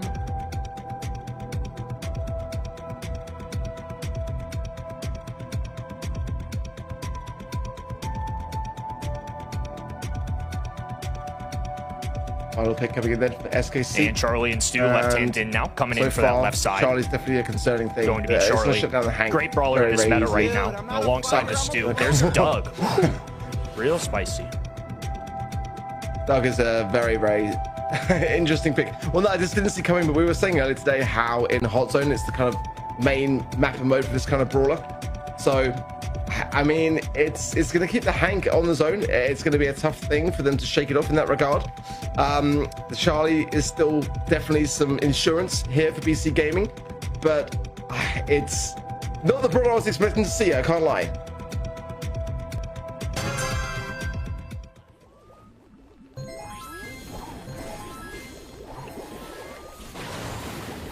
Already SKC all over the zone, immediately so. And this is what I'm worried about really with these Doug Hills coming in. Can BC Gaming penetrate it really? Cocoon out then. KR, oh that's nice from Jubilee there. No HP, hasn't stayed back just a little bit here behind this wall. But yeah, it's gonna be interesting to see whether BC Gaming can start to really get the DPS that they need to break this out. Here comes the purple button for Loco. Derp in the middle. Now a full blue roster marching their way up. Blue side trying to march forward. Red roster has the hot dog available, though. It's going to be a strike, a kill, but a respawn here as well. 66% for SKC. It's down BC Gaming now to really make a tremendous comeback. And again, I do worry for the chances. There's also a time warp available for the Finks too. Hypercharge for the Hank. Going straight onto the mid as well. Kaze Fanstorm will blind them temporarily, but now forwards out of it. And danger for BC Gaming, who are struggling to really take on this tanky comp. Blue roster now has Derp and Jubileo available. Onto the enemy sidelines, and Brozy does have that super. It's been so powerful. It's a reason why Doug has now found himself in this meta alongside a hypercharge. Going to be feeding this to KR, who goes straight into the cocoon. They free him, but it does not make that any better for them. Now with the takedown, RHZ low availability, and it swipes through in slow motion. The yo-yo comes right back. It's going to take a perfect defense, though. Yeah, they cannot skip a beat, and the Hank is such a tough thing to bring back. There's a nice cocoon. Can they cycle it? That's the question. Hot dog out there as well. No, too much DPS, too much HP on that zone. And that'll be a nice game going the way of SKC with a really, really cool comp. Very fun one, to say the least. Look, anytime I see Doug, I'm a happy camper. It's just such a tough one to beat right now, especially with this hypercharge. The win rate has been very solid. Obviously, this is a selective brawler. I'm not praising Doug to be some S-tier broken brawler, but you know what? It's still good. BC Gaming right here in the mix, though. SKC with a strong start. Finks up the middle, and KR will work the right hand in. Teleport away to safety. But Jubileo, full positioning here on this top side. They're going to get one takedown, now a cocoon. This is where BC can really start to shine. They're focusing each of these brawlers one at a time, and just beautifully played. Yeah, this is much better. Very good start. Ooh, that's a nice takedown of the cars on the left-hand side, though, for SKC. Now starting to push their way back forward. So I think Doug does have a hot dog as well here, or almost to it. Cocooned out is the Hank coming out. Immediately taken care of. That was swift for BC Gaming now. And again, we'll be shortly joined by their third player. And this is really just SKC just forcing this Hank forwards. Hot Dog there as well, cocooned yet again, and should be shortly coming out. And without it, KR going to be low HP now as a Hot Dog at just the right time. Loco is going to choose to kill him, but he's going to come back straight on the zone. These takedowns have got to be swift, and they are. It's neck and neck, honestly. BC have to be super calculated about when they go for takedowns. You just have to keep Drunk a Doug and his supers at all times. This is nicely done, focusing one enemy at a time. So now SKC are marching as a unit. Here comes a super from RHZ. Loco forced away for the first time in a while. And now Red Roster have an opportunity to match in percentage points. This is going to be as tight as it gets. Oh, I see there. It was taken down just a little bit too prematurely. He'll come back onto the zone. Hot and ready to handle things. KR as well doing a great job in the spawn side, just deflecting and distracting the entire time. And now it's just Derp. He's low HP himself, trying to gassy heal his way back to full HP, but the Doug heals for the Hank are going to be far enough for SKC to take yet another set. Wow, 2-0 up was not on my bingo card for the day. I really thought that this semifinal number 2 was going to be one of our better matches of the entire weekend, if not across the globe. But right now, SKC are making it look easy. If they make it through the next one, they may be a worthy adversary for Loud. It would be so nice to finally see Loud lose a set, honestly. It's been a streak for them. Last month, they did not lose a single set. And now, today, it's all of the same, really. SK Kalala so far doing really well. Once again, BC Gaming with that Stu pick that does seem to work out. Looking at the stats here, Derp was popping off. At the same time, we had the Finks again. This time on SK Kalala's comp, not on the side of BC Gaming. It's as if they wanted to tell them, hey, look, that's how you play that brawler. And that's probably also a better map for him, honestly, Kenny. Yeah, Doug on Ring of Fire. Look at the world we live in. Doug's back, Bull's back. I'm a pretty happy camper, but I think it just goes to show how diverse this meta is. We have several brawlers that are now in double digits in terms of the play rate. In terms of the ban stage, we have some common enemies, of course, but I just feel like there's been so many kinds of wins that players have had through this weekend, through last weekend. Makes me really excited. I love the creativity that these guys are bringing to the table. Creativity is the key here in drafts as well. We do see some kind of meta forming, but so far in every single region we had different brawlers pop up at the top. We talked a lot about Charlie coming into the show. She wasn't actually at all at the top brawlers for EMEA. It was Hank, it was Lumi. Now today it feels like she's showing up not as often either, yet still I feel like she's super strong in the meta, and we saw her here. She does have some counters, it seems. Even though she's the most picked brawler with a huge win rate arc, against Hank, Dog and Finks, it's not enough. Yeah, too much heals, too much HP, and just really tough to break through. And they punished Stu in that regard quite a lot, and that's always my reservations. One of the reasons why it's dropped out of the meta in every other region.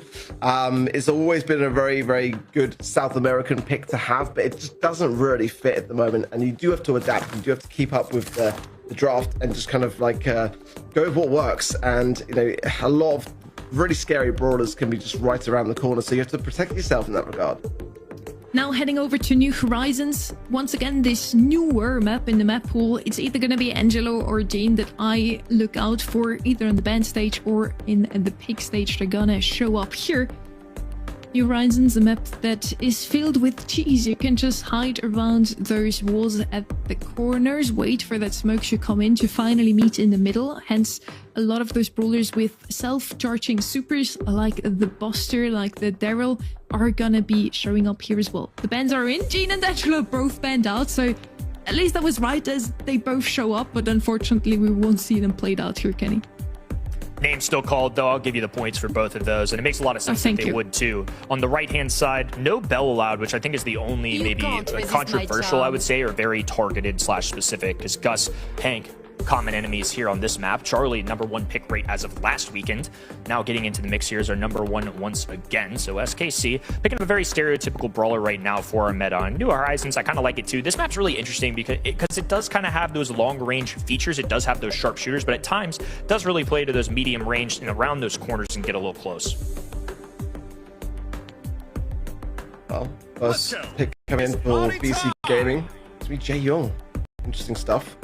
Not a bad brawler here at all, but one that does have to be there to support. Kaze's a big threat on this particular map as well, and it would be a nice synergizing brawler. Definitely a consideration for SKC if it does show its face.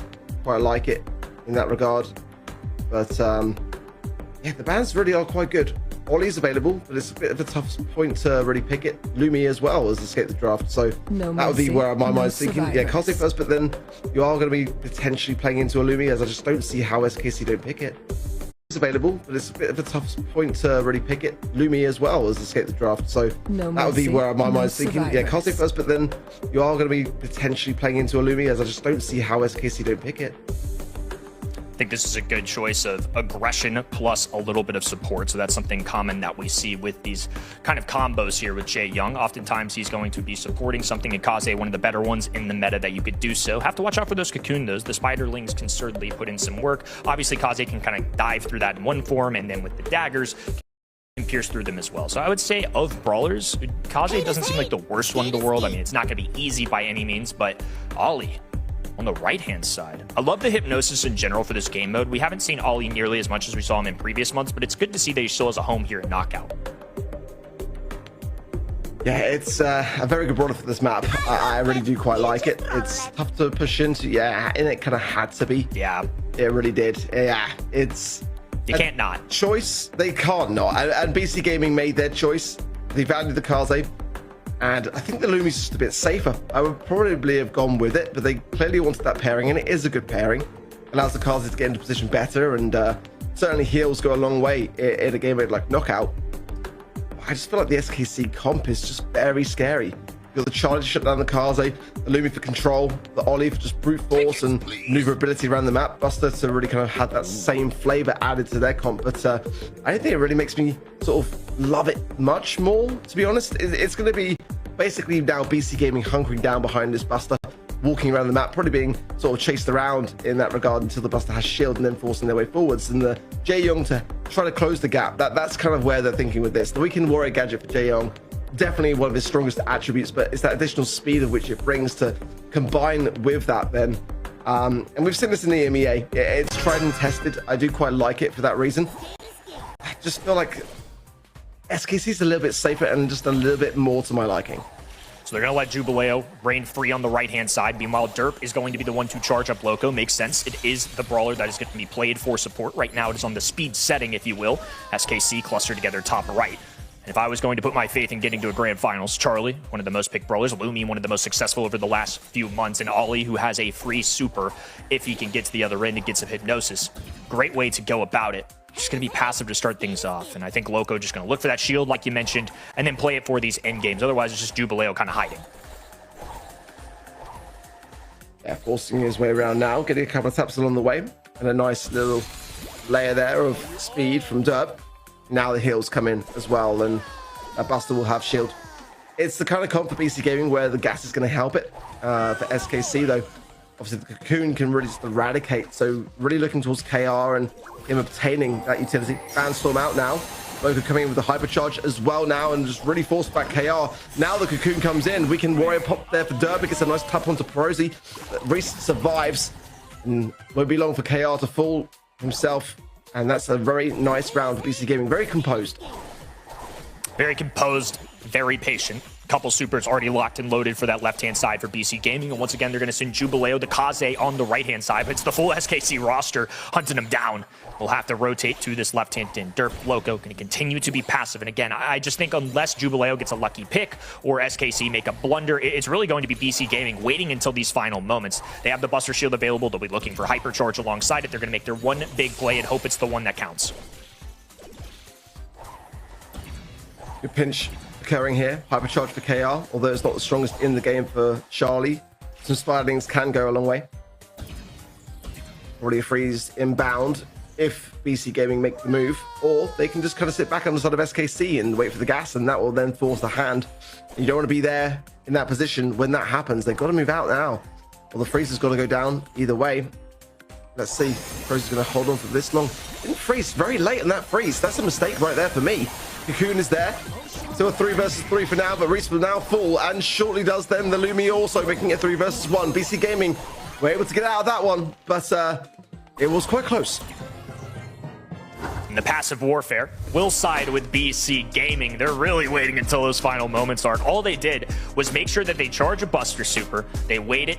They go with Jae Young, move in as a unit, and then they've had Jubileo kind of go off on his own and just go for those flanks towards the end. Didn't make too much of a difference there, but at least giving them a different angle so they're not all three members engaged. Of course, being able to go invisible at times and things like that. The huge dashes, has a lot of mobility, really helps out. But once again, same exact start. Can't blame BC Gaming. I mean, if it's the winning strategy, it's the winning strategy, but Jubileo has to be careful here. And we'll switch to the other form just to get a quick dive away. Perosi trying to cut him off, though. Now Jubileo going to be skating, diving away, will join the teammate successfully. But once again, SKC with a perfect flank, all three members with control. They really have to rely on a Loco Super to get out of here. Yeah, that was nice. Perosi conceded a couple of shots, and look at that. Jubileo just really caught KR there, unawares of the help of his teammates. They will clear it up. Loco alive just about as well. And Jubileo still continuing on. The very player, might I add, that Casa Brawl let go. And we saw what happened to Casa Brawl in the quarterfinals. Jubileo's been playing fantastically today. May have been a bit of a roster maneuver mistake because I feel like he's done really, really well so far and has brought yet another round. This could be a set even for BC Gaming if they continue this. I feel like SKC just have to try something different. Now all three members going to the left-hand side. BC Gaming have two hypercharged supers and Derp with one of his own. It's just going to be a tough one to come back from. I almost feel like you have to try something new. You have to get over aggressive because otherwise writing might be on the wall. It's been BC Gaming towards these in-games pretty convincingly. Well, some utility is there. All KR are getting caught off guard. Cocooned out. Reese comes into the hypnosis as well, gets Derp. But Loco's going to be pinched there as well now. Support. And Reese has just got to get out of here or just continue it. And he's just choosing to continue it. Somehow coming out alive. And KR and himself just got to heal up now. And it's 2 versus 1. As long as Reese survives here, they stand a very fighting chance of being able to get at least a round here and keep this one alive. Yeah, now with almost 10,000 health points will certainly make a difference. Jubileo just trying to get a few shots in while he can, but there's no hope left. Gonna be some easy tags. Oh, and they're just playing with their food now. Maybe letting KR go for a super. Rounds the corner. RHC will take care of business. So now 1-1. Finally, SKC get around.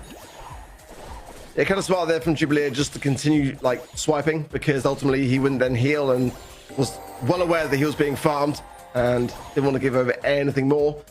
Hypercharge for Loco, hypercharge for KR now. Prosi's got his super as well. If he can get a stun, it'll be huge. Jubileo out of position, but in an aggressive stance, that particular brawler. Don't mind it. There's the stun from Derp. Onto Derp, rather, and he goes down very, very swiftly. SKC now have got a great opportunity ahead of themselves. They can make this 3 versus 2 count, and Loco's just used hypercharge. He's not going to get that back for a while. Oh, and RAC going in for the hypnosis. Loco is a goner. All 3 members focusing him down. Jubileo just going for a hypercharge, doing everything he can to give his team a chance. Will be hypnotized and falls. Now SKC all of a sudden looking alive and well. They are on match point. Yeah, that was a super, super important game to win there. Deprive that effectively a round point scenario where they would have been able to get in a set on the side of BC Gaming. Now SKC been able to eradicate and wipe the slate clean. They are on match point, 2 rounds away from making the grand final, and that would just be absolutely phenomenal for them. To do so in a 3-0 fashion would be quite the statement, especially considering what Loud's done in this region the last couple months. A blunder coming out of BC Gaming, but a pullback as well. All of a sudden a 2v2 situation. RHC, though, staying aggressive. Perosi moving to this left-hand in. Now cornering BC Gaming on the blue side. Just gonna have to work together here. Jubileo gonna stay attached to Loco in the meantime just to charge up a little bit more super, but now gonna dash away. Really interesting decision here to separate them. I would have thought they maybe wanted to play together a little bit more. Yeah, it's for me SKC that have got better odds with the Ollie, but at the moment Reese has got not really much more than a gadget to hand to get that hypnosis. Needs to find some taps. Loco's got a very dangerous gadget himself. And oh, it misses. He's wasted that then. Prosi taking some shots, but nonetheless, should be able to heal up if he just is able to evade this. And there's the hypnosis. And this should be SKC surely here. Jubileo can't do much at all. That's a round. A huge round win for SKC there. Tough loss early from BC. And what looks so convincing off of this game number 1 has all of a sudden led to SKC being 1 round away. Hypercharge available for Loco, and Derp has a super of his own. Jubileo separated from Loco in that previous round, and it cost them. They need to play as a unit. They need to make sure they get some kills, and they need to look for these in-games like they did in their first one. The BC Gaming can absolutely turn things around, but now so much is going against them. They've got to keep their composure big time. Jubilee with some huge taps, but the Cocoon is there. Luca going in with the hypercharge as well. That's a big pickup. Now Race is low as well. Beautiful from BC Gaming. They're back in the game, but only just. They've got to survive this round. All evened out, BC Gaming fighting for their tournament lives, and meanwhile SKC are trying to go for the clean sweep against a regional rival. Jubileo, top left-hand side, now moving his way up. A dash up as Loco and Derp will hide in this bush together. Sees the ice, will skate across it. Now moving back down. Gonna be rotating to this right-hand side. Now it's just Jubileo everywhere. He's just trying to find any kind of advantageous positioning he can get. Huge stun from Perosi. Derp's in trouble. Heals are out. A goes down. 3 versus 2 now in favor of SKC. Now a 2 versus 2 thanks to that pickup from Jubilee. That's a chance. Oh, beautiful. Oh, Perosi comes in. It's a 1v1. And Loco needs the shield, which he obviously can't obtain now. It's going to be really tough to push into this Lumi. Oh, no. It's all gone wrong for BC Gaming. SKC out of the gadget, though. One-on-one interaction, winner take all. SKC could be moving to a grand final. Loco does not have the range to contest, and the longer this clock goes down, the closer the fog moves in, the closer he gets to a gadget. Perosi now dueling. Local 7,500 HP, misses the gadget. The stun doesn't quite connect. Nonetheless, SKC pull through. What a comeback there in set number 3. A tense 1v1 to decide it. But it's SKC back in the grand finals yet again for the 3rd time this season. A huge result for them. What a day. It's either a grand finals appearance or a quarterfinals exit. Well, we're back to business. Welcome to the grand finals, everyone. It's Loud versus SK Kalalas once again. They did it in a 3-0 sweep. I can't believe both of our semis have been that fast. We're already in the grand finals, and I hope that one at least will be a little bit closer. As mentioned, it will be a rematch from the June monthly finals where Loud took it 3-0. I really hope it's not going to be another 3-0 here, Kenny. I mean, it would be pretty crazy, especially considering the form SKC have looked today. They've beaten some formidable foes, some of the better teams in this region, and they've done so convincingly. I'm hoping SKC can really put up a fight here. Jubilee has looked phenomenal on that Kaze, and he does fit into that roster, so I do expect some greatness coming out of BC Gaming next month. For them, the race today is over. Loud and SK Kalalas move into the grand finals, as we see here, Ark. Yeah, I've got big hopes for BC Gaming now. I'm really worried for Casa Brawl. Like, really worried. They were the ones that made that roster movement, and is this Jubilee real? then went over Or to is BC this Gaming. modded? And dude, there's a guy. Is this modded? Like, it's now going to come down No, to the this is final just a monthly guy. final. And That is Casa Brawl are gonna have to be really frightening, close bro. because like the level of skill Right? of the teams I that mean, surround dude, them you has just guys been left so me in elevated it. in this region this season. I'm I sorry, think with Bab. the top You guys 1 and left 2 me seed with this making it guy. into the grand finals again. Are we waiting for Those Johnny? What's top happening? two slots are pretty firm now, pretty much given who will move into the world finals directly. So I think But we're waiting for for the LCQ in this region, everything is still open. It changed Hey, every Eric, I think for the single 5. month. Tell Despite having Dano the if we same- get him to same 4.5 mil, he can almost, not today, in the monthly finals in 4.5 mil, SA. can he get a We had haircut? little bit of Dano, a would you get a haircut for 4.5 million subscribers? I'm saving a haircut for when I get canceled, so that way I can cut my hair and pretend I changed. That's smart. Like, as a person. Sorry, he can't do that, Eric, but thank you for the 5. Hey, Bunnan, do scissors, paper, rock with Pear. Who wins gets $30. Oh, Pear, we have a $30. Dude, someone said they'll donate you $30. You beat me in scissors, paper, rock. That was crazy. All right. Bam, ready? Let's go. I go Where's rock, Johnny? paper, scissors. Yeah, Have you okay. guys- Scissors, paper, have you rock. guys been Go talking to rock, Johnny paper, at all? scissors, and then say what you're going, okay? Okay, I got you. All right. Hold on. Rock, paper, 3. scissors, rock. Oh!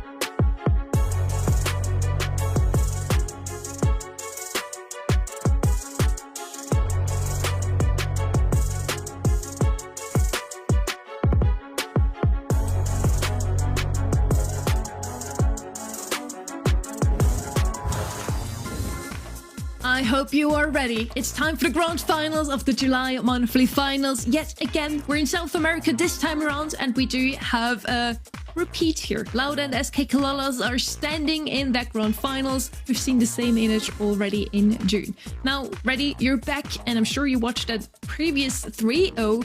Who's your MVP? Can I say RHZ? Let's see if I'm correct, but that's who impressed me the most, pretty reliably. That final 1v1 for Prazi was clutch. Oh, and he gets it. Okay, so looks like everyone was paying attention when it was time to call that MVP vote. That was a really, really narrow matchup. I feel like while it was not really that favored for Buster, it was so possible. That was a pretty surgical play from both the players, but Prazi comes out on top, and his entire team will get a 3-0 to head them into this grand finals. I think it's also a little nice welcoming gift here from the community to Prozy that has moved over to SK Kalalas and immediately has brought them into the monthly final grand finals. Which, talking about it, let's head right into it. Loud versus SK Kalalas. Yet again, a rematch here will now finally take someone a set off the hands of Loud here. It's going to be such a great grand finals for me. It's going to be a real question as to whether Loud are still on top here. 2 monthly final wins. It would look to me so far today from just the play that maybe it's the case, but SKC have really closed the gap. And despite that last scoreline they had in the last monthly final, in that grand final stage of a sweep in favor of Loud, the question now remains: have SKC learned from those mistakes?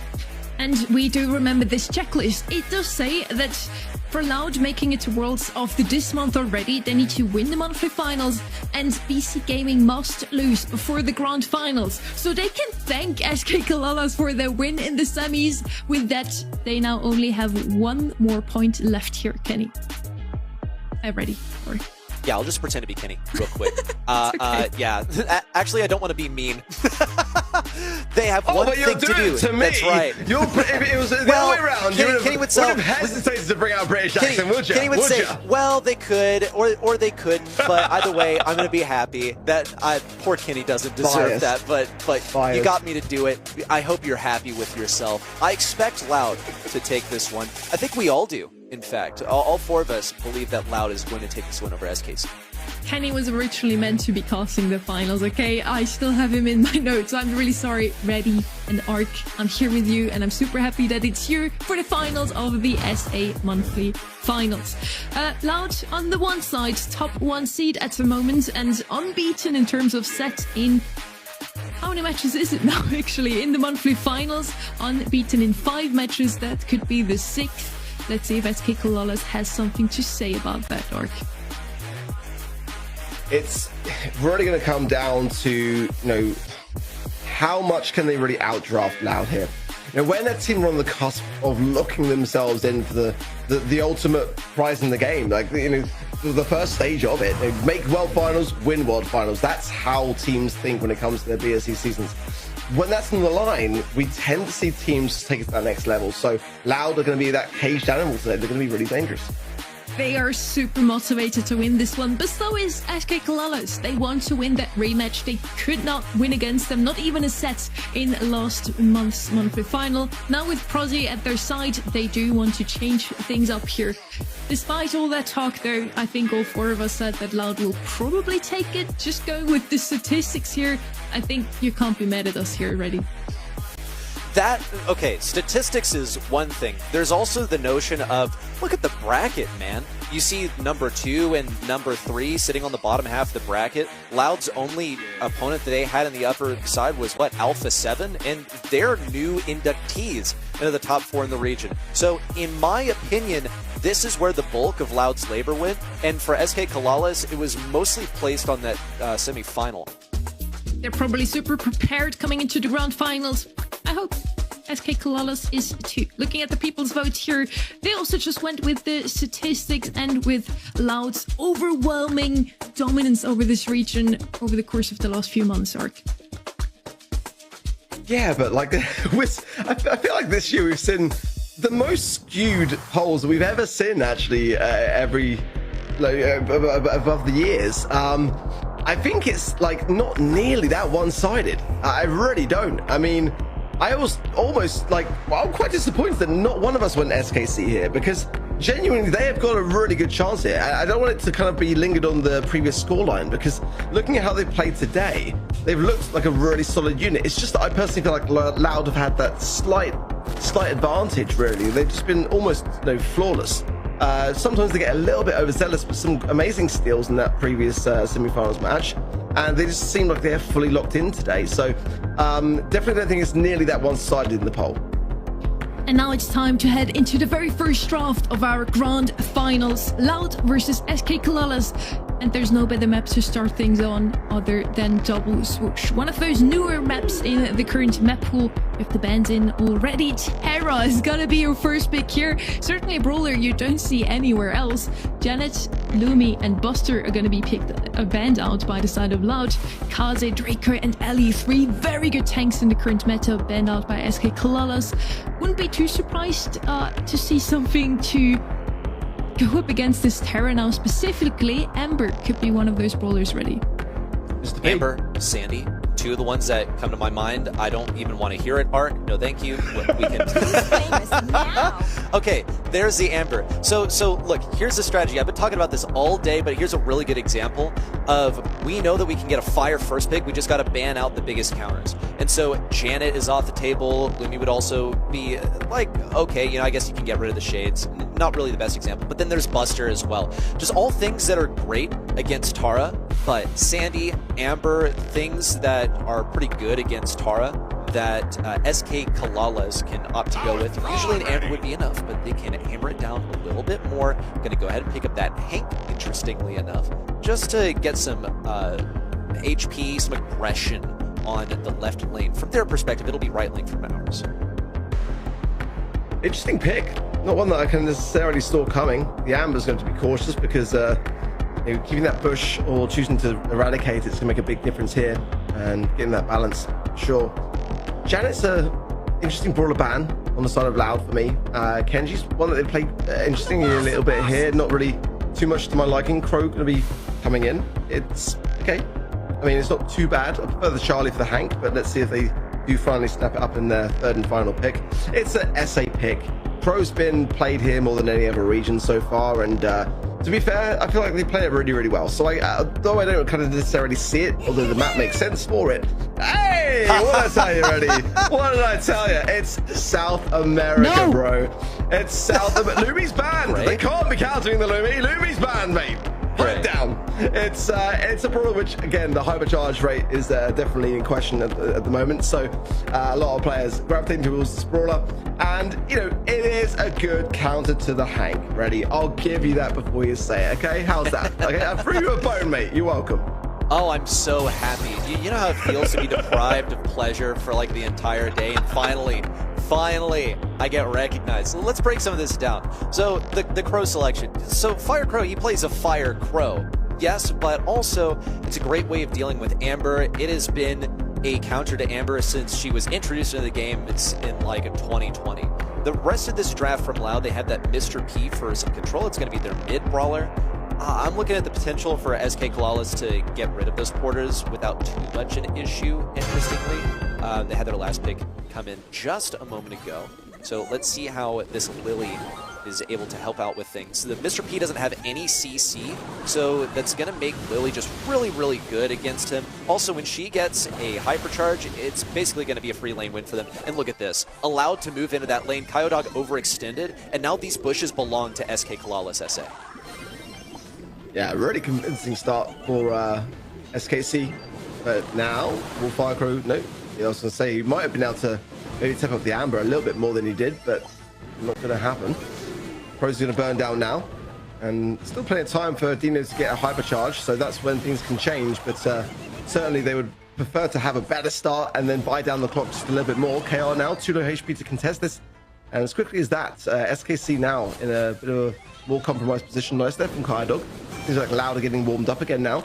I like the additional movement speed to the Hank. I think that's definitely the right way to go for it. But now that Loud have got some catching up to do, the question now is how well can they hold mid?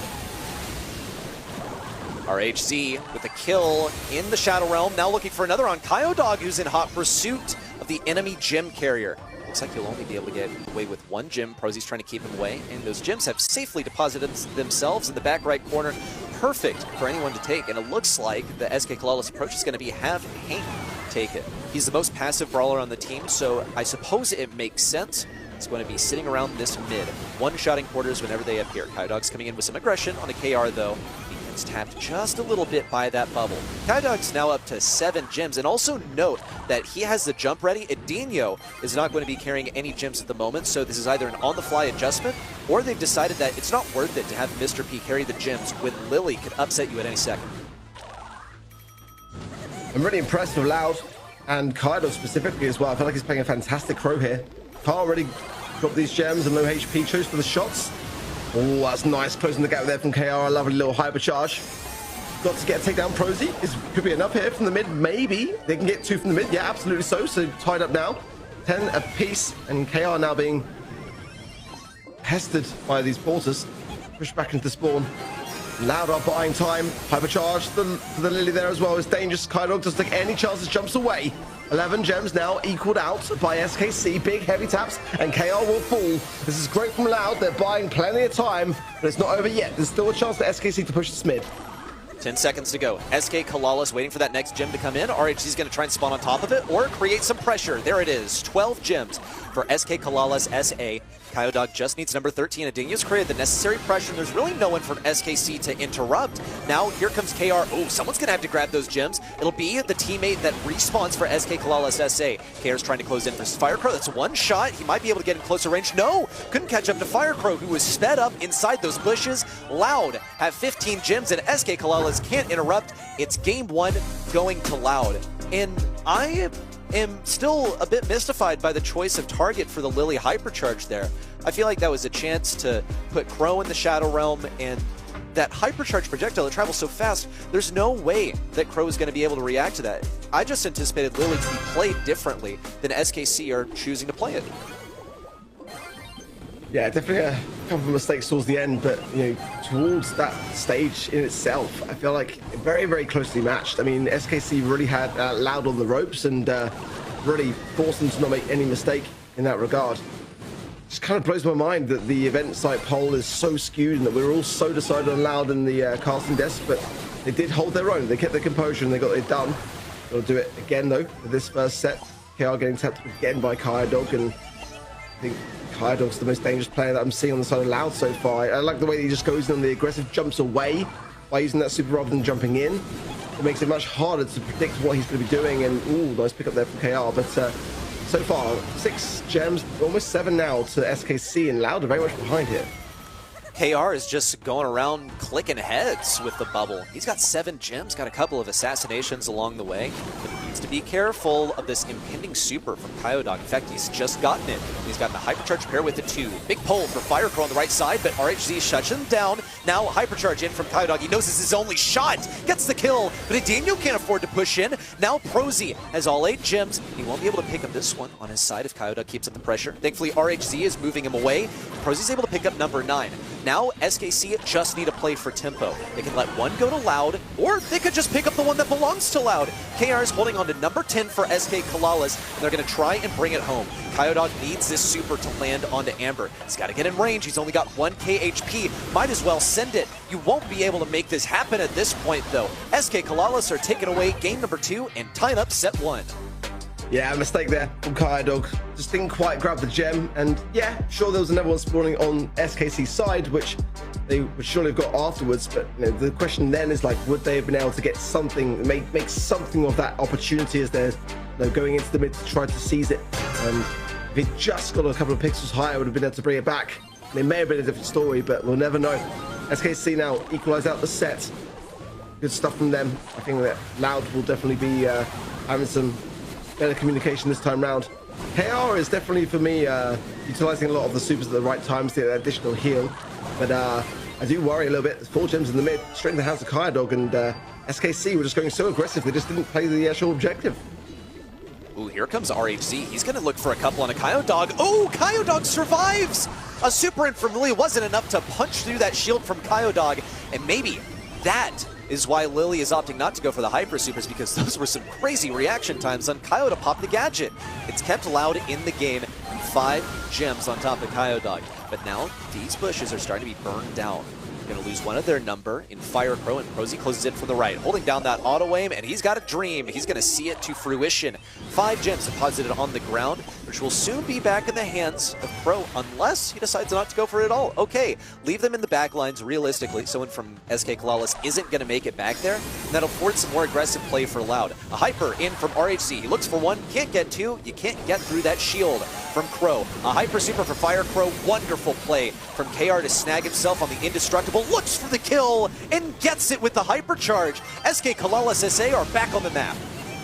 Yeah, really nicely done. Definitely a bit of a failed Tara Super though. They could have done a lot more for Fire Crow, and he'll, yeah, he's dropping a pin to say exactly that same story. That needed to hit, and it was a Hypercharge Super as well, so let's go to the bush. That's the only saving grace here. They cannot let any gem get into the hands of SKC's. One to Reese now, going to be going to KR and back to spawn. And if KR gets super, you have to get that heal as well for good measure. KR's been kept low though, dealing with a very important shot to stop the heal. The Kyodog with no jump can't close that gap. And realistically, Fire Crow can't either with the amount of flame that Prosy is laying down on the map. So SKC will actually turn this around and get a set. Just a wonderful, as you put it, turnaround. And you could see the clear change from game 1 to game 2. And then game 3 was just a redo of game 2. So here's what happened. SKC, they switched the lanes up. They got Amber on the right matchup. And after that, honestly, it just went so swimmingly. Hank had the right positioning as well. And Loud, they weren't able to really adapt to take that down. Already, it's cute that you try. But I think in the end, Loud loses their very first set in 6 matches in the monthly finals. Because they picked the Mr. P, isn't it? Okay. Oh my goodness. You guys are like twisting up my words. And people don't agree with me. I just said that Mr. P was good until Lumi on a control mode. That's it. And look, you're going to get run down here. Oh my goodness. I can't believe I'm getting dragged for this all day long. Let me rest in peace, guys, okay? I was wrong. I apologize. I apologize to everyone watching. You don't have to apologize. It won't change anything. Anyways. Wow. Loud loses their very first set. They have just rushed through the monthly finals in June, winning 3 matches in a row with a 3-0 sweep. Looking at the match here, SK Kalalas finally turned things around. The addition of Prosy has certainly helped them to pop off even more so. And we talked about it a lot coming into this match, how motivated both of those teams are. If Loud wins today, they will lock in their World Final slot already. August will not matter to them anymore. On the other side, SK Kalalas, they want revenge from June. Exactly that. I mean, it's like when you get swept by a team, you need to be able to show the next following month that cannot happen again. Like that we've learned from those mistakes, that we've adapted and changed and become better prepared, and that we are the better team. That's the message that SKC are trying to inflict upon Loud. And I felt for me, Loud has some opportunities, but just a couple of mistakes, really kind of like big ones that really just did not help them in any way, shape or form. Again, I'm looking at you, Fire Crow. I hate to be that guy, but you were that guy in that game. That was a Tara Super that had to land. Let's see as the draft's coming in now for pit stop. The bans are the Berry, the Cordelius, and the Shade. The Buzz, the Daryl, and the Cordelius then for SKC. Oh, spicy. So many tanks out of the way. Cordelius double banned. He's the best counter to any tanks, the defender of the high safe. The other option would be Charlie, in my opinion. Let's see if she's going to show up later on. There's still some tanks left open here. Kaze, of course, is going to be the first pick again. We've seen her come out so early in so many drafts today. I do feel like we could still see a Hank here, maybe a Bull, for example. There's so many tanks still left open, and especially on pit stop, I feel like tanks are the meta on heist here. Ready. This is very true. Let's see what kind of tanks we're going to see from Loud. And mind the bans as well. Cordelius is double banned. Must just be the regional meta. Draco's now coming out. This one had to be at the forefront of your minds because he's so strong right now, legitimately. Now, this has been a position for Loud before also. They allowed the enemy to have Kaze, they pick up the Draco in response. And that was actually on Crystal Arcade, if memory serves. And the Kaze actually could be played pretty well into the Draco as long as you're hitting those crit spots, basically. SK Kalalas SA are also looking at respectable heist safe damage with that Kaze, so it's not like an end-all, be-all we choose this brawler, we win, GG, go next sort of brawler. This is quite curious though, because Lou is going to be good for literally one thing here, and that's going to be playing into tanks. He doesn't do damage, he literally just counters. So he'll serve like a similar role to Cordelius or Charlie, except that he is neither of those brawlers. He's pretty off meta here on pit stop. Sorry, in the scrims, I wasn't sure they'd bring it in. Is it going to be Ball next as well? It'd be a good time to bring in Ball, really. Loud probably wouldn't be opting towards it. Yeah, nice from SKC there. I think maybe even RT wouldn't be a bad shout, really. They've got to have something on defense. The Loud, they've got, you know, a Ball going to be causing a big problem here. They've got a very solid defense, so they've got to have one themselves. The Lou's a really interesting pick. It's one that really, you know, it's a rarity, isn't it? An absolute rarity to see in Heist, but you know, it makes a lot of sense, especially on a map like Pit Stop, which really does encourage all these tanks. Is the RT. Yeah, it's the best chance really on the defense, really. Have the legs down and should put a stop to the Ball for the most part. Kind of the best thing they could have hoped for in that regard. I think both sides have got pretty decent comps, to be honest. The Lou, I feel like, although it might seem a bit odd, it makes a lot of sense. The hypercharge is an immediate stun as well, so I mean, once that, you know, utility's earned, it's gonna be really hard to push into. RT's gonna get crazy high safe damage when/if he makes it there. Really, the only thing I see standing in his way is gonna be this, because he already has the super.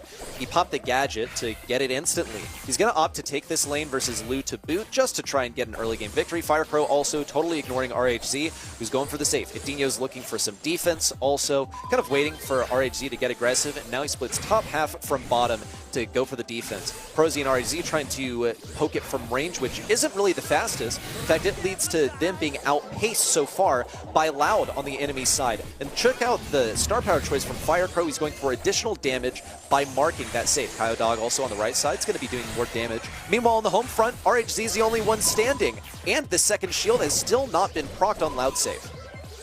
Yeah, I just feel like it's a bit of a risky time to just go for a base race. I mean, for SKC, after all that work and gem grab, they need to be a bit more composed in their approach here, because well, that's or be aggressive. Prosy, I see ya. That was really nice from him, opening up some space, coming in now, and should get that safe down to a nice level now. 2 stages down and 1 more left to go for SKC, but it's still Loud that have the lead.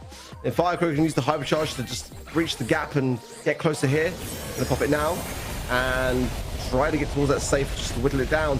Might be able to do it all in one go, to be fair to him, and he does. That's exactly what I'm talking about. If SKC aren't careful on these defenses, then this set's going to blow by them. They have 1 Lou versus 2 aggro brawlers. One of them is at the same range as Lou, and the other is just trying to like stay away. Can also tank all the damage from Lou, because what is Lou really? Lou's a support, like, yes, he's an anti-tank, but you still have to have someone else there to finish off the job.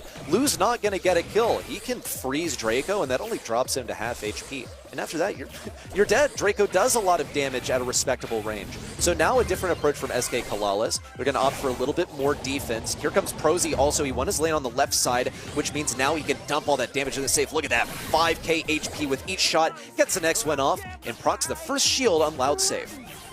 Yeah, Prosy is playing fantastic game so far, really bringing in the value, but like you say, I feel like it's the Lou that's letting things down slightly for SKC currently. RHC on the right hand side throws down the fan storm, connects with the safe. That's what he's aiming for there. He's just not missing Loud there. He's getting the damage on the safe. 66% now in favor of SKC to the 76 of Loud. So it's a better start, but now the hypercharge comes into Firecrow. Prosy going to shut it down so well there as well and get super back immediately. So that's really, really nice from SKC, but they've got to push this forwards now. Hypercharge coming in, and Prosy yet again gets 1. Cycles around, didn't quite get anything off the second, overshot it slightly, but nonetheless, that's a great result so far, and it allows Reset and KR to get on that safe. Big on-the-fly adaptation from SK Kalalis SA. They're trying for that mid control, and they're not playing for the base race. It was not a winning matchup for them last time. Not with the RT on defense. Now, they're still all playing defense collectively. They have 2 aggro brawlers, but they're going to try and win mid before they move in. And KR has a huge hypercharge freeze, looking for the kill on Draco first, was seriously conserving that hypercharge, and now he gets to move in with the rest of the team. Has the freeze at the ready. Now down to 25% on Loud safe.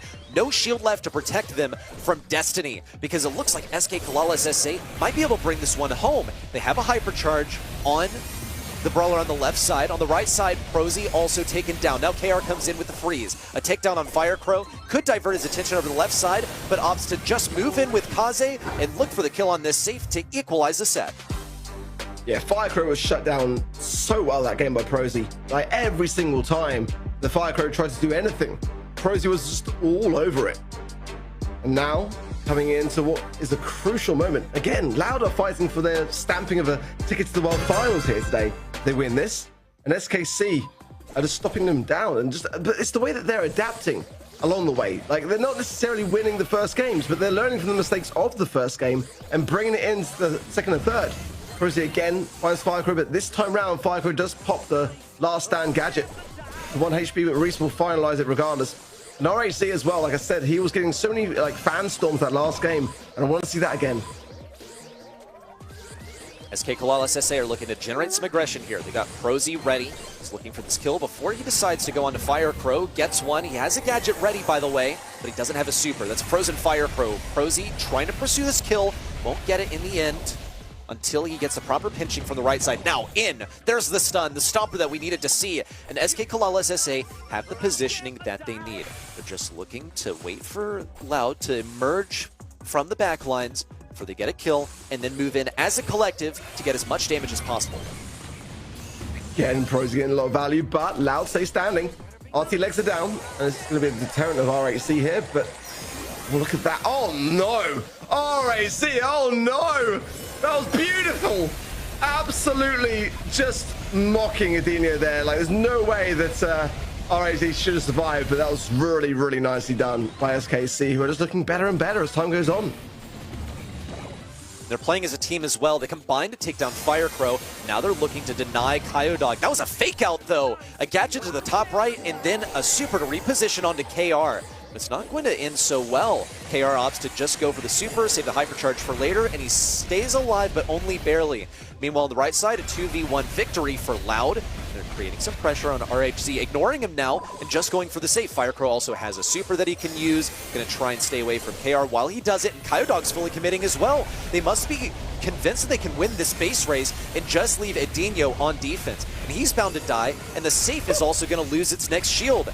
Loud are behind by a single tempo, but they do get a kill, and it looks like they could probably do this. Now the scores are equalized, 25 to 25, but Loud are barely trickling down to 0.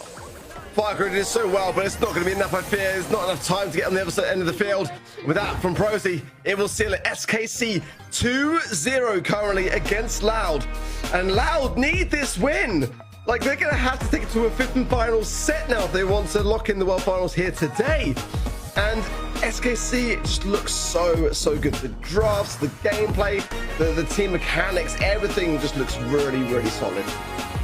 You love to see it. Loud didn't lose a single set in the June monthly finals, not today either, up until they meet SK Kalalis in the finals. It's a 2-0 for them, and 19 kills on Bull here. Looking at those sets, mouth wide open, honestly. A lot of damage output.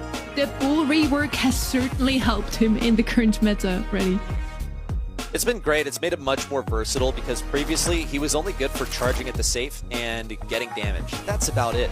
Now he can vary the length of his dash, and you know, that combined with the fact that he had a hypercharge, and like many meta brawlers right now, he charges his super and hyper by simply taking damage.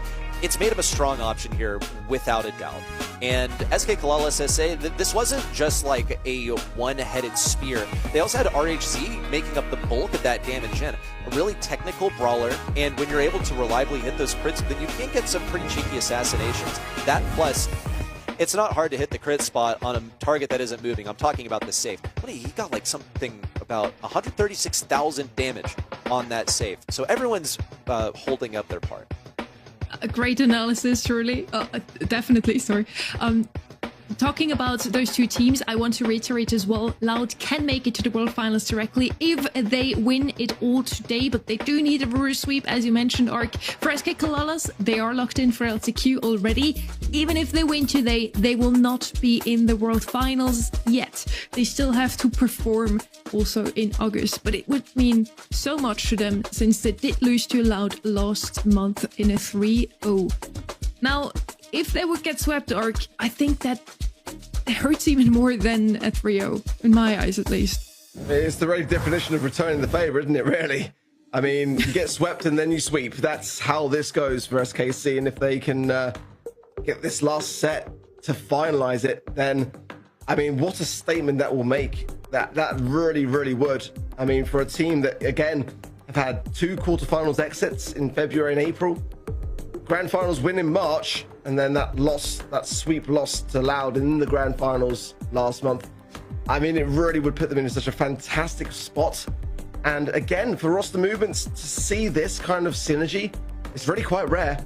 So for SKC, really regretting not signing on the predictions, to be completely honest, because yeah, I mean, I was gonna say how it is. Loud looks so good today, but I mean, the way that SKC are handling this, again, I said it once, but I'll say it again. It really is just all about the way that they are adapting on the fly. Like, they're not making this look so clean in terms of the sets. They're losing a first game every single time, but it's like they're almost willing to like kind of risk that first game to kind of like feel things out, to kind of sit in with the comp and see where Loud are going to be going wrong or overcompensating or going overly aggressive, and capitalizing down, communicating it through, and just kind of reversing it the next time round and getting consecutive games to follow. It's quite scary. I think there's a lot to draw from that. Just the fact that we are going to Game 3 means that the drafts are close enough. It shows that Loud, the front runners in the region, and SK Kalalas SA, who are trailing behind by actually a quite decent margin, that they are fair matches for each other. And similar to you, I'm kicking myself for not put my points on SK Kalalas SA this time, because they trounced BC Gaming, and now they're threatening to do the same to Loud. As you mentioned before, heading into the Grand Finals ready, Loud probably pretty much only prepared for the Grand Finals. They were sure to make it to this point, and now SK Kalalas seems to be the one who is better prepared for this exact matchup. They know exactly what Loud wants to play. They have the perfect answer to it. Coming into double swoosh, the Terra, Ember was the perfect answer to that, and so on. Now, heading into draft here, the bans are in. 3 tanks already out of the way. Hank is still left open. SK Kalalas is gonna immediately pick him up. But yes, Doc, Kaze, and Ellie are gonna be banned out. And then the 2 brawlers that we see on hot zone very often, Lu and Lumi. Thanks to the freezing, they have so much area control. It would help them also in layer cake. Now, against the Hank, what is the one brawler that comes to mind here, Ark? I forgot. Mr. P, mate, you're going straight out right now. You watch first pick straight away. Draco's the one brawler that you want to pick against Hank. I'll stand corrected then. I'll let you have that one. What's this Doug ban though about from SKC? I wonder, because it's not really anything that Loud kind of like have had in their scrims too much. I mean, if it's like something which they're maybe just wanting just to avoid at all costs, or maybe that's the back sort of pocket pick for Loud, and they're just aware to it. Let's see though. Charlie is still available here. That would be kind of where I would be thinking for Loud here. Absolutely so. Certainly, you know, that Hank is a big problem. They haven't gone with it. Maybe going with the Carl to have that aggression, but I don't know. Just briefly to answer your question, Loud did pick Dog twice against Alpha 7 in their semi-finals, and they won with it. So maybe that's why they're banning it out here. I have an opinion. Let me throw my hat into the ring. I think this is a fire shade game, personally. They just have to, you know, get it in range, but I'm looking at some of these things from SK Kalalas SA. Doug is just one of the best way to deal with Shade on this map. Hank also just a really bad matchup for Shade, so I expect they maybe brought it up that way. And there you go. It was very telegraphed just from the bans, because I don't really see a good way that Loud could pick up that brawler. So now they're gonna have to find a way to counter it. They've been already thinking about this. If they saw these bans and didn't know that a Shade was coming, then I don't really know what to tell them. But the Gene should be pretty good for like breaking open the walls. You can also like pull the Shade through the wall as well, so they've got some options there. 2's a wild one, I'm not gonna lie. Could have some wall break potential or some speed zone, good for defensive maneuvering, but definitely a bit of an odd one. I think it's gonna be tougher to land the magic hand, but I don't think it's really gonna be warranting it just for that very reason. But let's see. I mean, brawlers like Buster and Ollie could be an option here for Loud. They're kind of gonna be having to think things through. Maybe even a Grey could be an option here for them. But this Shade's gonna be really, really hard to deal with. I mean, really hard. I was gonna say Jackie, but I thought, would they do it? Because it really is just gonna sit back only for the Shade. They have done it. It's the best counter for the Shade. But I already feel like, is it enough in the sense of like, it wasn't banned out and it was picked? I mean, it's kind of like already my favorite brawler on this map. So I feel like it's already mistakes made. It's very, very hard to deal with a Shade, especially on the map where it can gravitate towards getting a lot of success. Yes, historically, Jackie has been the #1 way to deal with Shade. Then with Doug getting buffed, he kind of became the #1 way to deal with it. But here's the other big change, is that at the same time Doug got a hypercharge, Shade got a hypercharge, which makes, honestly, this Jackie matchup pretty okay for Shade. In fact, KR doesn't really mind flying close to the sun over here, but he might want to hit himself for a little bit for it because he got taken down. Daniel! Oh my goodness, SK Kalala's SA take one look at this guy and go, well, I guess he's hungry, and they fed him. Stunning. Really, really stunning there from Medina. And Loud, though, can't get too ahead of themselves. This is kind of what we see with Loud. They get confident from a play, and they get punished immediately after. Oh, no! Oh, no! Oh, no, Loud! You're proving me right, and I hate that. I absolutely hate that. They've managed to come with another steal immediately after, so I'll let them off. But, I mean, this is, like, what I worry about with Loud is, like, after losing 2 sets, they get confident, and then they can potentially drop the ball. Let's see if they can actually win this game out. But it's so back and forth, explosively so. SK Kalala's SA have had a tough time keeping their Shade alive. And notice that Jackie is constantly trying to stay on that brawler. KR coming in with the gadget. Adinho looking for the elimination, gets it and stays alive. Now Prozy's got to punish. A missed pull! RHC dodged it! Prozy's looking to punish with the torpedoes, but he's taken down by Fire Crow and Kaio Dog in unison. Finally, Loud get a game back. Wow, that is a really big water bottle. I guess stay hydrated, Kaio Dog. But in reality, this, I think, was an advantageous one for SK Kalala's. I feel like they sort of overplayed their hand, putting the Shade over aggressive, thinking that, yeah, we got a hypercharge, we basically win now. And while that is true in many contexts, KR narrowly was taken down there in one crucial interaction that brought Loud's score to 17 stars. It wasn't a big jug. Kai looks tiny, bro. Like, he's a really small guy. I love him though. Every event, he always comes up and shakes my hand for a good solid 3 minutes and doesn't let go. He's smart. He's a lovely guy, but I had to throw that in there. He is quite short, but bless him. Let's see. Blue Star with Loud. Can SKC try and show a bit of resolve? Nice G Magic hand pull there, and a lovely swift takedown there from Firecrow as well. KR getting some good value on the left-hand side, but that Jackie from Adinho is really, really causing a problem for them. And Loud are looking much more like their former selves, getting comfortable. Again, makes me a little bit worried for them, but as long as they keep this up, then this could be going towards a set. 1 minute on the clock for SKC to try and turn this tide. This is a bit of a matchup diff, but almost a bit of a skill diff as well for SK Kalala's SA, because they believed that they could outplay this Jackie, but they haven't been able to. Once again, with the Pole and Carl Super combo to get a victory for Loud in this one interaction. RHZ and Prozy are attempting to punish, but RHZ is taken down, and now we're down to 35 seconds on the clock. KR is still working for this hypercharge, and no one is interested in going inside of his radius and feeding him a hypercharge. But KR knows that he's got to answer the call. Adinho gets a takedown, and now he's playing very aggressive. Prozy in, looking for the play. Fire Crow narrowly survives. No, taken down by Prozy. The lead still belongs to Loud, but KR has a hypercharge that might be able to change things. Fire Crow goes in. Prozy low. There's still a chance here for SKC now. KR, hypercharge at just the right time, but Adinho picks up the stars. Nice magic hand pull yet again. Oh, but Prozy goes in. 14 stars, the blue is with SKC. They steal it. That was terrible from Loud towards the end. You gotta be able to remain composed. And they blew it. It's gonna be match points for SKC in a game which they should have won. What an absolute disaster. Loud are falling apart right now. They were this close. Imagine that I have like about a millimeter between my forefinger and my thumb right now. They were that close to going ahead and moving on to set 4. SK Kalalas SA drag them to a match point, and once again, Adinho's doing the same thing. He has punished this Shade for 2 games. The moment of something for Loud, and they just get ahead of themselves. Look at that. Stuck in the corner, nowhere to go. Adinho's going to go down and drop a load of stars in that burn down as well, and the blue to SKC. So Loud are going to go on the aggressive, and they want to be more on defensive, to be completely honest. But so much rise on this game.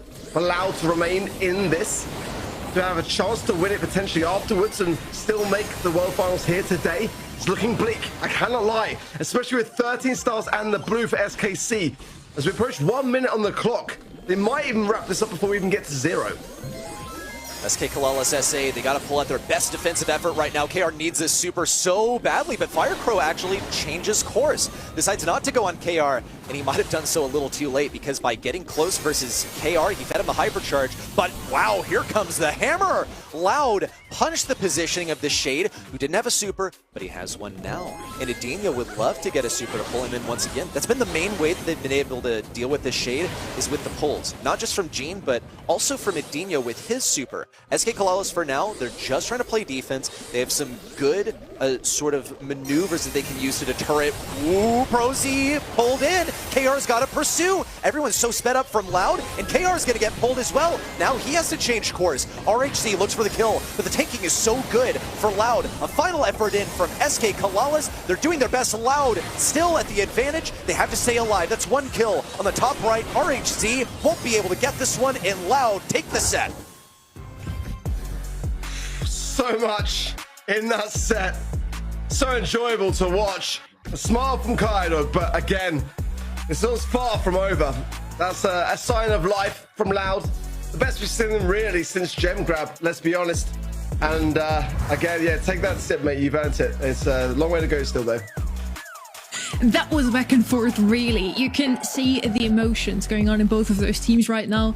For SK Kalalas, it will be a huge win, finally beating Loud.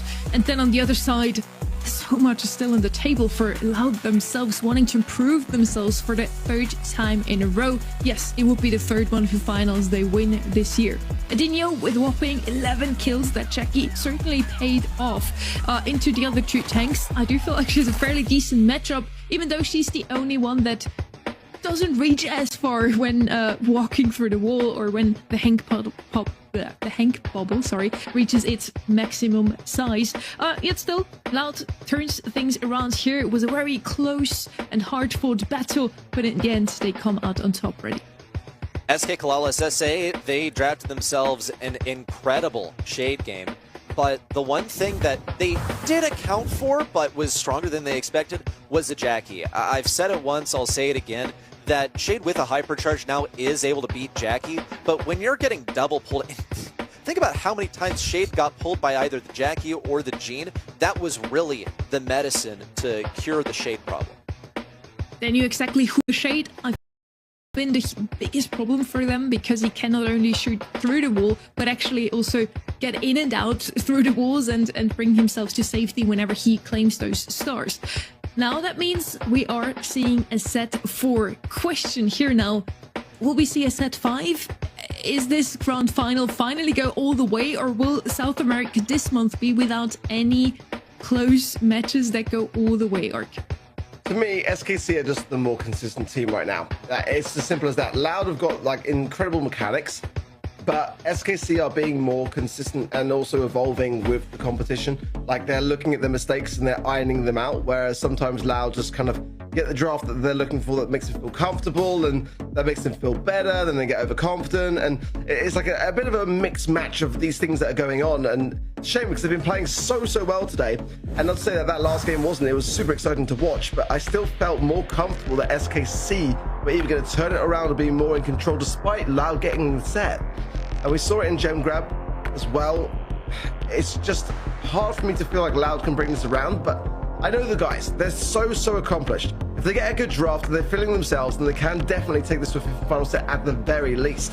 But it's about whether they're in their own heads too much at the moment or not, and whether they can get this one right. Heading into draft here now could be the last one we see, not only of this grand final, but also of today. Unfortunately, this will be the last match of the day, but after this, we will know who is the winner of the grand finals in July. Is it going to be SK Kalalas closing it out here in set number 4, or can Loud hold on to their last life a little bit longer and move into set 5? Fans are coming in shortly. We are on Pinball Dreams, a map that we haven't seen at all yet today. Ready? Which brawlers are you feeling? Pinball Dreams, I love to see a Willow here, but it has been banned out, so unfortunate. Loud's being very cognizant of the fact that this is a top first pick on the map. Some other things that stick out to me, like Rico as a late pick, I love to see that one. This is one of those where I don't think you can really get a first pick that you were able to like ban for, but look at some of the stuff from SK Kalalas SA as well. They're taking away Byron from Loud. Same goes for B as well. They're just not really interested in facing those mids. Okay, well, bans coming in. Hank, the Willow, and the Ali for Loud, the B, the Byron, the Shade. For SKC, the first pick of Lumi, which I've got to say I love, especially on this map. It might be worth trying to break open the map a little bit here for Loud, but we'll see kind of where their minds are at on this one. Certainly they do like a lot of Shade here, Byron, Charlie, that kind of thing. Ash, big tanky brawlers that can really kind of force their way through things. Definitely, I'll mention it, I don't think it's going to happen, but Piper has popped up for them as well, which is a wild card pick. It can work on this map. It's so risky. I wouldn't suggest that they do it, but it has been known to occur. And Draco as well is definitely kind of one of those brawlers that could make an appearance. But there's definitely a lot of versatile brawlers on this map. You know, whether you want to go with big tanky brawlers and break open the map somewhat on one side, or throwers especially as well, I think can have a real place here on that left and right hand side lanes. It's a little bit precarious because if you do end up having a wall break short space, then you are a little bit stuck. But the goal's pretty defended as well, so you've got that to fall back on. It's pretty handy in that respect. Yeah, in terms of the thrower discussion, really the only place where you'd be deterred from going like a thrower last pick, or maybe even like a 4-5, is if you think your enemy is going to play wall break, or if they've already decided to go for it. In that case, yeah, throwers are not really going to be that good, though they should still be pretty good in the early game. Some other things that we occasionally see here, one that also caught us off guard earlier was Surge can be pretty solid around these side lanes. It's just tough for him to get his first super, basically, but he is definitely one that sticks out to me. Also looking at a possibility of like other mids, Gray is one of my favorite ones to see here as well. We saw that Lumi make a brief appearance too, and that's a great one to have at mid, but really only if you're going for like control play and you feel generally safeguarded against aggressive options from the enemy side. I'm looking at you, looking at Kaze specifically. Just going to get the draft up shortly and see how the players are getting on that front. But so far, Loud, definitely a tough draft to get right. That's the thing. And Brawl Ball can be so punishing as well. It can be so brutal on your confidence if you just concede so quickly, and then you got to kind of like continue to battle against the wind. Very tough to get right. We'll see what they pick when we head in.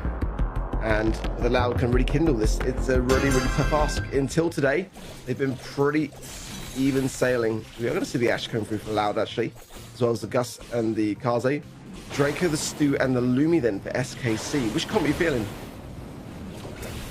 Personally, right here, I'm thinking that SK Kalalas should be pretty well defended. I'm curious how this is going to go with Kyodog on the Ash being the sole offensive player here. Going to feel a lot of that heat at the hands of the Dragon Breath. Now RHZ around the left side is trying to create the aggression, and they'll be able to slot this one in.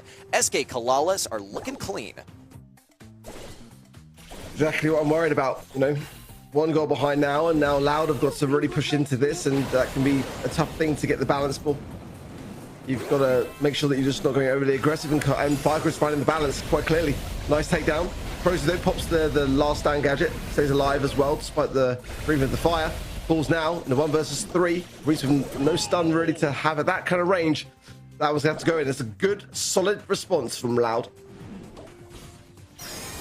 Charge in from Firecrow in the assassin form, looks for the second kill but can't finish the job. Now the hypercharge is out from Prosy, even cycles it, and he's in hot pursuit of Idinho, trying to run away to his own goal. He is fairly well defended here. He's going to get some assistance from Firecrow now around the right side, and he's trying to create some distance between himself and KR. KR gets taken down, and Firecrow is almost a dead man. Ooh, down to 60 health, and that last tick of burn was able to eliminate him. Now RHZ almost has a kill. A passive to Prosy could do it. Here it is. Firecrow to the rescue. But KR's going to try and slide through. No! What? He went for the dribble and couldn't get the goal. That's a blunder. Definitely no lead up to that moment.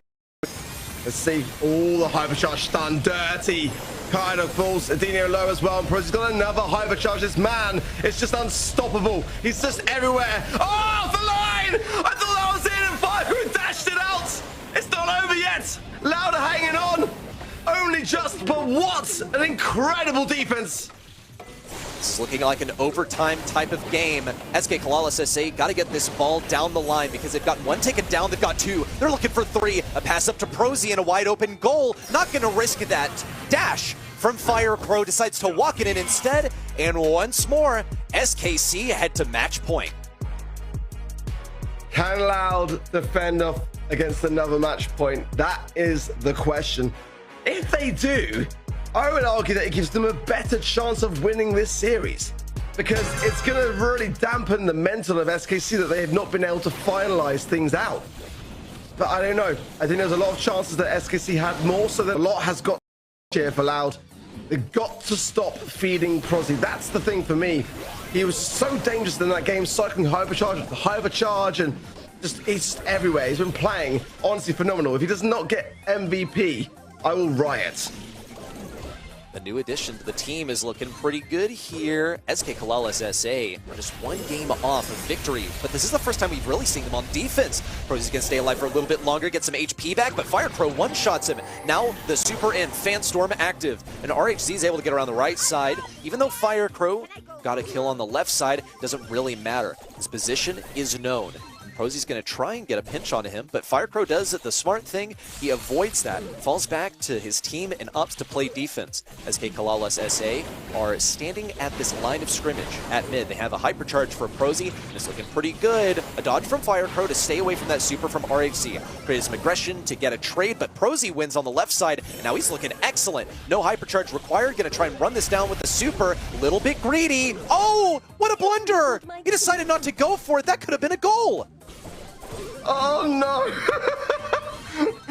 Oh, covering my eyes, because that was just honestly not it, SKC. And it's mistakes like that which really can make the world of difference and start to have things trickle out of arm's reach. This is surely going to be a goal here. No stun for reason. It'll be a walk in there as well. If Loud can defend this and get a game and then do the same again, it sounds like a lot of a mountain to climb, but it can be done for sure.